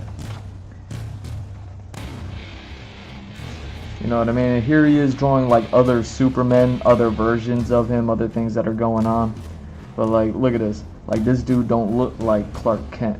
You see what I'm saying? He looks like a Superman, but he don't look like our Superman. So it's like, this is what Superman should look like. When I see that new one, he looks skinny. He don't look muscly. But I'm not saying that he needs to look muscly. What I'm saying is he needs to look big, like he know how to do farm work. And the other one looked like he just like maybe lifted a computer every now and then. You know what I'm saying? But yeah, this is a great looking Superman. Even with the saggy the saggy draws on the outside. You know what I'm saying? But yeah, I don't think this had like everything in it. And I was like, oh dang, here I am, I bought this book. And then there was like another one that came out that had like the whole story in it, and I never got it. Yeah, see, this says volume 1. And then I just don't think I could like afford volume 2 and however many more volumes there were. I don't know. But yeah, All-Star Superman, one of the greatest. Like I said, all the other Superman stories I have are Superman, Batman I got for the Jay Lee art, and then I got some Justice League stuff that's for the Alex Ross art. And this is the only Superman joint that I own, you know what I'm saying? But it's a good one. Oh, look at that, Grant Morrison. Look at that, Grant Morrison. So, speaking of Jay Lee, speaking of everything that I've been talking about tonight, as far as like, I don't know what DC doing, I don't know what Marvel is doing. I forgot I had this book. This is one of those books I got for the artist speaking of Jay Lee, the guy who did Batman Superman, he did this one-off with Hulk and the Thing. Interesting that, you know what I mean? I was like, I didn't even know the Hulk was one of the bad guys for the Fantastic Four. Yet I had this in my library, and I've already read this. You know what I mean? But look how beautiful this art is, and this is early Jay Lee, I believe. Like, he still hadn't developed that really silky style that he does with the inks. Dude, Jay Lee is one of the craziest. We'll know what.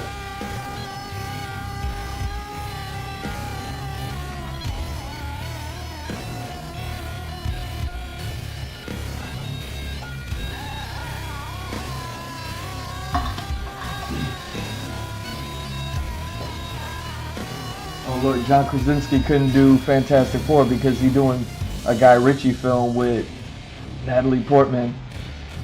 Dang, I'm gonna have to peep that one later. Guy Ritchie working on something? You know I'm watching. Guy Ritchie, what's up? Hire your boy. Look at me, I'm out here. You know what I'm saying? I'm dropping all of it. I'm dropping it all like it's hot. You know what I'm saying? Jay Lee, one of my favorite artists. When I was just talking about Batman Superman, I bought it because of the artwork. It was this artist. He also worked on the Hulk and versus the Thing. I guess this is part of the Marvel Knights. I don't know when this stuff happened, but you know what I mean. I could tell just by the art style that is different. This is the same artist that did one of my favorite books that I own, which is the Transformers G.I. Joe crossover. He did the first graphic novel crossover of G.I. Joes and Transformers, and it's the best Transformer artwork I've ever seen. And not because I prefer his style over what's out there. I love me some Transformers, right? Transformers are cool. I like it, you know what I'm saying? The boxy robots and all that. But Jay Lee's artwork, buddy, with the silky inks like this, you know what I mean? He don't do boxy, you know what I'm saying? He's slick with it.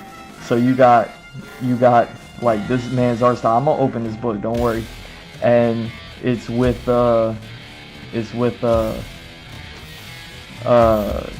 Transformers in it, but they not boxy. They silky with it. And I'm like, yo, it was because of this artist that I felt like, oh, I could draw robots. I didn't know I could draw robots because I'm not good with the boxy style. Like, I don't do that. I met artists in college that could do that, and they just do that, and I'm just like, how they do that?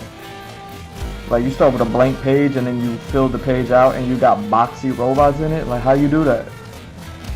I can't do that.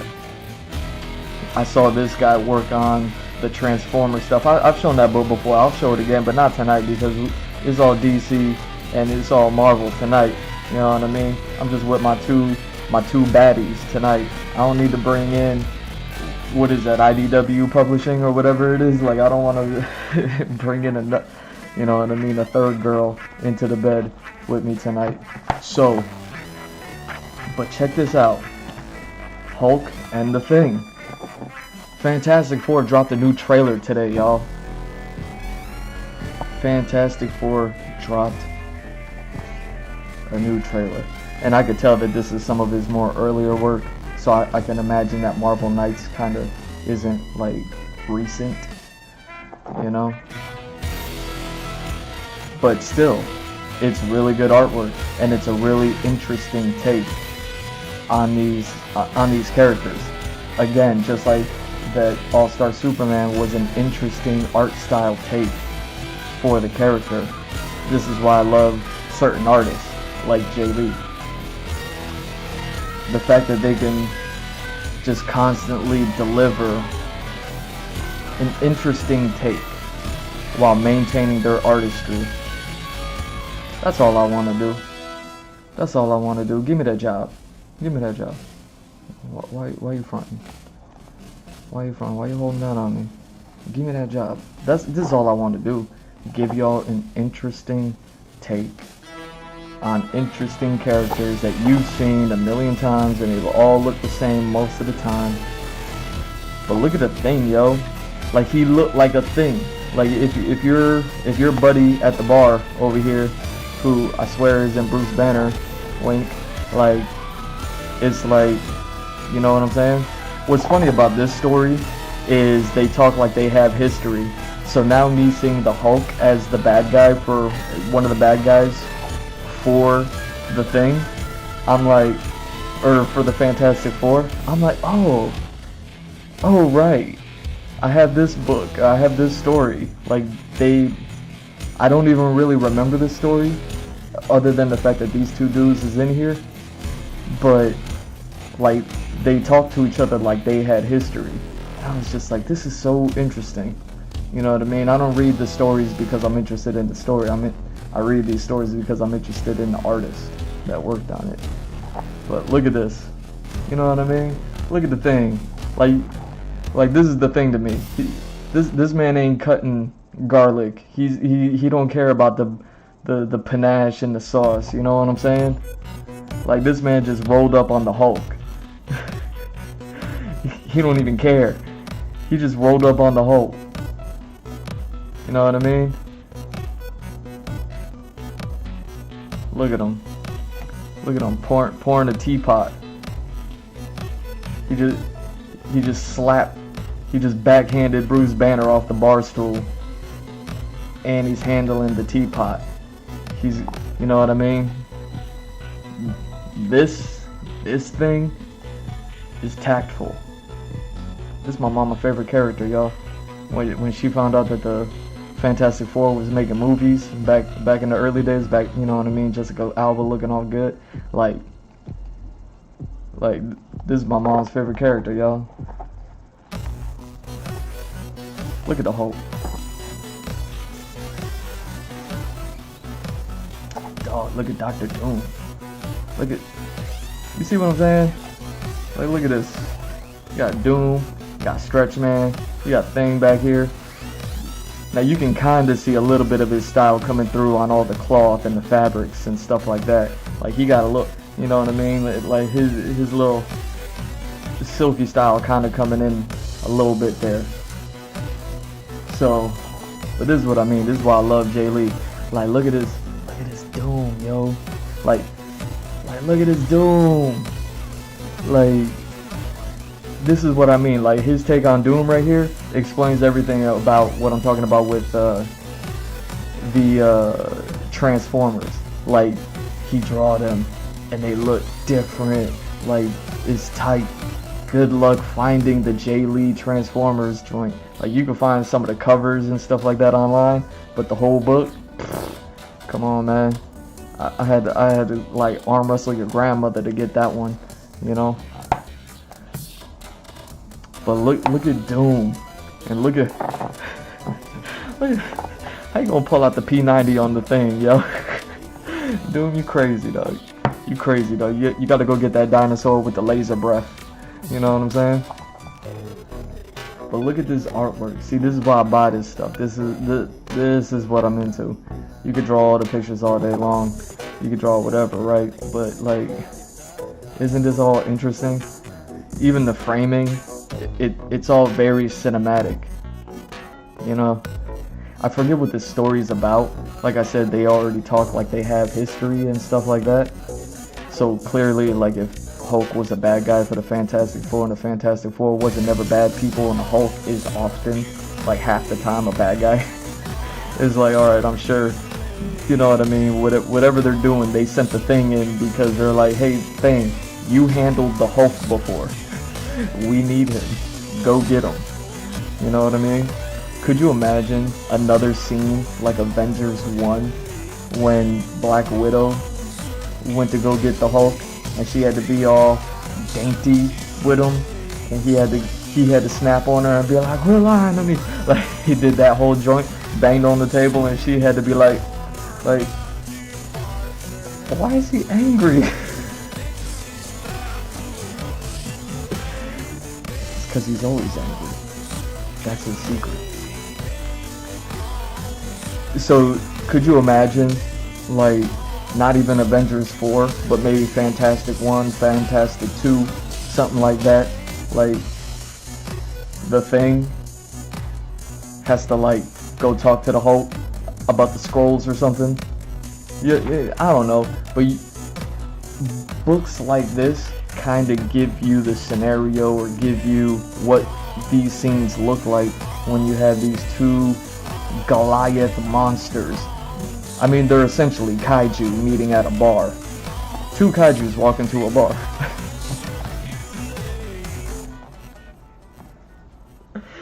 Yo, like, but I'm being for real though. Like, I've never seen the Thing look like this. I've never seen Hulk look like this. This is what I mean when I say, like, I buy the artist. You know what I mean? Let me find out that you worked on something. Let me find out Guy Ritchie is working on a new movie. Let me find out Quentin Tarantino said, I'm on 11. Like, let me find out. You know what I'm saying? Let me find out. Look at the Thing. He don't even look too crazy right there. Look at he's slim. You know what I mean? They squeeze some of the oil out of them rocks. Look at him looking slim over there. But yeah, I could tell just by looking at this that Jay Lee, like this is what I'm talking about right here. This is why I buy the man. Like, Jay Lee was still in his early days.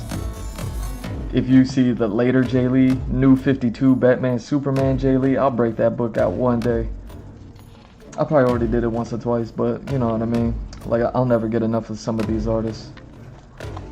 And I mean, when am I ever gonna get another time to really talk about the Fantastic Four when I don't know nothing about them? You know what I'm saying? So,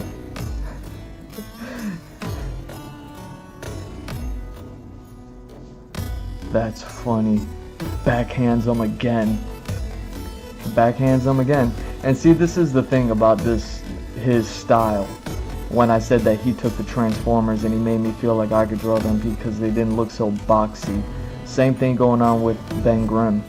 Like, he's all these rocks and they made him look real, you know what I mean, rocky. Even the good looking Ben Grimm, when Jessica Alba looking all good, it's like when he's in the prosthetics and all that other stuff before they started like being like, nah, we're not hiring prosthetic artists anymore, we're going straight CG because it's cheaper, even though, you know what I mean. You know what I'm saying? Like, even with the boxy look, like he still looks human. Can we focus? Can we focus?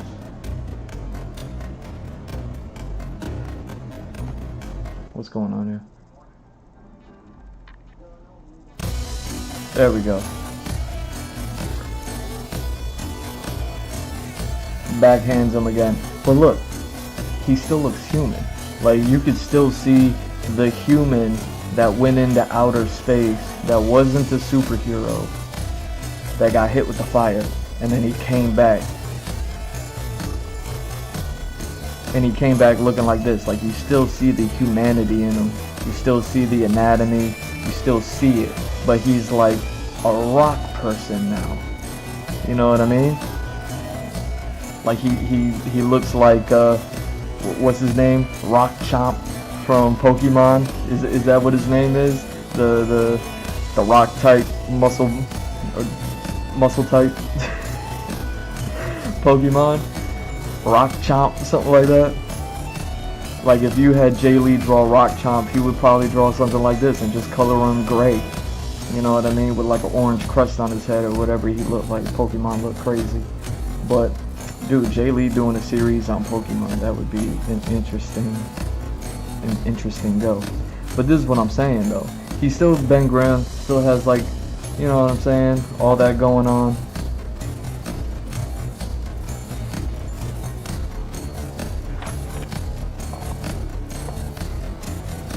But yeah.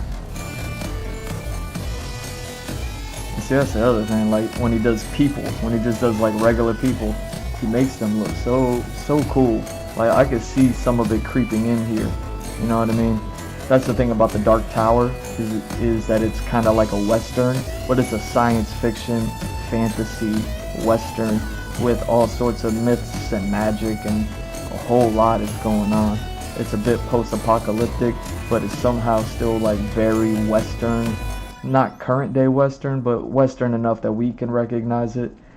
And so there's a lot of like hair and clothes and all that other stuff like Westerns have, you know what I mean? Dresses and coats and jackets, and you know what I mean? A lot of flowingness, and Jay Lee just in there like just with the ink brush, just. But I can still tell that this is like some more early work. But it's all so good. You know what I mean? Like he just knows how to do some shading and lighting, and he often like shades really hard. You know what I mean? But it always gives this great look. He knows how to silhouette it really well. I don't know how he figures all these things out. Like why did he do this one like this, but then that one like that? You know what I'm saying? Like I don't know how he hits those notes. I hope to get there one day. I hope to get there one day. But look at that. Ben Grimm back on his Raphael. Ben Grimm back on his Raphael. Putting on the jacket, put on the hat. You know what I'm saying? Nobody look at my face. And then he's out.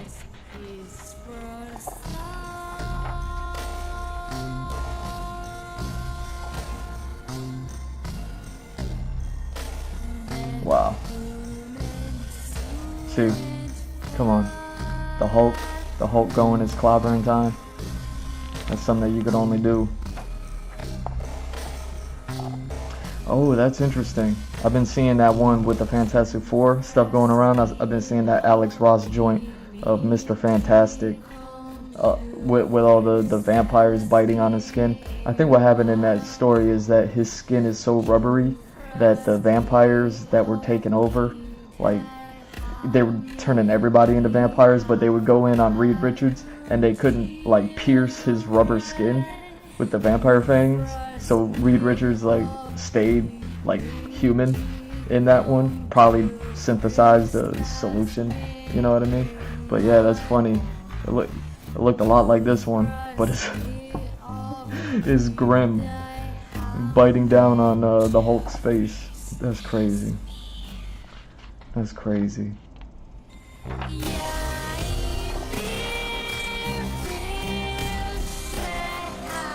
So yeah. See, I guess because all the people are gone, it's just them two. Now they could like really, you know what I mean?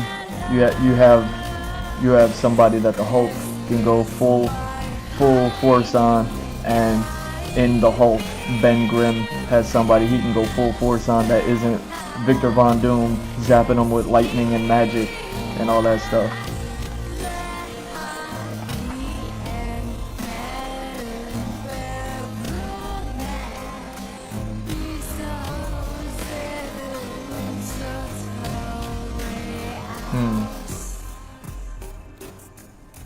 Oh wow, so Grimm came to recruit.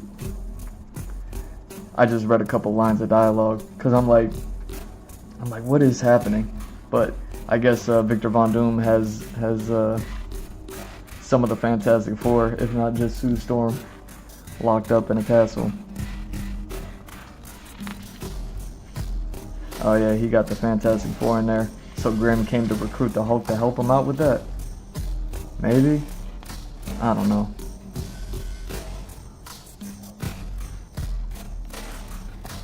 So interesting. See, like, look at this right here. You know what I mean? Like, you can still see the humanity in the Grimm. He don't look like this ridiculous polygon. Like, he still looks like a human. The whole point of the Hulk and the whole point of Ben Grimm is that they're these monsters. They're horror figures. You know what I'm saying? Like, the story of Frankenstein is one of horror, like those horror, like the classic Universal horror shows. That's what Ben Grimm and the Hulk, they have to suffer from. They're these Frankenstein-esque figures that are disfigured, and they look horrible, meaning it's hard to look at them.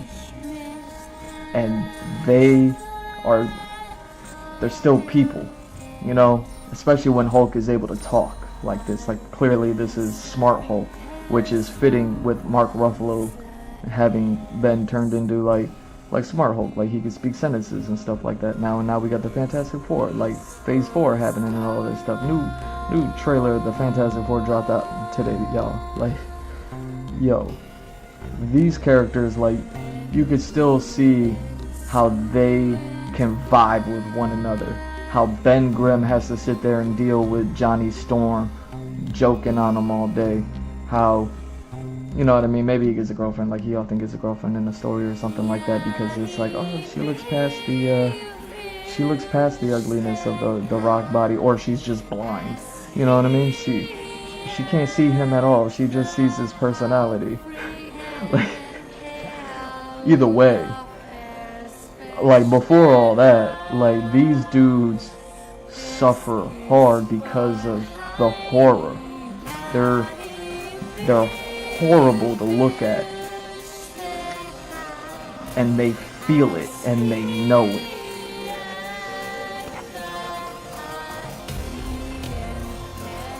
These guys have been mistreated similarly.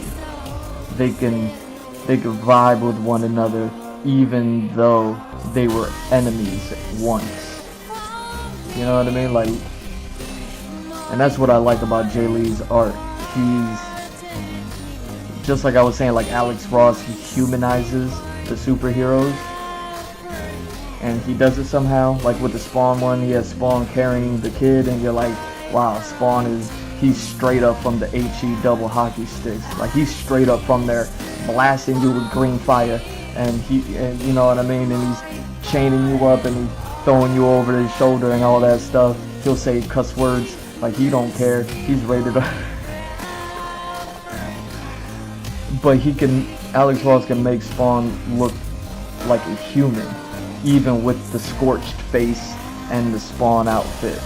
That's, you know what I mean, a cool gray/blue color when you highlight the black parts of his suit. Same thing with Jay Lee and the way that he does things here. It was what he did with the Transformers that are all boxy and robotic and all that other stuff. It's like the way that he shaped them, they were still robotic, they were still angular in ways, but because of his style of these heavy shadows, you know what I mean, so much was left for interpretation, where you saw angles, but then the lighting in some of the areas, you can see the character of the Transformers coming through. You can see the difference between the good guys and the bad guys. Like, it's crazy because they're just boxy robots, but you can see it. Like, that's what makes his style so good. The only reason why I bought this book was just because he did the artwork. I didn't even care, and it ended up being like a really good book. You know what I'm saying? It was a really interesting story that these two guys can, even though they were enemies, they're friends. You know what I mean? It's like, alright, you know what I mean? Like Ben Grimm can backhand Bruce Banner because he knows. Like, that gamma radiation got his back. You know what I'm saying? They're essentially kind of like a Ken and Ryu, if they were like Frankenstein type kaiju beasts. You know what I mean? If I had to bring it back to my world. But yeah, like, dude, character select screen. You see what I'm saying? Like, you know what I mean? Like, round one fight, and you got their profiles in the upper corner next to the life bar. Like, this is what what those look like. Like, he looks like he still looks like he's made out of rocks, but he also still looks like a human being. Like, I could still kind of see what the human version of Ben Grimm looked like before he got hit with the fire on that space mission. And you know what I mean? Hulk is Hulk. Like, Hulk is just cool. You see him looking so many different ways. But Hulk is even more quintessentially like the Frankenstein-esque type of monster dude. But then he still gets like these shots in. Wasn't I just talking about Tai Lung yesterday? Like, dude, is this not like Tai Lung right here? I watched that movie, by the way. I fell asleep watching that movie, by the way, like I said I would. You know what I mean? But once I had you and the other Fantastic Freaks on an even playing field, ... Yo, Hulk talking that talk, yo.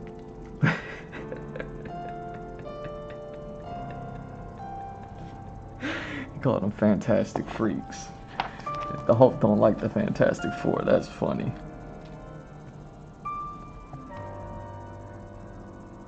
Your pals went down with hardly a whimper, leaving only you to mop up.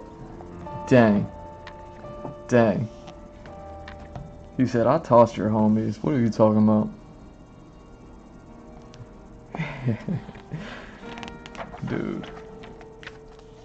Dude, are we only like halfway through this book? Like, these dudes just sit there and talk and fight and talk and fight.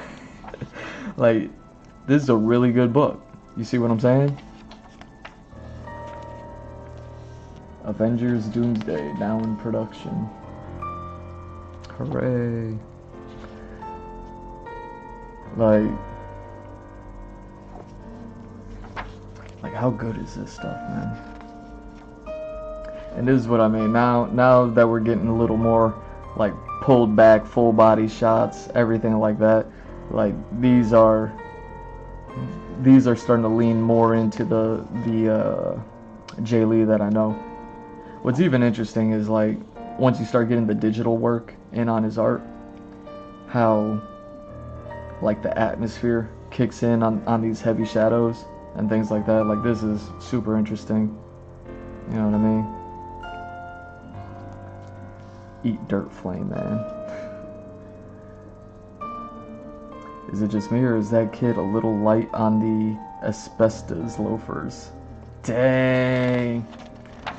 Dang. Yo. Hulk smashing, yo. Hulk smashing. But yeah, you see what I mean? Like, now these guys clearly already have history, but it's so interesting knowing that Avengers Endgame, we ended up with a Hulk that got, you know what I mean, handled by Thanos, that he couldn't transform into the Hulk. And then he learned, like, he eventually got around to like synthesizing, becoming Smart Hulk, or whatever his moniker is by the time he's that guy. And in this book, like, we got Smart Hulk talking to the thing. Like, man, that's such a good shot right there. Looking like a buddy from Death Stranding. Like, see, there's the thing. This is the monster nobody wants to look at.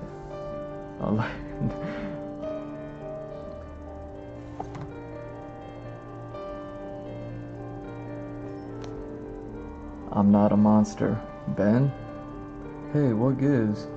Oh no, not a monster, not a monster, not a monster. Poor guy. Not a monster, not a monster.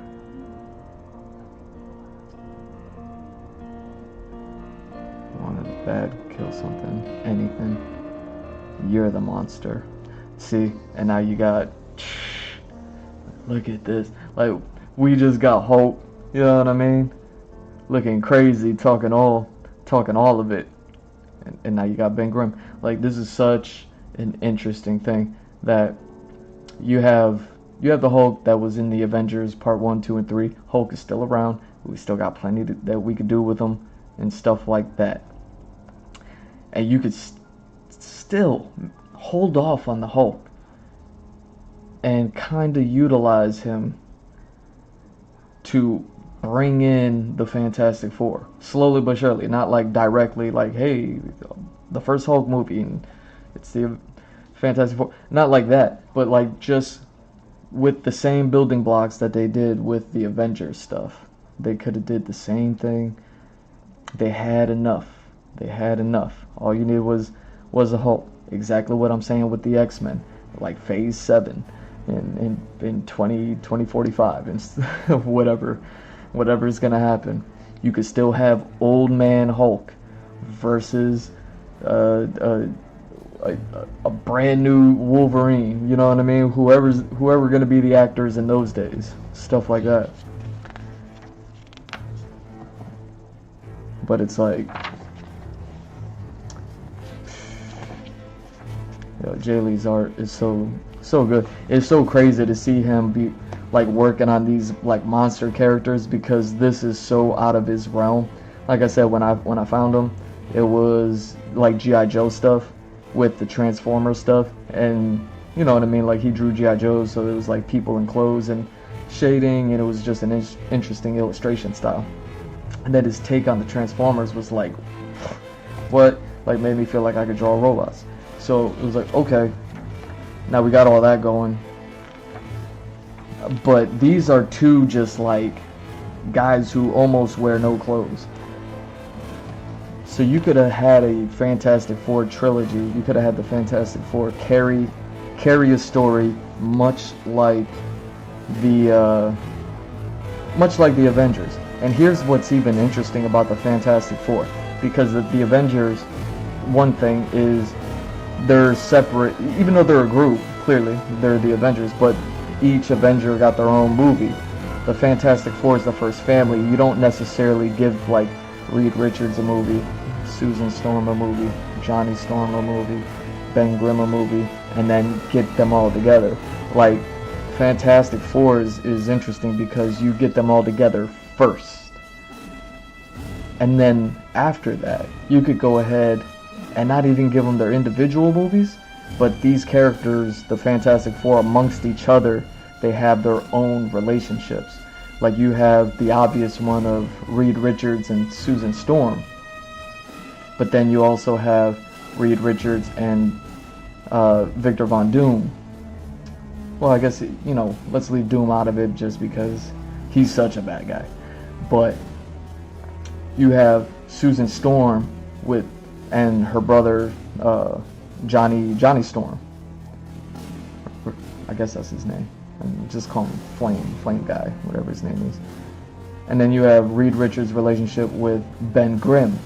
And then you have the Ben Grimm, the buddy cop movie with the Flame Guy. Like you can still not create the one-off movie, but the pair buddy cop movie with each of these characters. Well, I mean, what is that, like Reed and Sue? So Reed and Sue, Reed and Grimm, Grimm and Johnny, Johnny and Sue. Like, you got 4 movies right there on top of a trilogy. That's 7 movies that you could tell and pepper out, throughout the entire, like, Young Avengers and the Dark Avengers and all that other stuff over the next 3 phases. Things like that. 7 movies is a lot, especially if you're going to take one of them and split it into 2 big ones like Infinity War and Endgame. You know what I mean? Then you have 8 movies right there. Stuff like that. That's what's interesting that can be done with the Fantastic Four. Is you can give them each a couple of buddy cop movies. Cause you know what I mean. Their personalities and how they mix, and you know what I mean. You can have the. I mean, isn't half of the problem with Reed Richards is he's always working? So wouldn't it kind of make sense that Susan Storm and Johnny Storm would have like their own like buddy cop movie? You know what I mean? Isn't Reed Richards always busy? So wouldn't it make sense that Ben Grimm and Johnny Storm have their own buddy cop movie? And then, you know, to be real, like, besides this being a really great story where Ben Grimm has to go deal with the Hulk, like maybe you do give Ben Grimm the one-off. Or maybe this is the one-off with Johnny Storm and Ben Grimm, and they have to go buddy cop movie it, cop movie it up with the Hulk. You know what I mean? Who, even though he's smart, Hulk, something happened. Now he's like wrecking tanks and stuff out in the desert, and now we gotta go get him. Like, who knows? But like Johnny Storm, the Flame guy, being the one of the OG Marvel comic like characters, like that predated the Fantastic Four. Like, you couldn't really do that movie. Like, that's kind of like a more of a Ghost Rider territory, but you couldn't really do that movie of like a Flame guy before the Fantastic Four movie, because the Fantastic Four movie has to be them becoming the Fantastic Four, right? I mean, it's Marvel's first family. But after you establish that first movie, like, the Flame guy has so many of his own one-offs. Like I said, he's part of the OGs, so he's like, you can have him dealing with the Spider-Man until the Spider-Man contract runs out, and now you got Hulk versus Ben Grimm, and then you got Hulk versus Wolverine, and I'm pretty sure the Fire guy was there with like the X-Men in the early days and stuff like that. Either way, all I'm saying is, like, I think that's an interesting aspect about the Fantastic Four, when I know nothing about them, that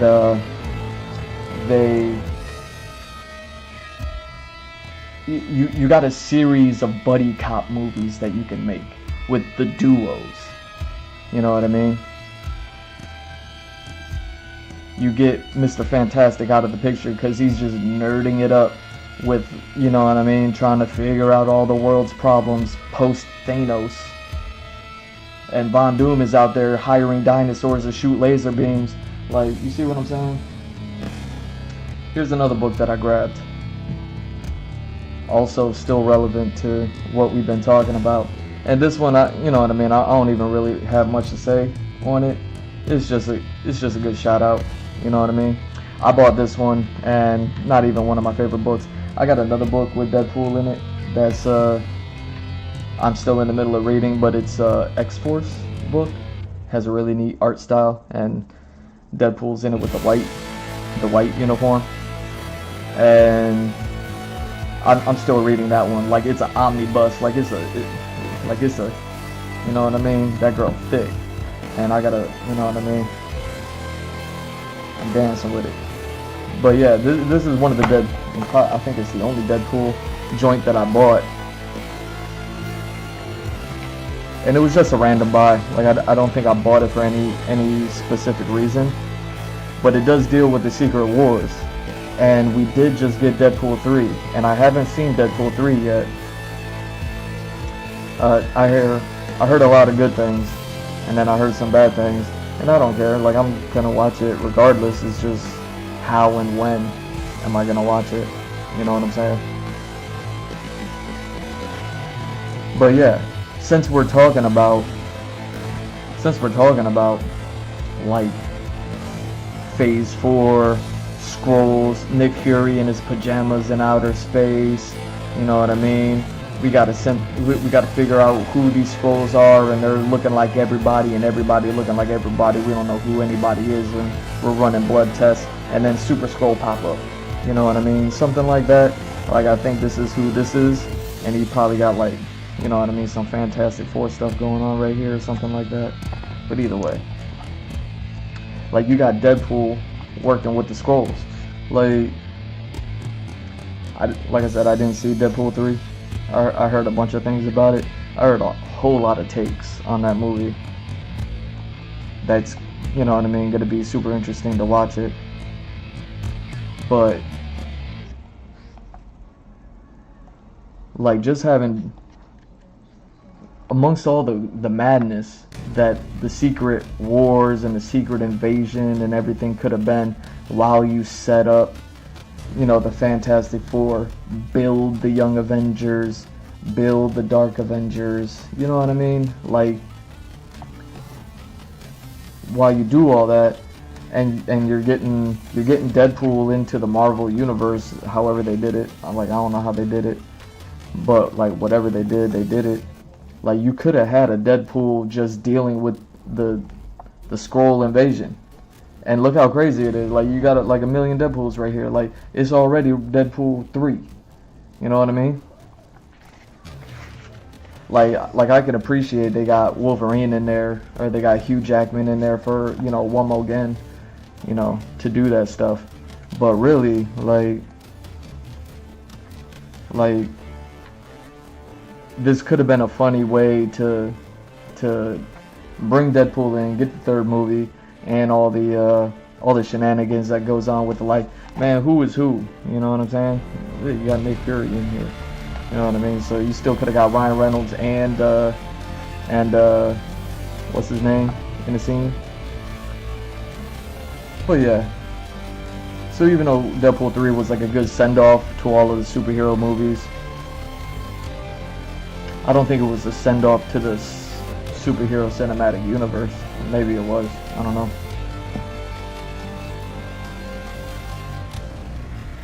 But it could have been this. It could have been this. You know what I mean? Deadpool could have been the movie, the event that you had this wild nutso right in the middle of this secret war, secret invasion. Deadpool comes into the cinematic universe and everything is nutso. And this is around the same time that, like, I don't know, the Celestials like happen, or the, what do they call it, the Eternals happens, and the Celestial pops out of the ground. Like, around that same time when everybody has to sit there and take a breath, you drop this joint, something like that. I don't know. And just be like, yo, we got something like mutants going on in the Marvel universe, but it was just like a quick shout out. And we got Deadpool in the universe. You know, we got Deadpool in the room with Nick Fury and all this stuff. But I don't know. I bought this book just because my brother's a big Deadpool fan. So I was like, you know what? I'll read a Deadpool comic, whatever. And I bought this one, but it just, you know what I mean? Like, anybody know any good, like, Deadpool stories out there? Like, you know what I mean, the top-notch ones, like the best ones out there to get. Like, Deadpool with Spider-Man always caught my attention, just because, you know what I mean, it'd be interesting to, like, kind of know, like, how that teamwork, how that buddy cop movie goes, you know what I'm saying? But yeah, so I got this one, but I just thought it was relevant just because, you know, we did get Deadpool 3. And I am talking about a whole bunch of Skrulls tonight, and how Skrulls are some of the Fantastic Four's, like, biggest enemies. They could have been the first thing that they took down. Again, if you set up the bad guy to be these Skrulls, and they're wreaking havoc across all of it, all of the planet, so much so that the Eternals get involved and a Celestial pops out of the ground. And a new team of Avengers starts popping up because you got Skrulls, like, invading all this old tech, which is where, like, a lot of the people come in. And then you still just got Jeremy Renner out there with Bone Arrow Girl. You know what I'm saying? Like, you still have all of that too. Like, I'm just saying. And I always talk about this book. This is another just random buy that I did back when I was like just getting into comics. But since we're talking about everything that we're talking about as far as like setting up the Fantastic Four and you know what I mean, give them their trilogy, give them their buddy cop movies, give them, you know what I mean, build the Young Avengers and the who would just be regular Avengers by the time like the Fantastic Four trilogy is done. Like all those kids are gonna grow up and be adults. So like the Young Avengers would just be the Avengers by the time you're ready to start introducing the X-Men, which is then another young team of teenagers. You know what I mean? So now you got these the Young Avengers who are now like the old fogey Avengers, and Hulk is still around because you still haven't given him the trilogy movies yet. Mark Ruffalo's just still on standby, just still like, you know what I mean? He a co-signer, but he's never the signee. You know what I'm saying? And then boom, Wolverine. You get Wolverine. This one I just like just because it, like, I bought this one a long time ago, probably when the whole like Civil War stuff was actually like happening and going down. Like I bought this at the bookstore. You know what I mean? But yeah, it's just a good book. You know what I mean? I bought some of these other ones here. You know what I mean? Like all this stuff. Spider-Man showed his face. All that good stuff. Road to this.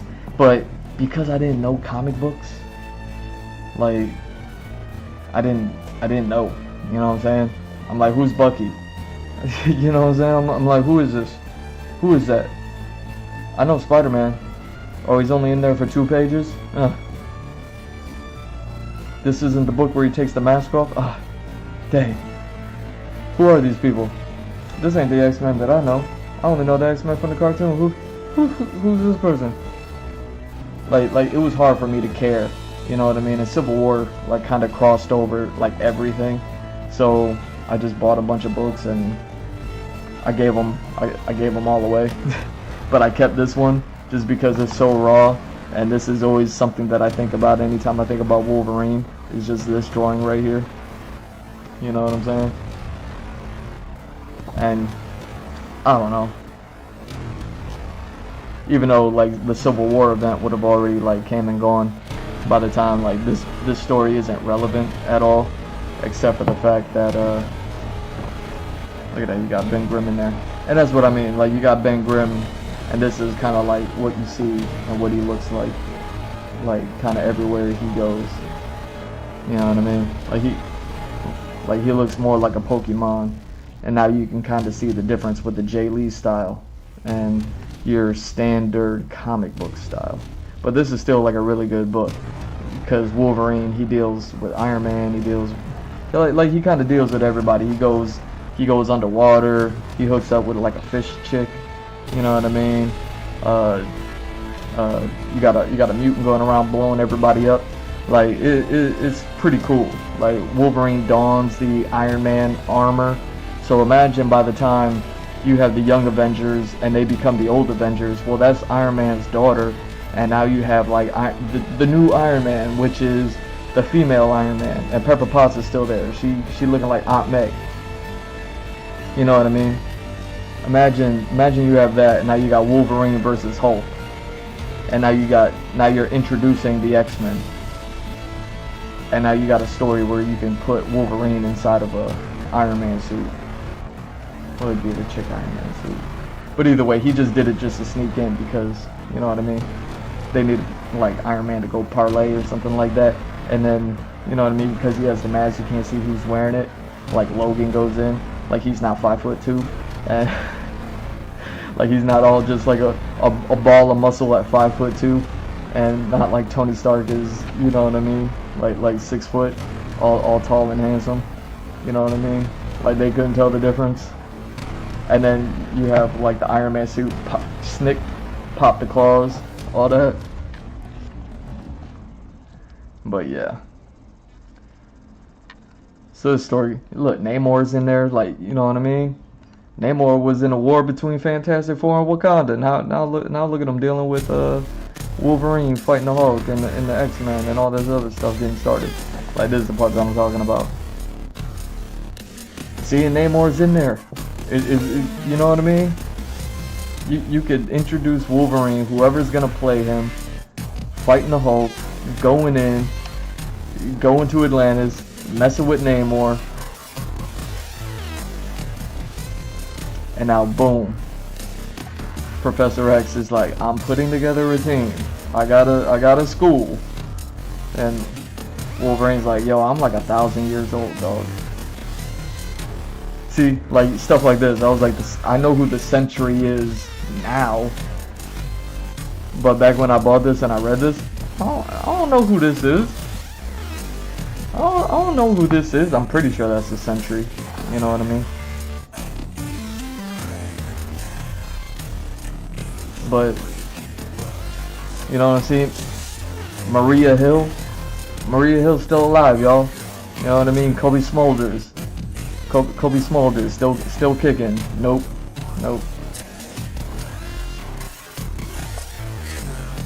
But yeah, you see what I'm saying? This one was just like kind of like a good movie or good comic. Like I kept this one out of all the Civil War books that I bought. Like, this was the one that I was like, yeah, this one's the one. This one's the one to keep. You know what I mean? I feel like if you're a comic book person, you gotta have one Wolverine, one Wolverine joint in there. I got two of them. I got this Wolverine one, and then I got another one I keep locked up. It's the that artist that I just broke out the Dracula book on the other day. Oh, how hardcore is this, by the way? I'll get to that. Who's the artist I just busted out the Dracula book?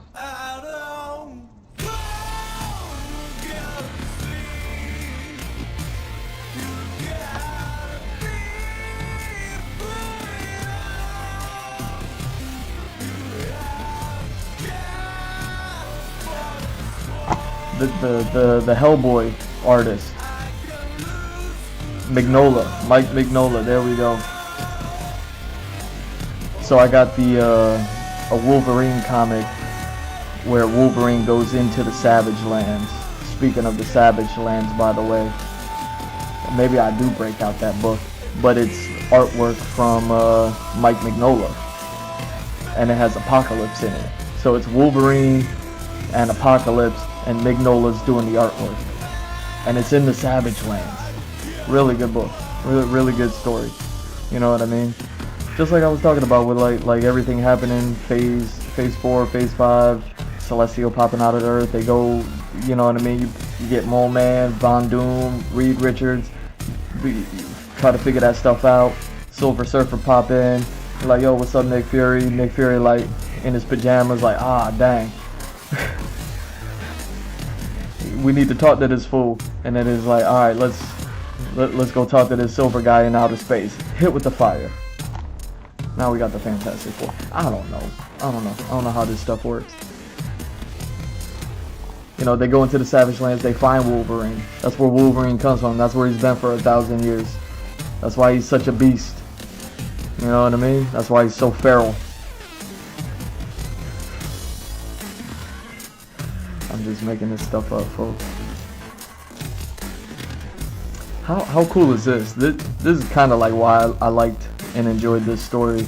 This little bit at the end is actually very interesting. I don't even know who this character is, but it deals with every time Wolverine passes and he goes into the afterlife, which, you know what I mean? I mean, I guess when you have characters like Mephisto and stuff like that, like, you know, maybe there is something of an afterlife in Marvel Comics and something like that, but it might have been even in this book when they established this in the Wolverine's canon, that every time he passed away, and, you know, obviously he would regenerate and come back, but before he regenerated and came back, or maybe his body was regenerating and his consciousness wouldn't come back until he got done battling this guy, whoever this guy is. I don't know who this is, Let me see. They don't want you. Yeah, see, so this is like Wolverine falls off of a building, and he goes, funny thing is, fast as I'm falling, I can still sense the ground rushing up beneath me, and I keep falling, long past the point where my body turns to paste on the ground, and I'm and in a blink, he's there. He's always there, trying to kill me, to pull me into the abyss. Not that I blame him. After all, I'm the one who killed him. Lazare? Lazare?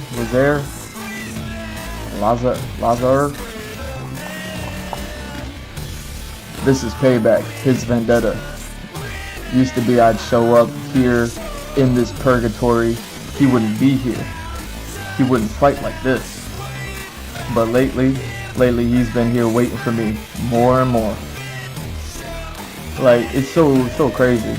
And we do this, and if he wins, I die. I win, I go back. Except that's not as good as it sounds, because winning means never going into that light. And never going there means never seeing any of them. And then you know what I mean? He remembers. Dude, you know what I'm saying? All my loves, all my life.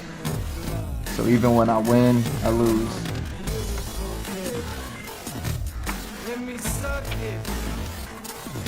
And then you gotta wake up in bed and be like, who's this shit? Why am I underwater? Who am I? So yeah. And then they started like dipping into Wolverine's backstory, being in like World War II and all that other stuff. I don't know if they established all this stuff before now or not, but you know what I mean. Like I was like, this is a good Wolverine book. I don't know if it's the greatest, but just like I don't know any good Deadpool stories, I don't know any good Wolverine stories. And that's what I mean when I say things like DC Comics is my favorite comics, but Marvel has my favorite characters. It's not even that I like the character development or any of that stuff, just the characters are cool in Marvel.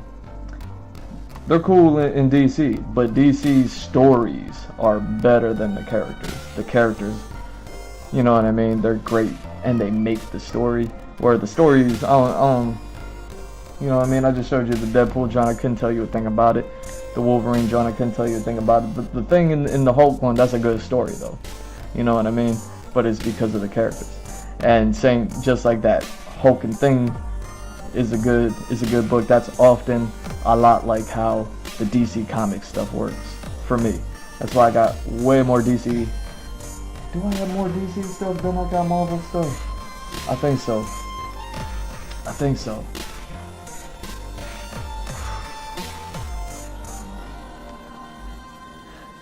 Yeah, because this is what I'm talking about. What time is it?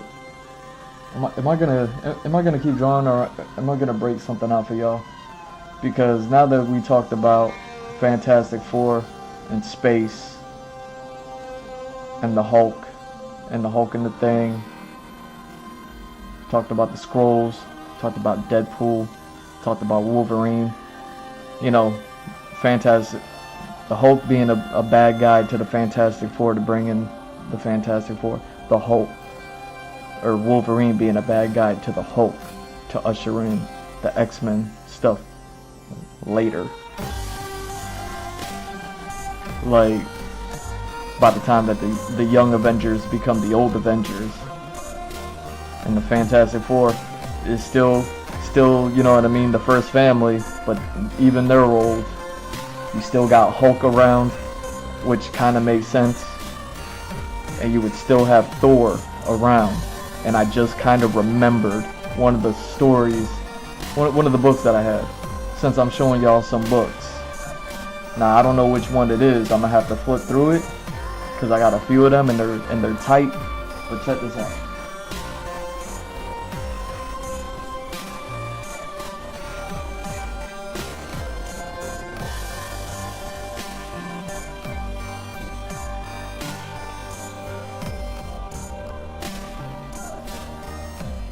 I guess the Transformers G.I. Joe with Jay Lee art was a Dreamwave, not IDW.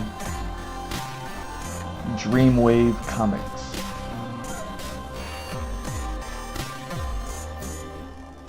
So check this out. So just like I was saying, like, I don't know any good Wolverine stories. I don't know any good Deadpool stories. I don't have any Spider-Man stories. Like, great characters, but I don't know nobody that's like, you know what I'm saying? I don't have nobody in my life vouching for any of these stories, but this is one of them that somebody did vouch for, and I was like, I'm gonna check those out one day, and then I got them, and they're good.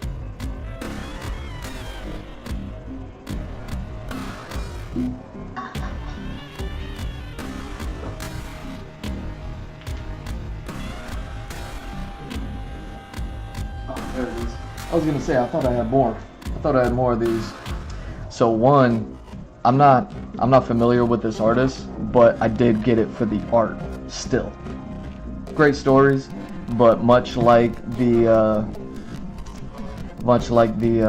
Superman, All-Star Superman story I was showing y'all earlier, this story here is a lot like that, where it's Thor and he's on an odyssey, but this one gets actually a little crazy. And this was the series of books. Look at Maria Hill, she's still alive, y'all. Kobe Smulders is still here. Nope. So how they did her like that, man? How you gonna do Maria Hill like that? She deserved better than to go out in a TV show. So I forgot. Should I do this or should I do that? Because this is book 1. I got book 1, 2, and 3, but then I also got this other book. But I'm looking for something specific, since I was talking about the leftovers from the original Avengers that we're all moving on from. You know what I mean?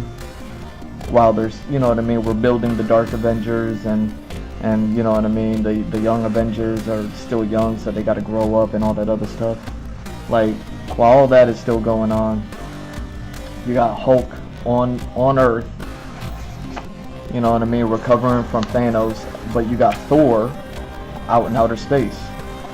So this is like one of those stories, and this is like a part of the series of stories that had Gore, the God Butcher, in it. So I'm trying to think, like, something that's cool about this style. You can see that it doesn't have like the heavy black ink like Jay Lee's. Like, everything's a little bit soft, has a little bit more of the soft coloring aesthetic to it. This is what I was looking for. This is what I wanted to find. This is what made Kerry Nord's work on Conan that I was talking about interesting, because it was all pencils and color and there was no inks. But this is all inked and just lightened up digitally, you know, to bring in atmosphere. Check this out, yo.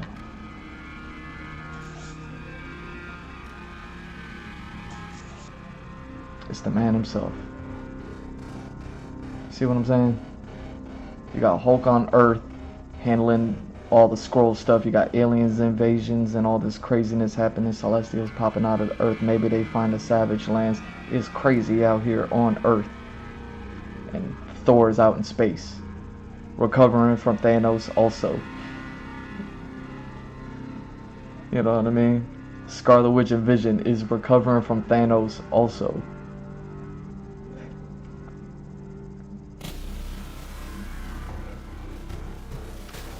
You got a Thor versus Galactus. What if you did a Thor movie? Dude, I mean, this looked like some Conan-esque type stuff. Like, this is just hot. This is how far I love the artwork here. But look at them. Look at them witnessing Galactus's work in the background. But what if the reason why Galactus sends the Silver Surfer to Earth in the first place when he pulls up on Nick Fury in his pajamas in outer space after they just figured out the scroll situation, but now they got a Celestial popping out of the planet and the Savage Lands that they never knew about, and Wolverine's down there acting like a wolf, and we haven't seen him yet. What if the reason why Galactus sends Silver Surfer to Earth is because Thor? That's where New Valhalla is. You know what I'm saying? Like, these are some great stories. This ain't got nothing to do with any of that. Like I said, this is like a series of stories where there's a whole lot of weirdness that happens, but they're, you know what I mean? We're talking about the Fantastic Four, so we're talking about Galactus. And we're talking about Phase 4, Phase 5, and Phase 6. And I'm like, you giving us Silver Surfer and Galactus on the first joint with Howard Stark introducing the Fantastic Four that's already the Fantastic Four. You got Pedro Pascal, Mandalorian, sitting there telling me he gonna save us. You know what I mean? I'm not convinced. We will save. Okay. You know what I mean? Okay, Neil Armstrong. Is that the guy that went to space? I don't know.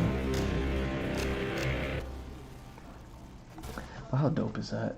How dope is old Thor missing an arm? You know what I mean? By the time Galactus pops up in the Fantastic Four trilogy, after you already got a couple of the buddy cop movies of them and one or two of the Fantastic Four movies out, you know what I mean? How old would Chris Hemsworth be? And you just throw, you know what I mean? You just spray paint some silver in his hair, and then you know, chop off one of his arms, and you're like, you know what I'm saying? We out here. Like,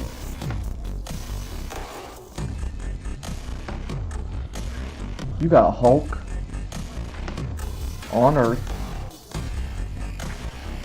and you got Thor out in space, and you trying to set up the Fantastic Four.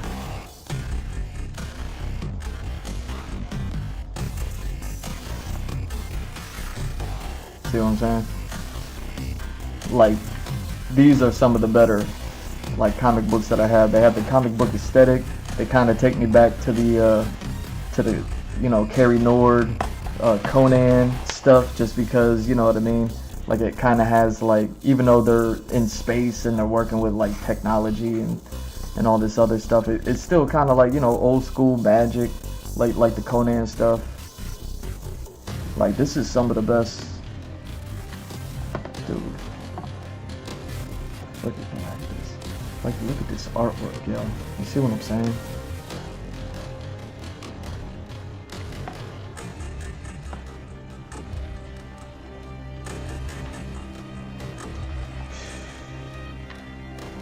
See the difference? You see how, like, Jay Lee does some stuff? I'm not even saying this is bad. This is really good. But you see how Jay Lee does some stuff and how I could really love and appreciate everything he does and his ink work and all that stuff. I ain't even show you the Dark Tower stuff. I know I've hinted at it. I know I've talked about it. I don't know if I've ever really went in depth about the Dark Tower stuff, but we ain't gonna do that today because we only here with DC and Marvel tonight. But like, you see how cool all this stuff is. Like, you could also like see how cool like Hulk and the Thing looked. You know what I mean? With like heavy shadows and all this stuff. And these things ain't even all that heavily shadowed because it has that soft touch to it. That's like the Conan comics. Like, this is what the Conan comics kind of looked like, as far as like the finished art style. You know. But the artwork in these books is just crazy. I'm surprised I found Galactus on the first try. I thought I was gonna like flip through Gore the God Butcher and all this other stuff first, because I, you know what I mean, Love and Thunder happened, so I thought I could have like eased y'all into the Thor runs into Galactus in outer space joint. But could you imagine like Galactus is out there just chilling, and Thor is out there recovering from Thanos, bothering the Guardians of the Galaxy. Ravagers are out there. And like, this is the thing that I kind of wanted to talk about and get to. I've already talked about it the other day, but like, just so I can, you know what I mean, thread this through.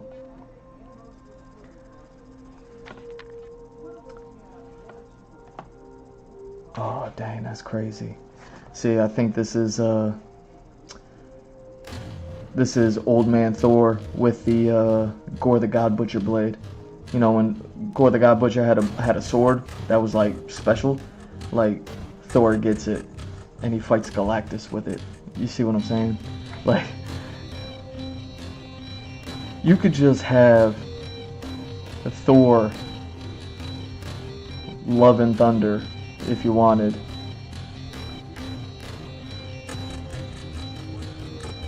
With Gore the God Butcher and Galactus as just like a side piece. Oh, look. Our girl's in here. Our girl's in here. And that's probably what's his face?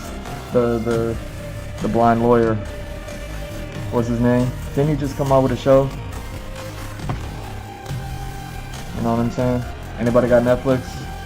Or is it on Disney Plus now? I don't know. Anybody want to watch that with me?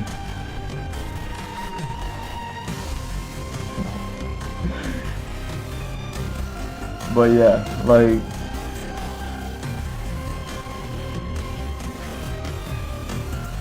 like these were some good stories. Like the artwork is great, which is what I'm always looking for. I'm always looking for good artwork. Give me some good artists. Let me, you know what I mean? And the story can go ahead and be whatever the story is. But this ended up being like really good artwork with really good wait, so if you ran into Galactus on the first joint. Oh, this has see, this is Buddy from the second movie. This is the Dark Elf. You know what I mean? He was half Z's on the like half my face is blue, half my face is black. Freedom. Like he was, you know what I'm saying? But still, same thing. I think this is the same series of stories, maybe the same artist. I don't know. Like comics is crazy the way they work. As far as like what artist works on what, that's why I'd be like, yo, hire me. Let me do a cover. Let me work on a chapter. Let me do some stuff. So yeah, these series of books dealt with like obviously they're all about Thor. But it's like Thor and his adventures out in outer space, but also it's like there's 3 of them. You see, like right here, what's this one? God Bomb? Yeah, this is the crazy joint. So you have young Thor. Basically, he's Conan. He's blonde Conan. He's He-Man. He's you know what I mean? Looking for Xena, warrior princess. Like you got young Thor, which you could have, you know what I mean? While Chris Hemsworth is gearing up to chop his arm off so he can play old man Thor. You can go ahead and just get the young Skarsgård. You know what I mean? What's his name? You over there acting in Dune. You know what I mean? Now you got a young Thor. Like you. I'm not suggesting we do this with phase 3, 4, 5, 6, 7. I'm just saying these are some really good stories. And they're crazy because there's like time involved and all that other stuff. But yeah, you got the Thor we all know, Old Man Thor, which is where we're headed. And you got a young Thor. And you got some really dope stories. But yeah, I think this one like dealt with Gore the God Butcher. Yeah, see. So this is the Love and Thunder source. This is what we were referencing when they made that.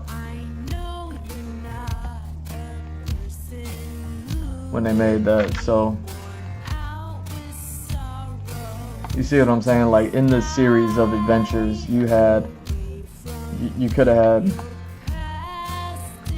some Guardians of the Galaxy stuff happen with Thor. And then you could have had some Thor Love and Thunder stuff with Gore the God Butcher. And you could have immediately led that in. Yo, look how looking crazy. So what's happening here? I mean, yeah, he's like dual wielding Mjolnirs right now because of time travel. But also, you have Gore, who's looking. His whole thing is he's the God Butcher. You know what I mean? You know the story. He was all mad at gods, and now he's fighting a god because he's been taking them on. So Gore has become a god himself. But then he has this moment in the middle of the battle, and he looks up at Thor, and Thor's dual wielding Mjolnirs, and he looks, you know what I mean? He looks evil. He looks like everything that is the reason why Gore hates gods in the first place. You know what I mean? Like, look at that. It's so interesting. And then yeah, he just gives him the Hadouken punch. You know what I mean? With two, just Hadouken punches him. And it's pretty much the end. Yeah, young Thor comes in, finishes the job. Old man Thor is like, alright, I'm gonna retire now, and all this stuff. But we could have, you know what I mean? Who knows? You could have got like an adventure like that with Chris Hemsworth and whatever, and you still could have had the Gore story in there. You know what I mean? With the time travel and the three different Thors. You could have hired an actor to play old Thor. I mean, who'd you get? Because who played Thor in the when Loki was making them act? Was it Damon Wayans? No, Damon Wayans. Matt Damon.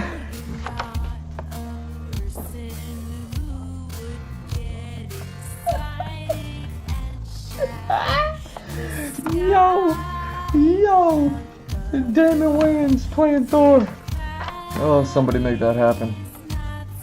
So, Damon Wayans is old man Thor. Just, you know what I mean? Throw some white hair on him and stuff like that. He's come from a different timeline anyways. The multiverse is real. Loki still hasn't threaded everything back together yet. You know? Yo. Alright, so yeah, Matt Damon. So who played the old Matt Damon in Private Ryan? Just hire that guy. He's probably ancient by now. You just hire that guy.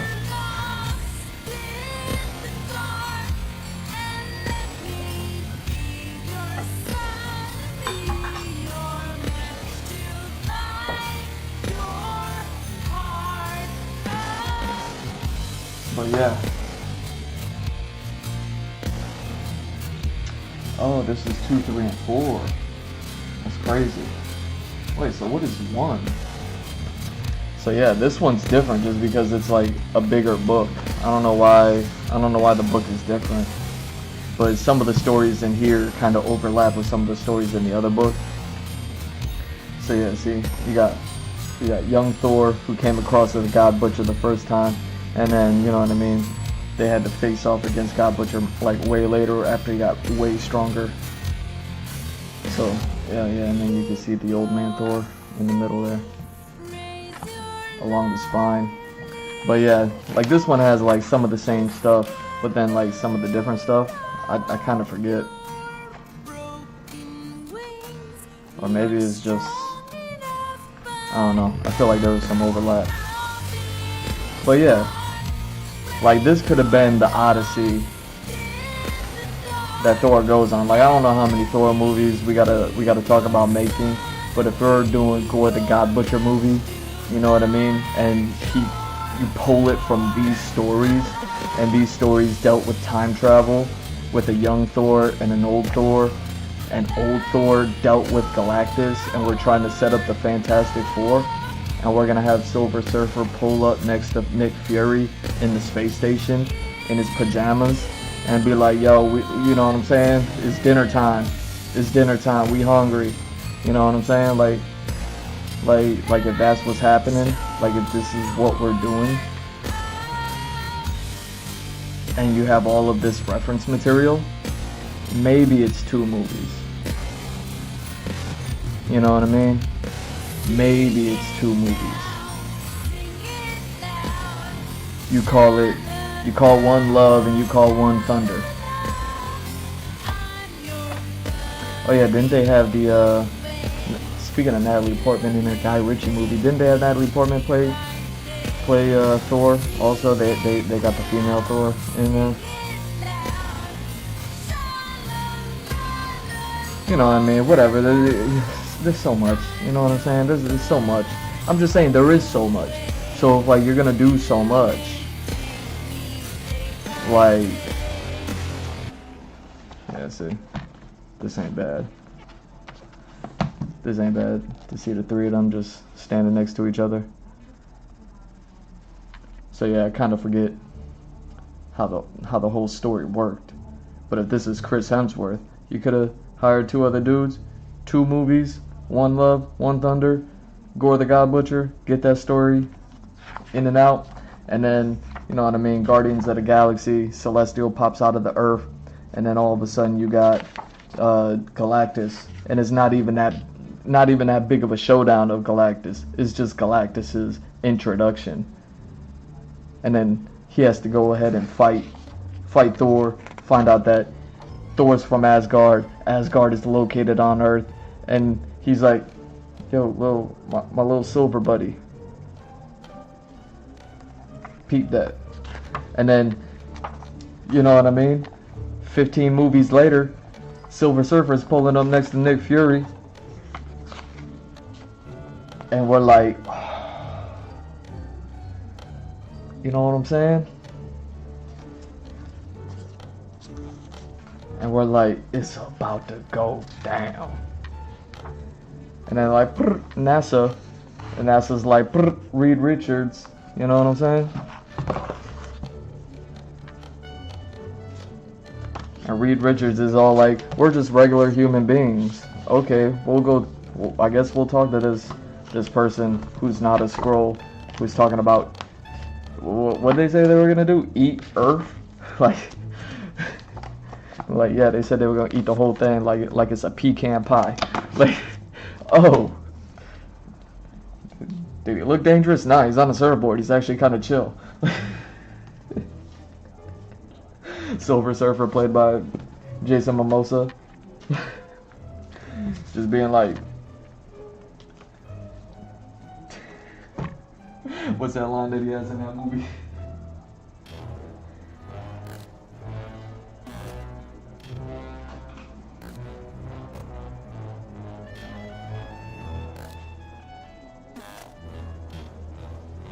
All I'm saying, Marvel and DC, y'all have dropped the ball, and y'all have kicked the ball that isn't supposed to be kicked long enough.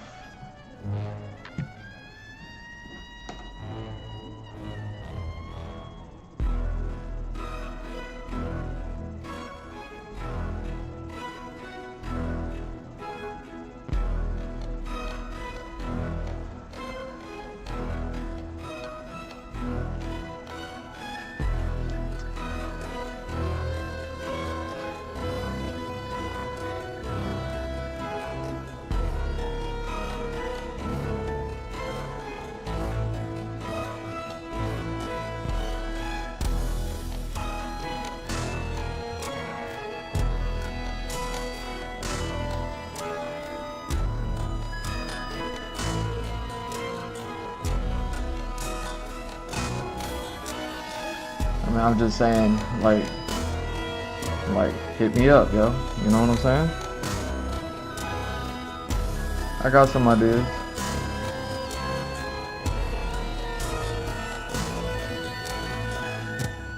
That's all I'm saying. Let me draw some comic book covers. That's all I'm saying. I'll do them cheap. Just do them at the price of my at the price of my freelance, or at the price of my my Patreon. You know what I mean? special discount, right? Well, the Patreon price is the discounted price, but you see what I'm saying. Like, I can't really go any lower than that. But that's what I'm saying. DC Comics, Marvel Comics. Following G Mr. Drew on Patreon. Like, that's fire. That's fire. You know what I mean? You go ahead, you hit up that, you hit up the what? The comedy tier, each of you. I can do like 2 covers for you a year.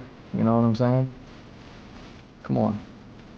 Give a little peek into my story that I'm working on. What I'm doing over here. What are we doing?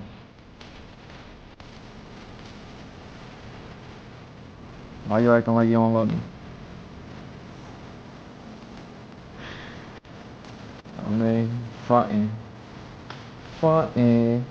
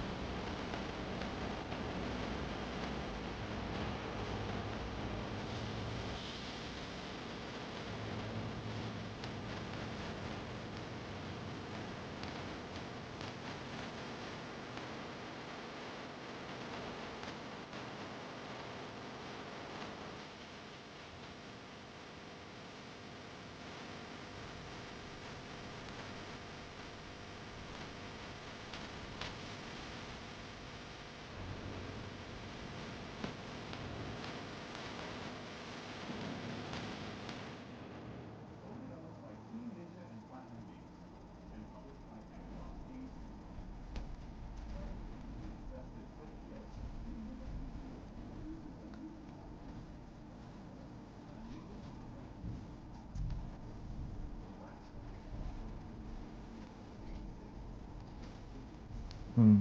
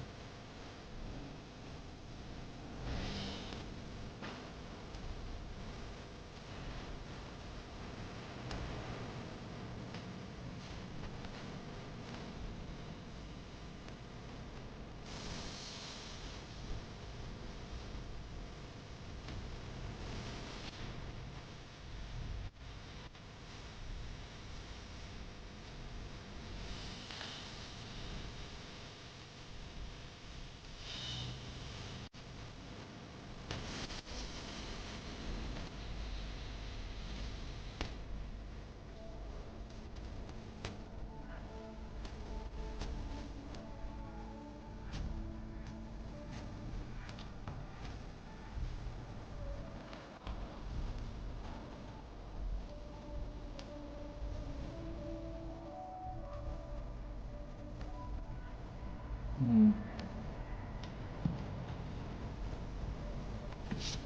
Right, is she saying that?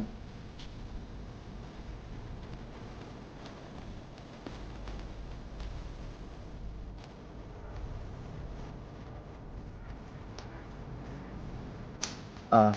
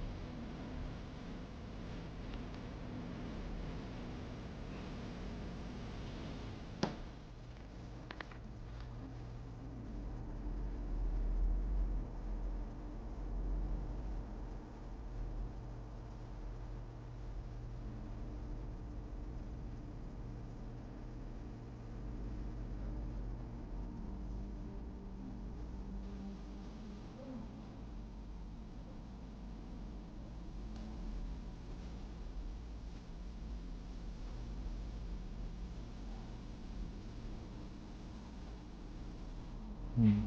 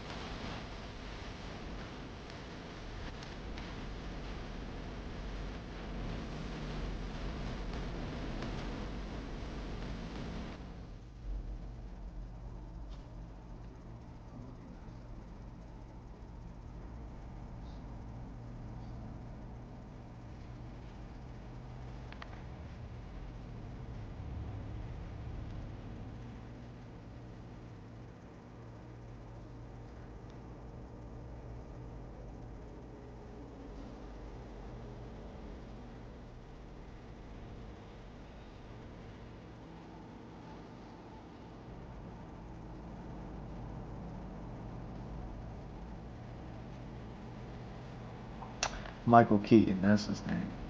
Dang.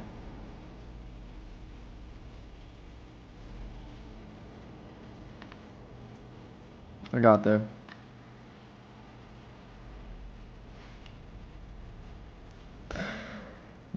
That's his name. What was the point of? Yeah. Oh yeah, he was just there. That's all.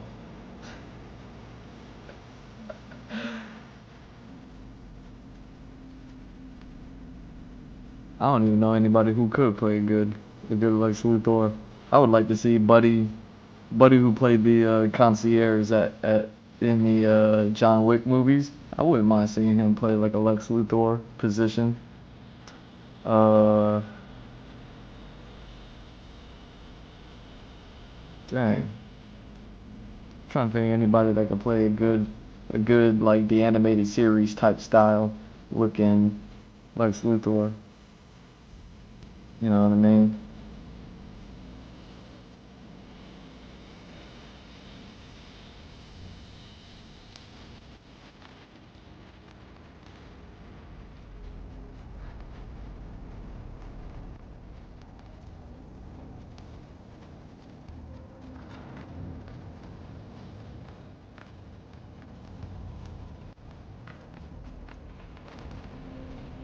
Mm.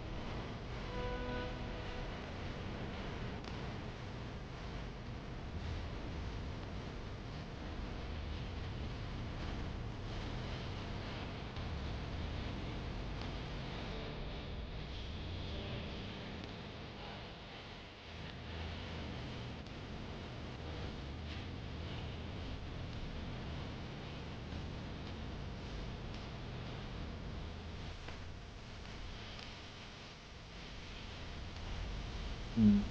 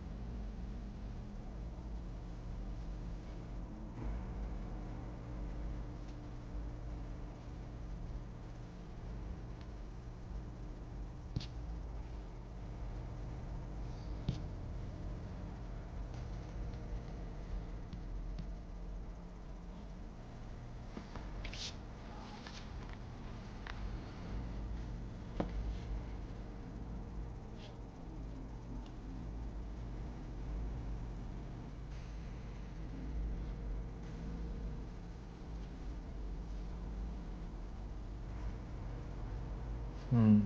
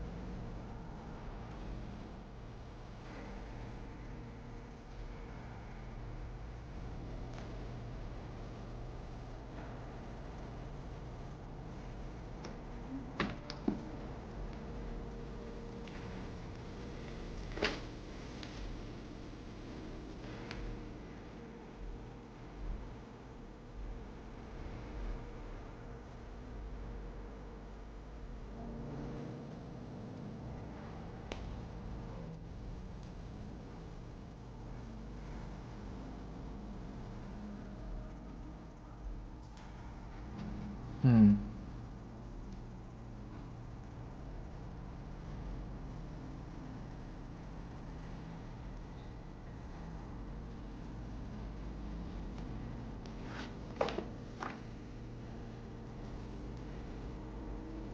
Hmm. Mm-hmm.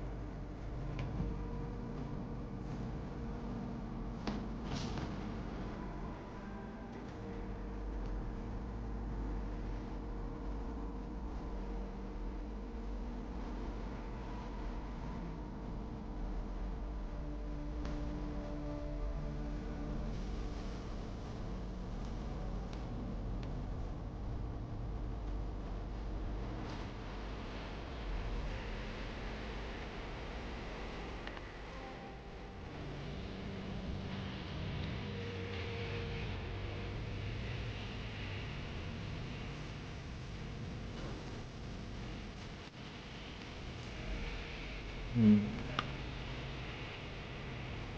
Why is it so impossible to do?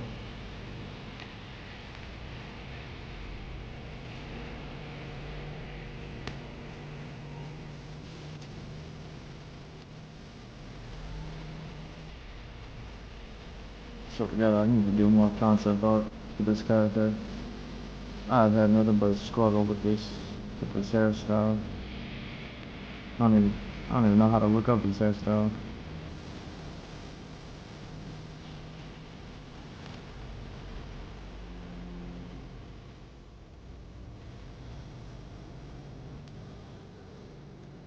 I might need, I might need to do that, man.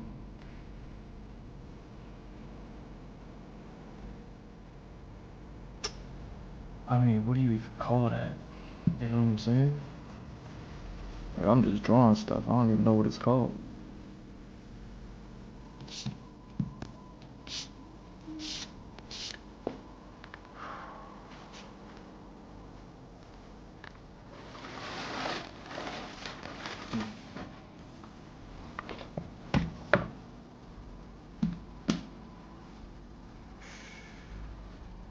Now I gotta put these books away.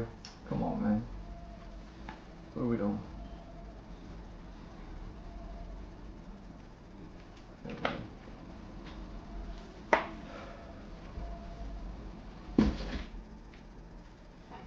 Yo, what do you call this hairstyle? Uh,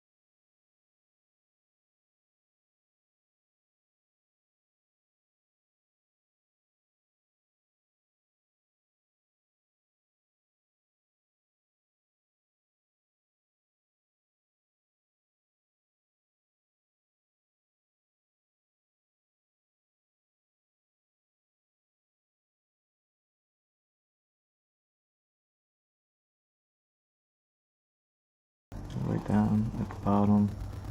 So what that look like? You know what I'm saying? So that gotta be kind of like this. Kind of do some of that tricky. Boom. And then it's uptown. What about you? I seriously gotta do that with you. What are we doing, man? I mean, if I gotta do that, then I don't gotta do that. You know what I'm saying? Like, that would have been a nice design element had I figured that part out already.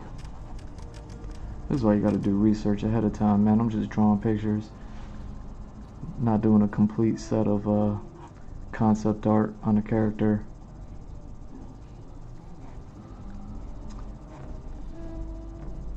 I mean, so if she got this going on, maybe I could do something like that. That way we kinda got something. Maybe that way we kinda got something. And then I can go ahead and kind of forget about all that. Cause as cool as that is, I don't want it. I don't want it.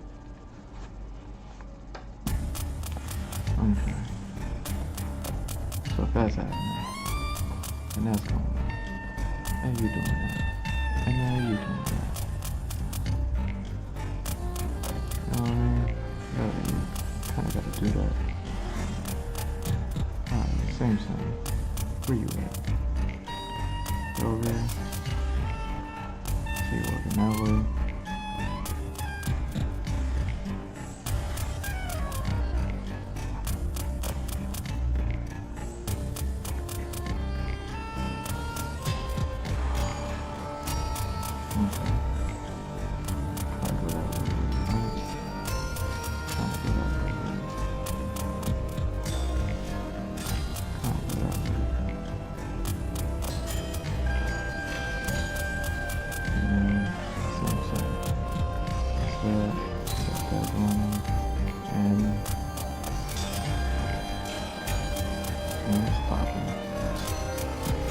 So how does that work?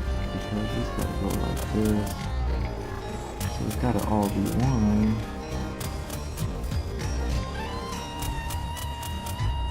So it's gotta all be one.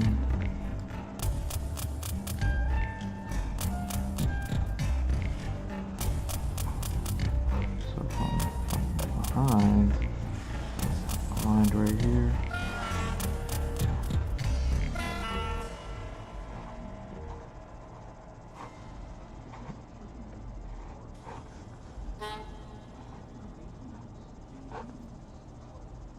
There we go.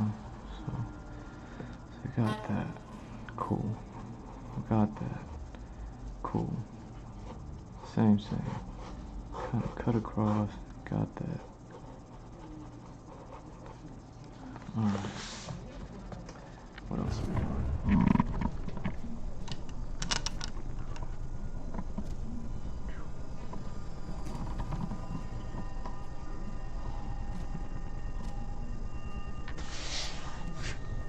Okay.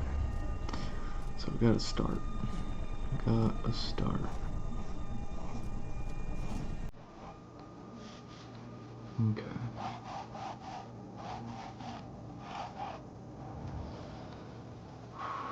Like, I don't even know any characters that got hairstyle like this that I can just like, who's that character? What they look like? You know what I'm saying? Why always in 5 I gotta be so original?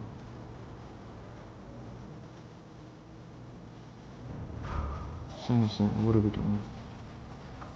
A little bit, a little bit, a little bit. Alright. From the top. What are we doing? We got this.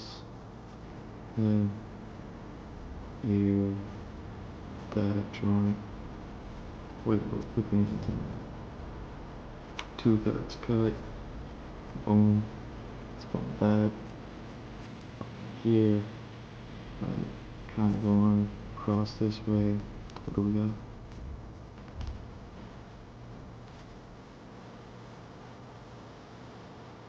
So this one is keeping that way.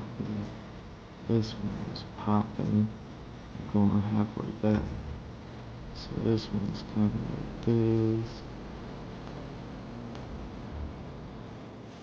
It's going something like that. And then here, out there looking crazy. Okay. So I don't want to talk for like 10 hours and I'll draw something. Like everything just goes cold, right? Okay, so this thing gotta kind of go like that, right? Kind of go around, you know what I mean? She flipping with the McNasty over there, so she got like that. But see, so it's going forward, it's curling up, so it's swoop, swoop, and pulling that way. That's what I mean, man. What's happening? Got that.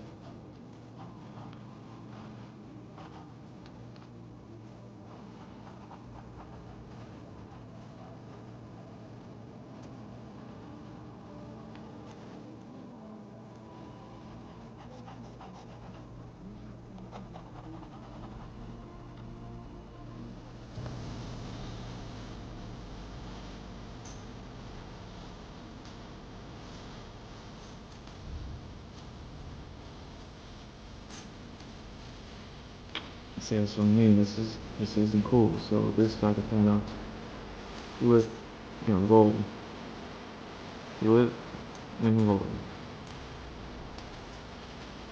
Lift and roll.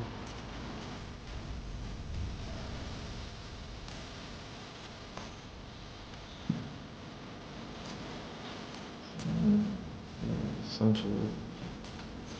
See, this is why I was caught off guard, man. When I was working on this character, for some reason I thought she had dark hair, and she has blonde hair. So then all of a sudden, all the lack of detail that I was putting into all the concept artwork that I had for her at the time was just a minimal amount of detail because I was aiming to darken the hair. But then when I finally went to go color the hair, the side effect of not coloring these things as I was drawing them, I was like, oh, I gotta color her blonde. And I already got the drawing done, so here I go, blonde. And then boom, I'm like, wait, now I need to actually draw this thing out. You know what I mean? Because it's blonde, it's not just gonna be darkened out. So it's like, okay, what does it look like? Like, this is the problem that I'm running into. And it's still trash. It's still trash.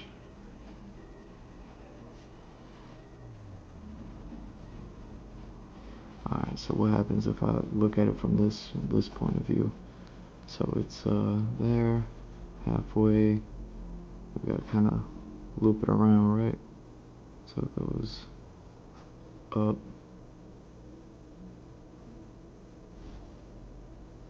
up and around. And same thing over here, like that. It's getting tucked behind the ear. She got this. And just come around. It just comes around.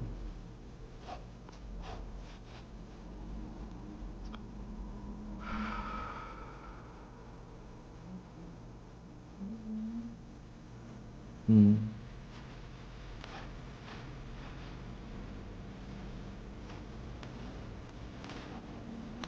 Yeah. There's unevenness that's happening here, and it's driving me nuts.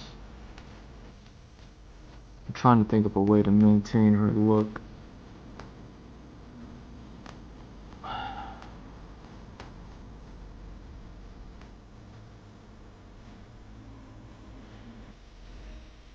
That's why I'm trying to find a hairstyle that's like it, but I can't find one that's like it. You know what I mean? Like, none of them go the way that I need this one to go. They all kind of go in a different direction. I mean, it all looks good, right? But man, no.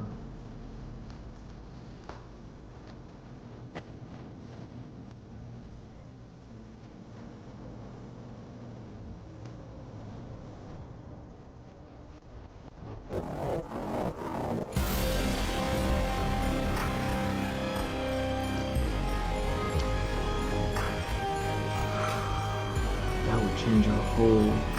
That would change the whole thing. Can't do that.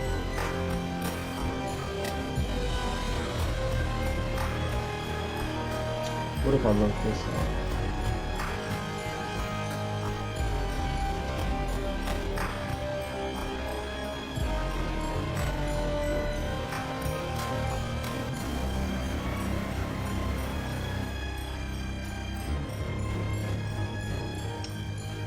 Kinda knew I wasn't gonna find what I'm looking for, but I'm kinda finding what I'm looking for.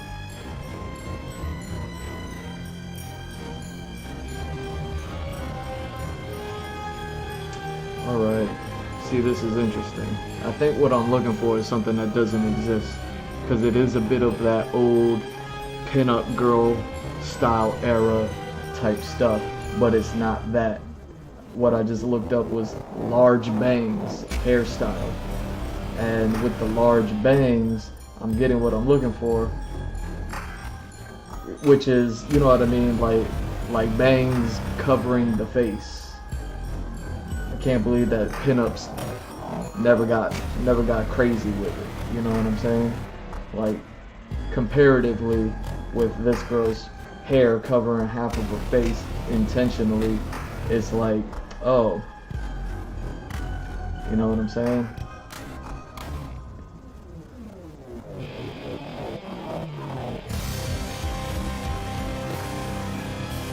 But yeah, I'm not finding anything that has the particular hairstyle that I'm looking for, because I'm just making stuff up over here. But it's like, yo, I know I've seen things that, even if what I'm drawing is a little bit more of the dramatic, is a little more dramatic and extra, but what's the word I'm looking for? You know what I mean? Like I know what I'm drawing is a little bit out there. What's the word I'm looking for? But still, I should be able to find somebody who has what I'm looking for. Like even if it's a dummied down version of it. You know what I'm saying?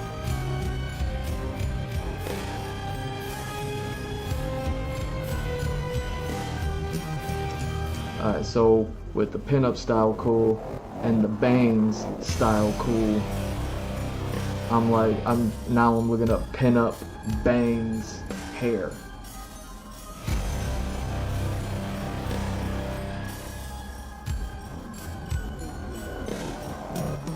I mean, it all looks good, right? Like, I'm looking at a bunch of stuff and all of it looks good, but none of it is what I'm looking for at all.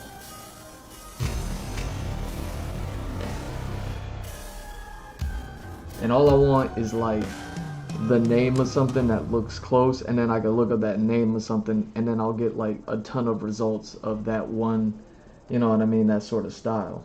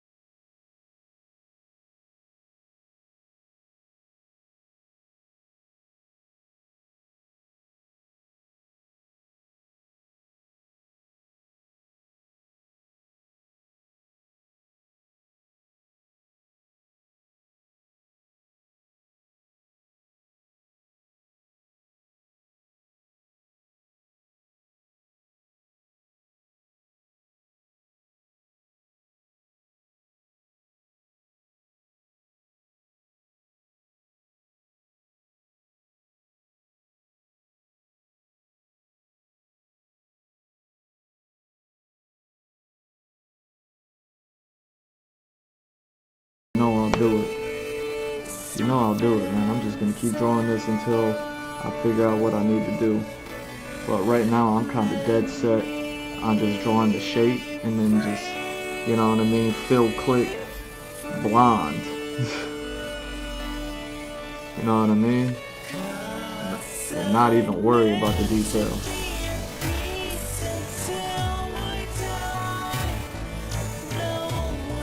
I'm about to go pick up that Thor book again and look at Thor's hair for a second and just be like, how'd they color his blonde hair? Oh, luxurious blonde hair that's not pinup style at all. Like, how'd they do that? It's probably just solid blonde, no details really. You know what I mean?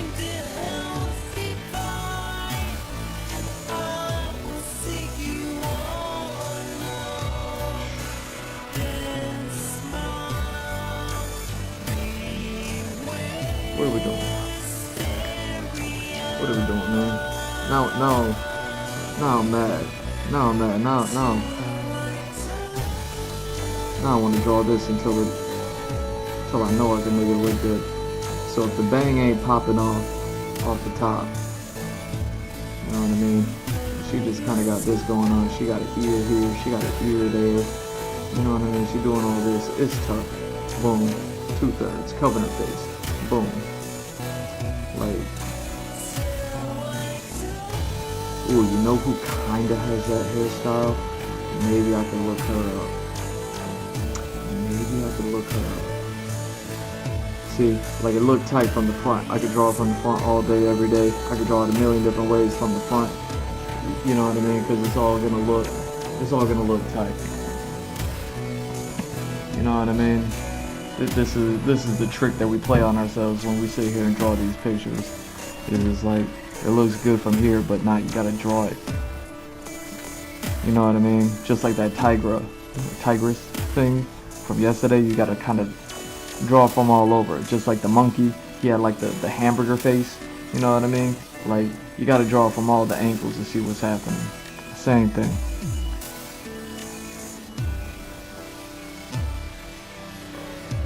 Sometimes it's kind of easy. You can kind of just draw the shapes, figure it out as you go and things like that. Other times it's like, yo, what are we doing? What are we doing? You know what I mean? She got an ear here, she got an ear there, but this one's covered.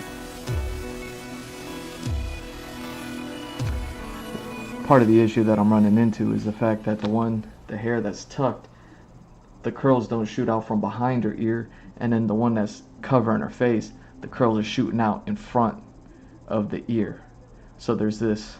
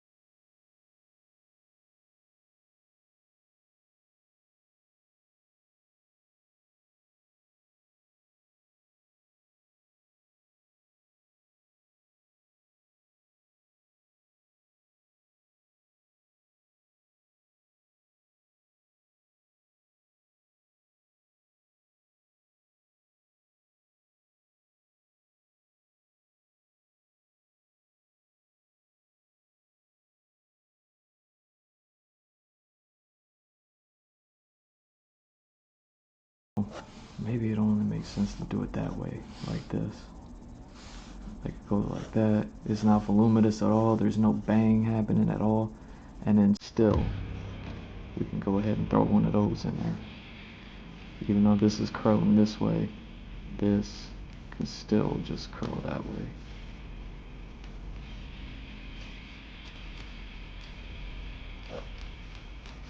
And then the hair still go like that. Okay. Same thing. Hair still going out like that. Well, maybe that's it. Maybe that's it. I don't know. I don't know.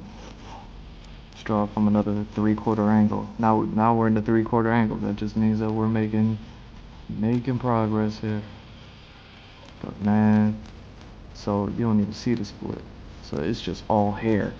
It's just all hair from this angle. You know what I mean?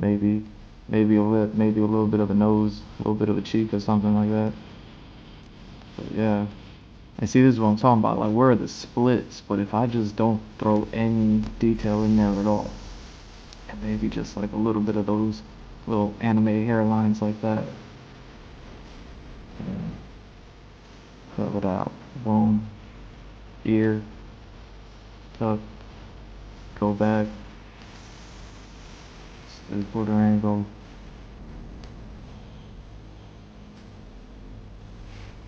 Going out like that.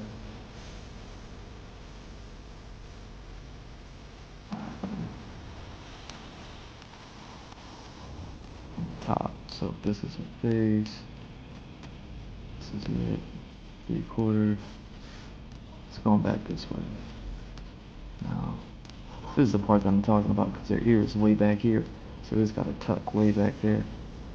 So how's it go from behind your ear? And it's not going to be able to align with the front from this angle. And that's the difficulty. So when it's behind the ear, it goes below the chin, and then it's all the way out there.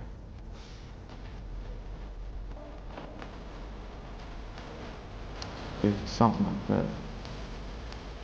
It's just all hair from this angle. I don't even need to draw the curl in there.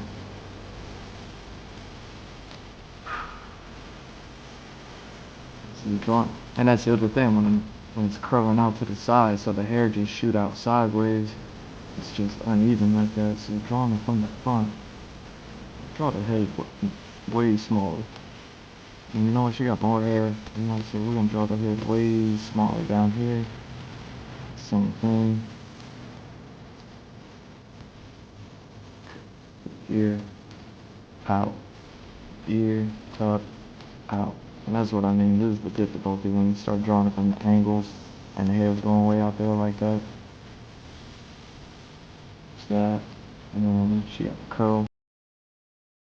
I don't even need to link it back to the skull. We're just gonna throw the curl in there and leave it alone.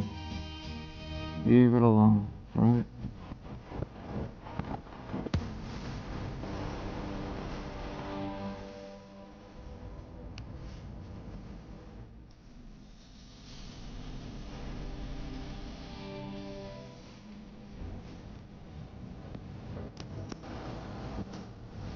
Just keep the detail to a minimal.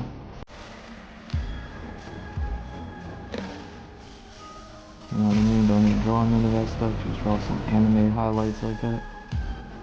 You know what I mean? Same thing.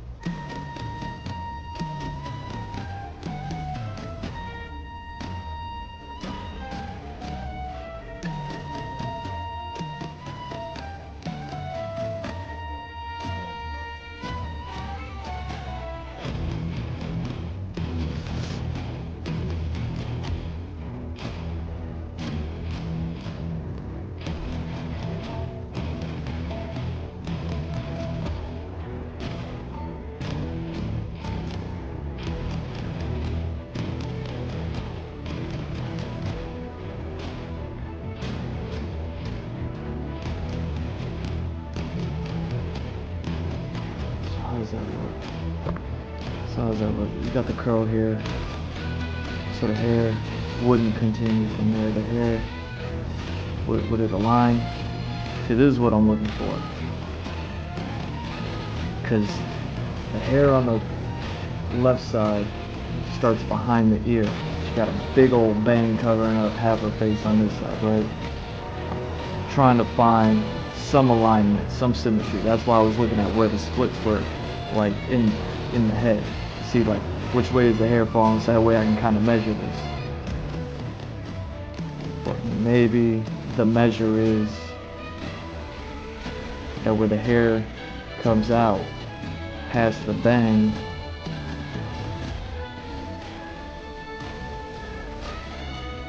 it's aligned with the hair on the other side. So the hair on the right side is aligned with the hair on the left side behind the bang, and the bang itself is just the one thing that's standing out.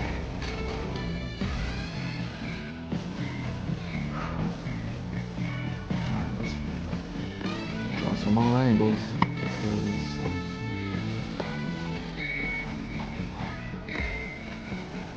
Let's draw this angle. Check. Okay, check that. Ear joint and that. Split. Tuck that. Close to the skull. One curl. Now this and continue past that. Curl. Go around. And this one starts back there. See, the hair on this side is so easy to start back behind the ear. It's just like, yeah, you go there like that. This one, that's just it. I think I'm starting to see something. Let's draw everything this way now. Splits. Going like this, right?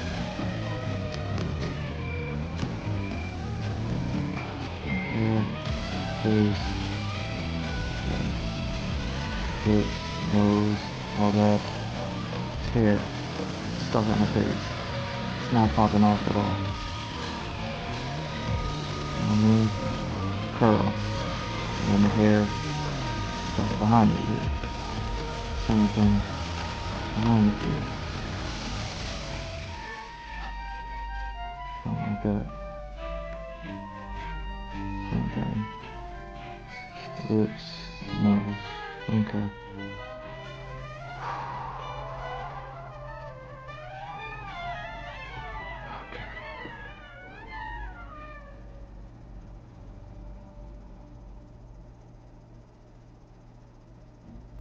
I'm not mad at it.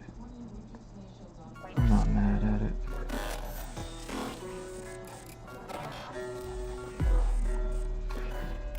Okay, what else?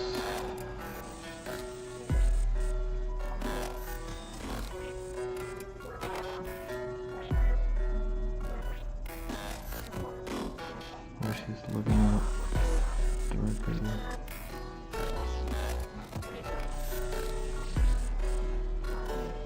And this one is tucked behind. So yeah.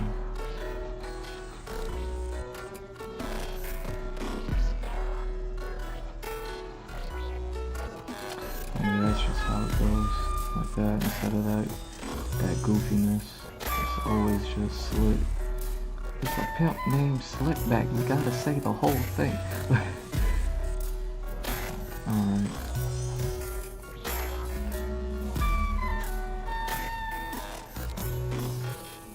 This is going that way, and then it's sloped like one of them old classic car fender wheels.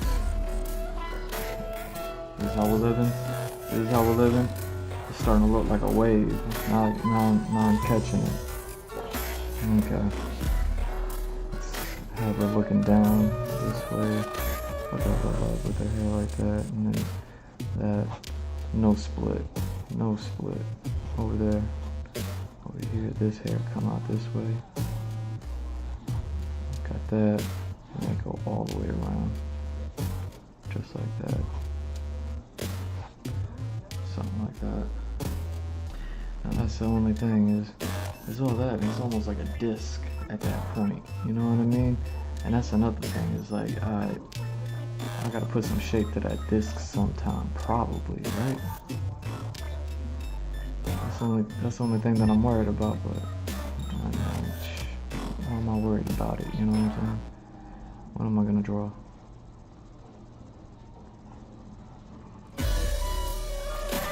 Like, I don't even need to do that. I don't even need to do that. I don't even need to do that.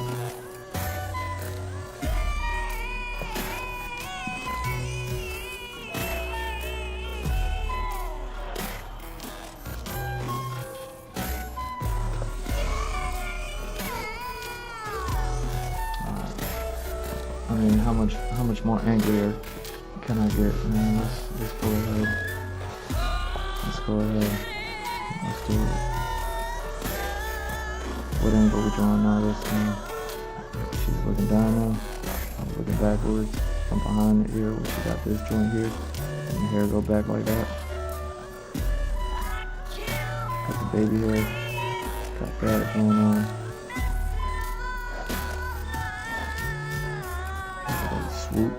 Swoop and pull, something like that. She got that joint, and she got that joint. And see, the hair's always curling upwards, so if you're catching it from underneath, you'll never see the curl, right? But if you did, the curl would go this way.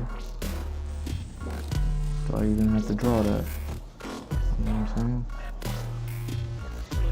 Alright, what happens if she's looking back this way and looking downwards? Wait. Why are you looking down like that? Okay, so that, and now this is coming up off of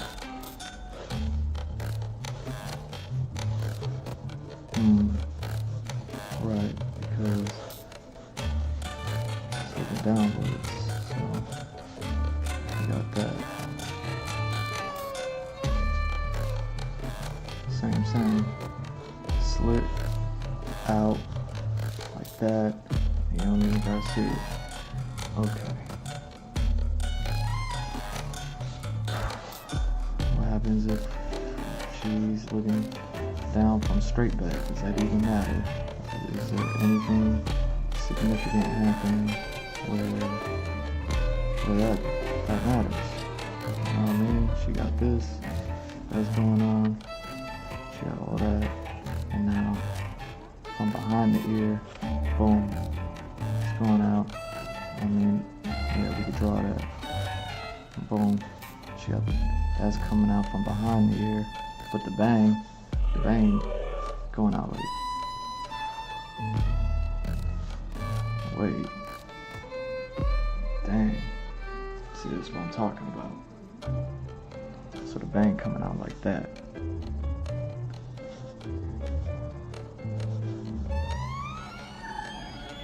So the bang coming out like that, and that's coming out from the bang like that.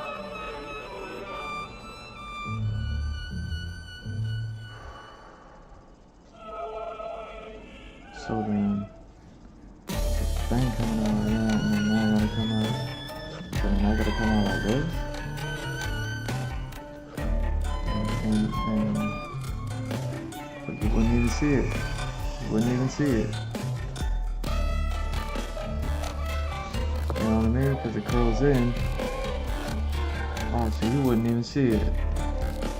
You wouldn't even see it from this angle. So from this angle, you just got the whole disc going out like that.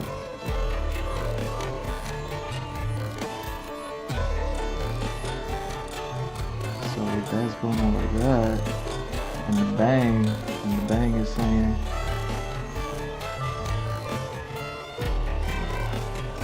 you kind of just have to let it go like that. And then she got earrings on or something like that. Okay. And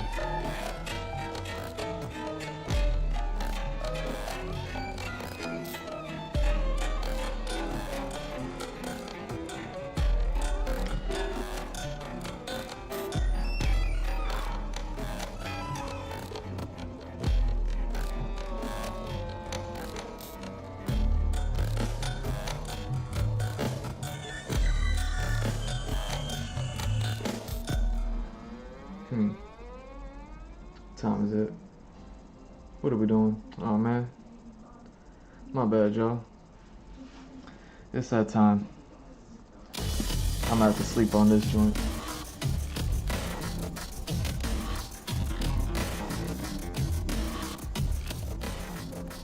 I hope y'all had fun. I hope you had as much fun as I did.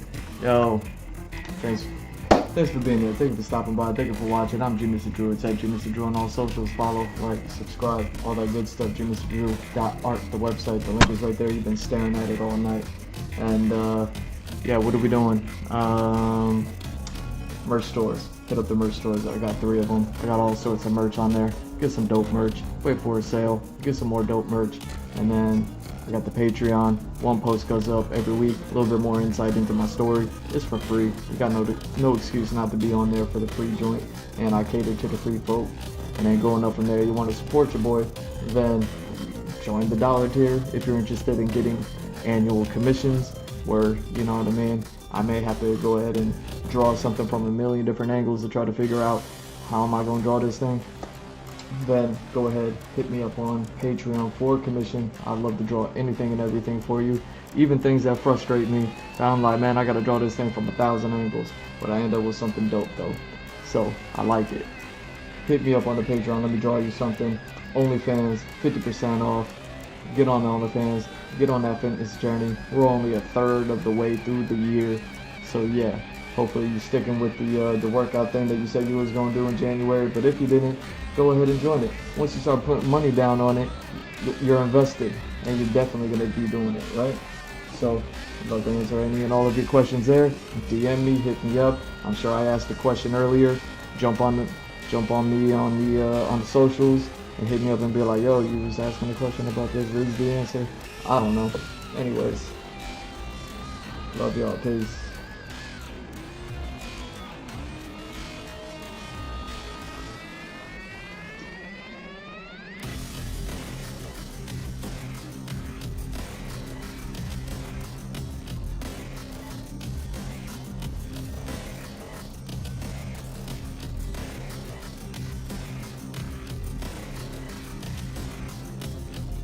How did that happen? That don't even make any sense. That was ridiculous.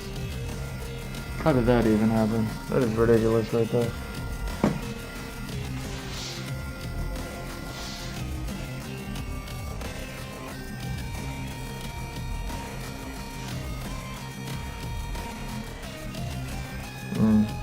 Not even gonna let me do that. Okay. I see how it is.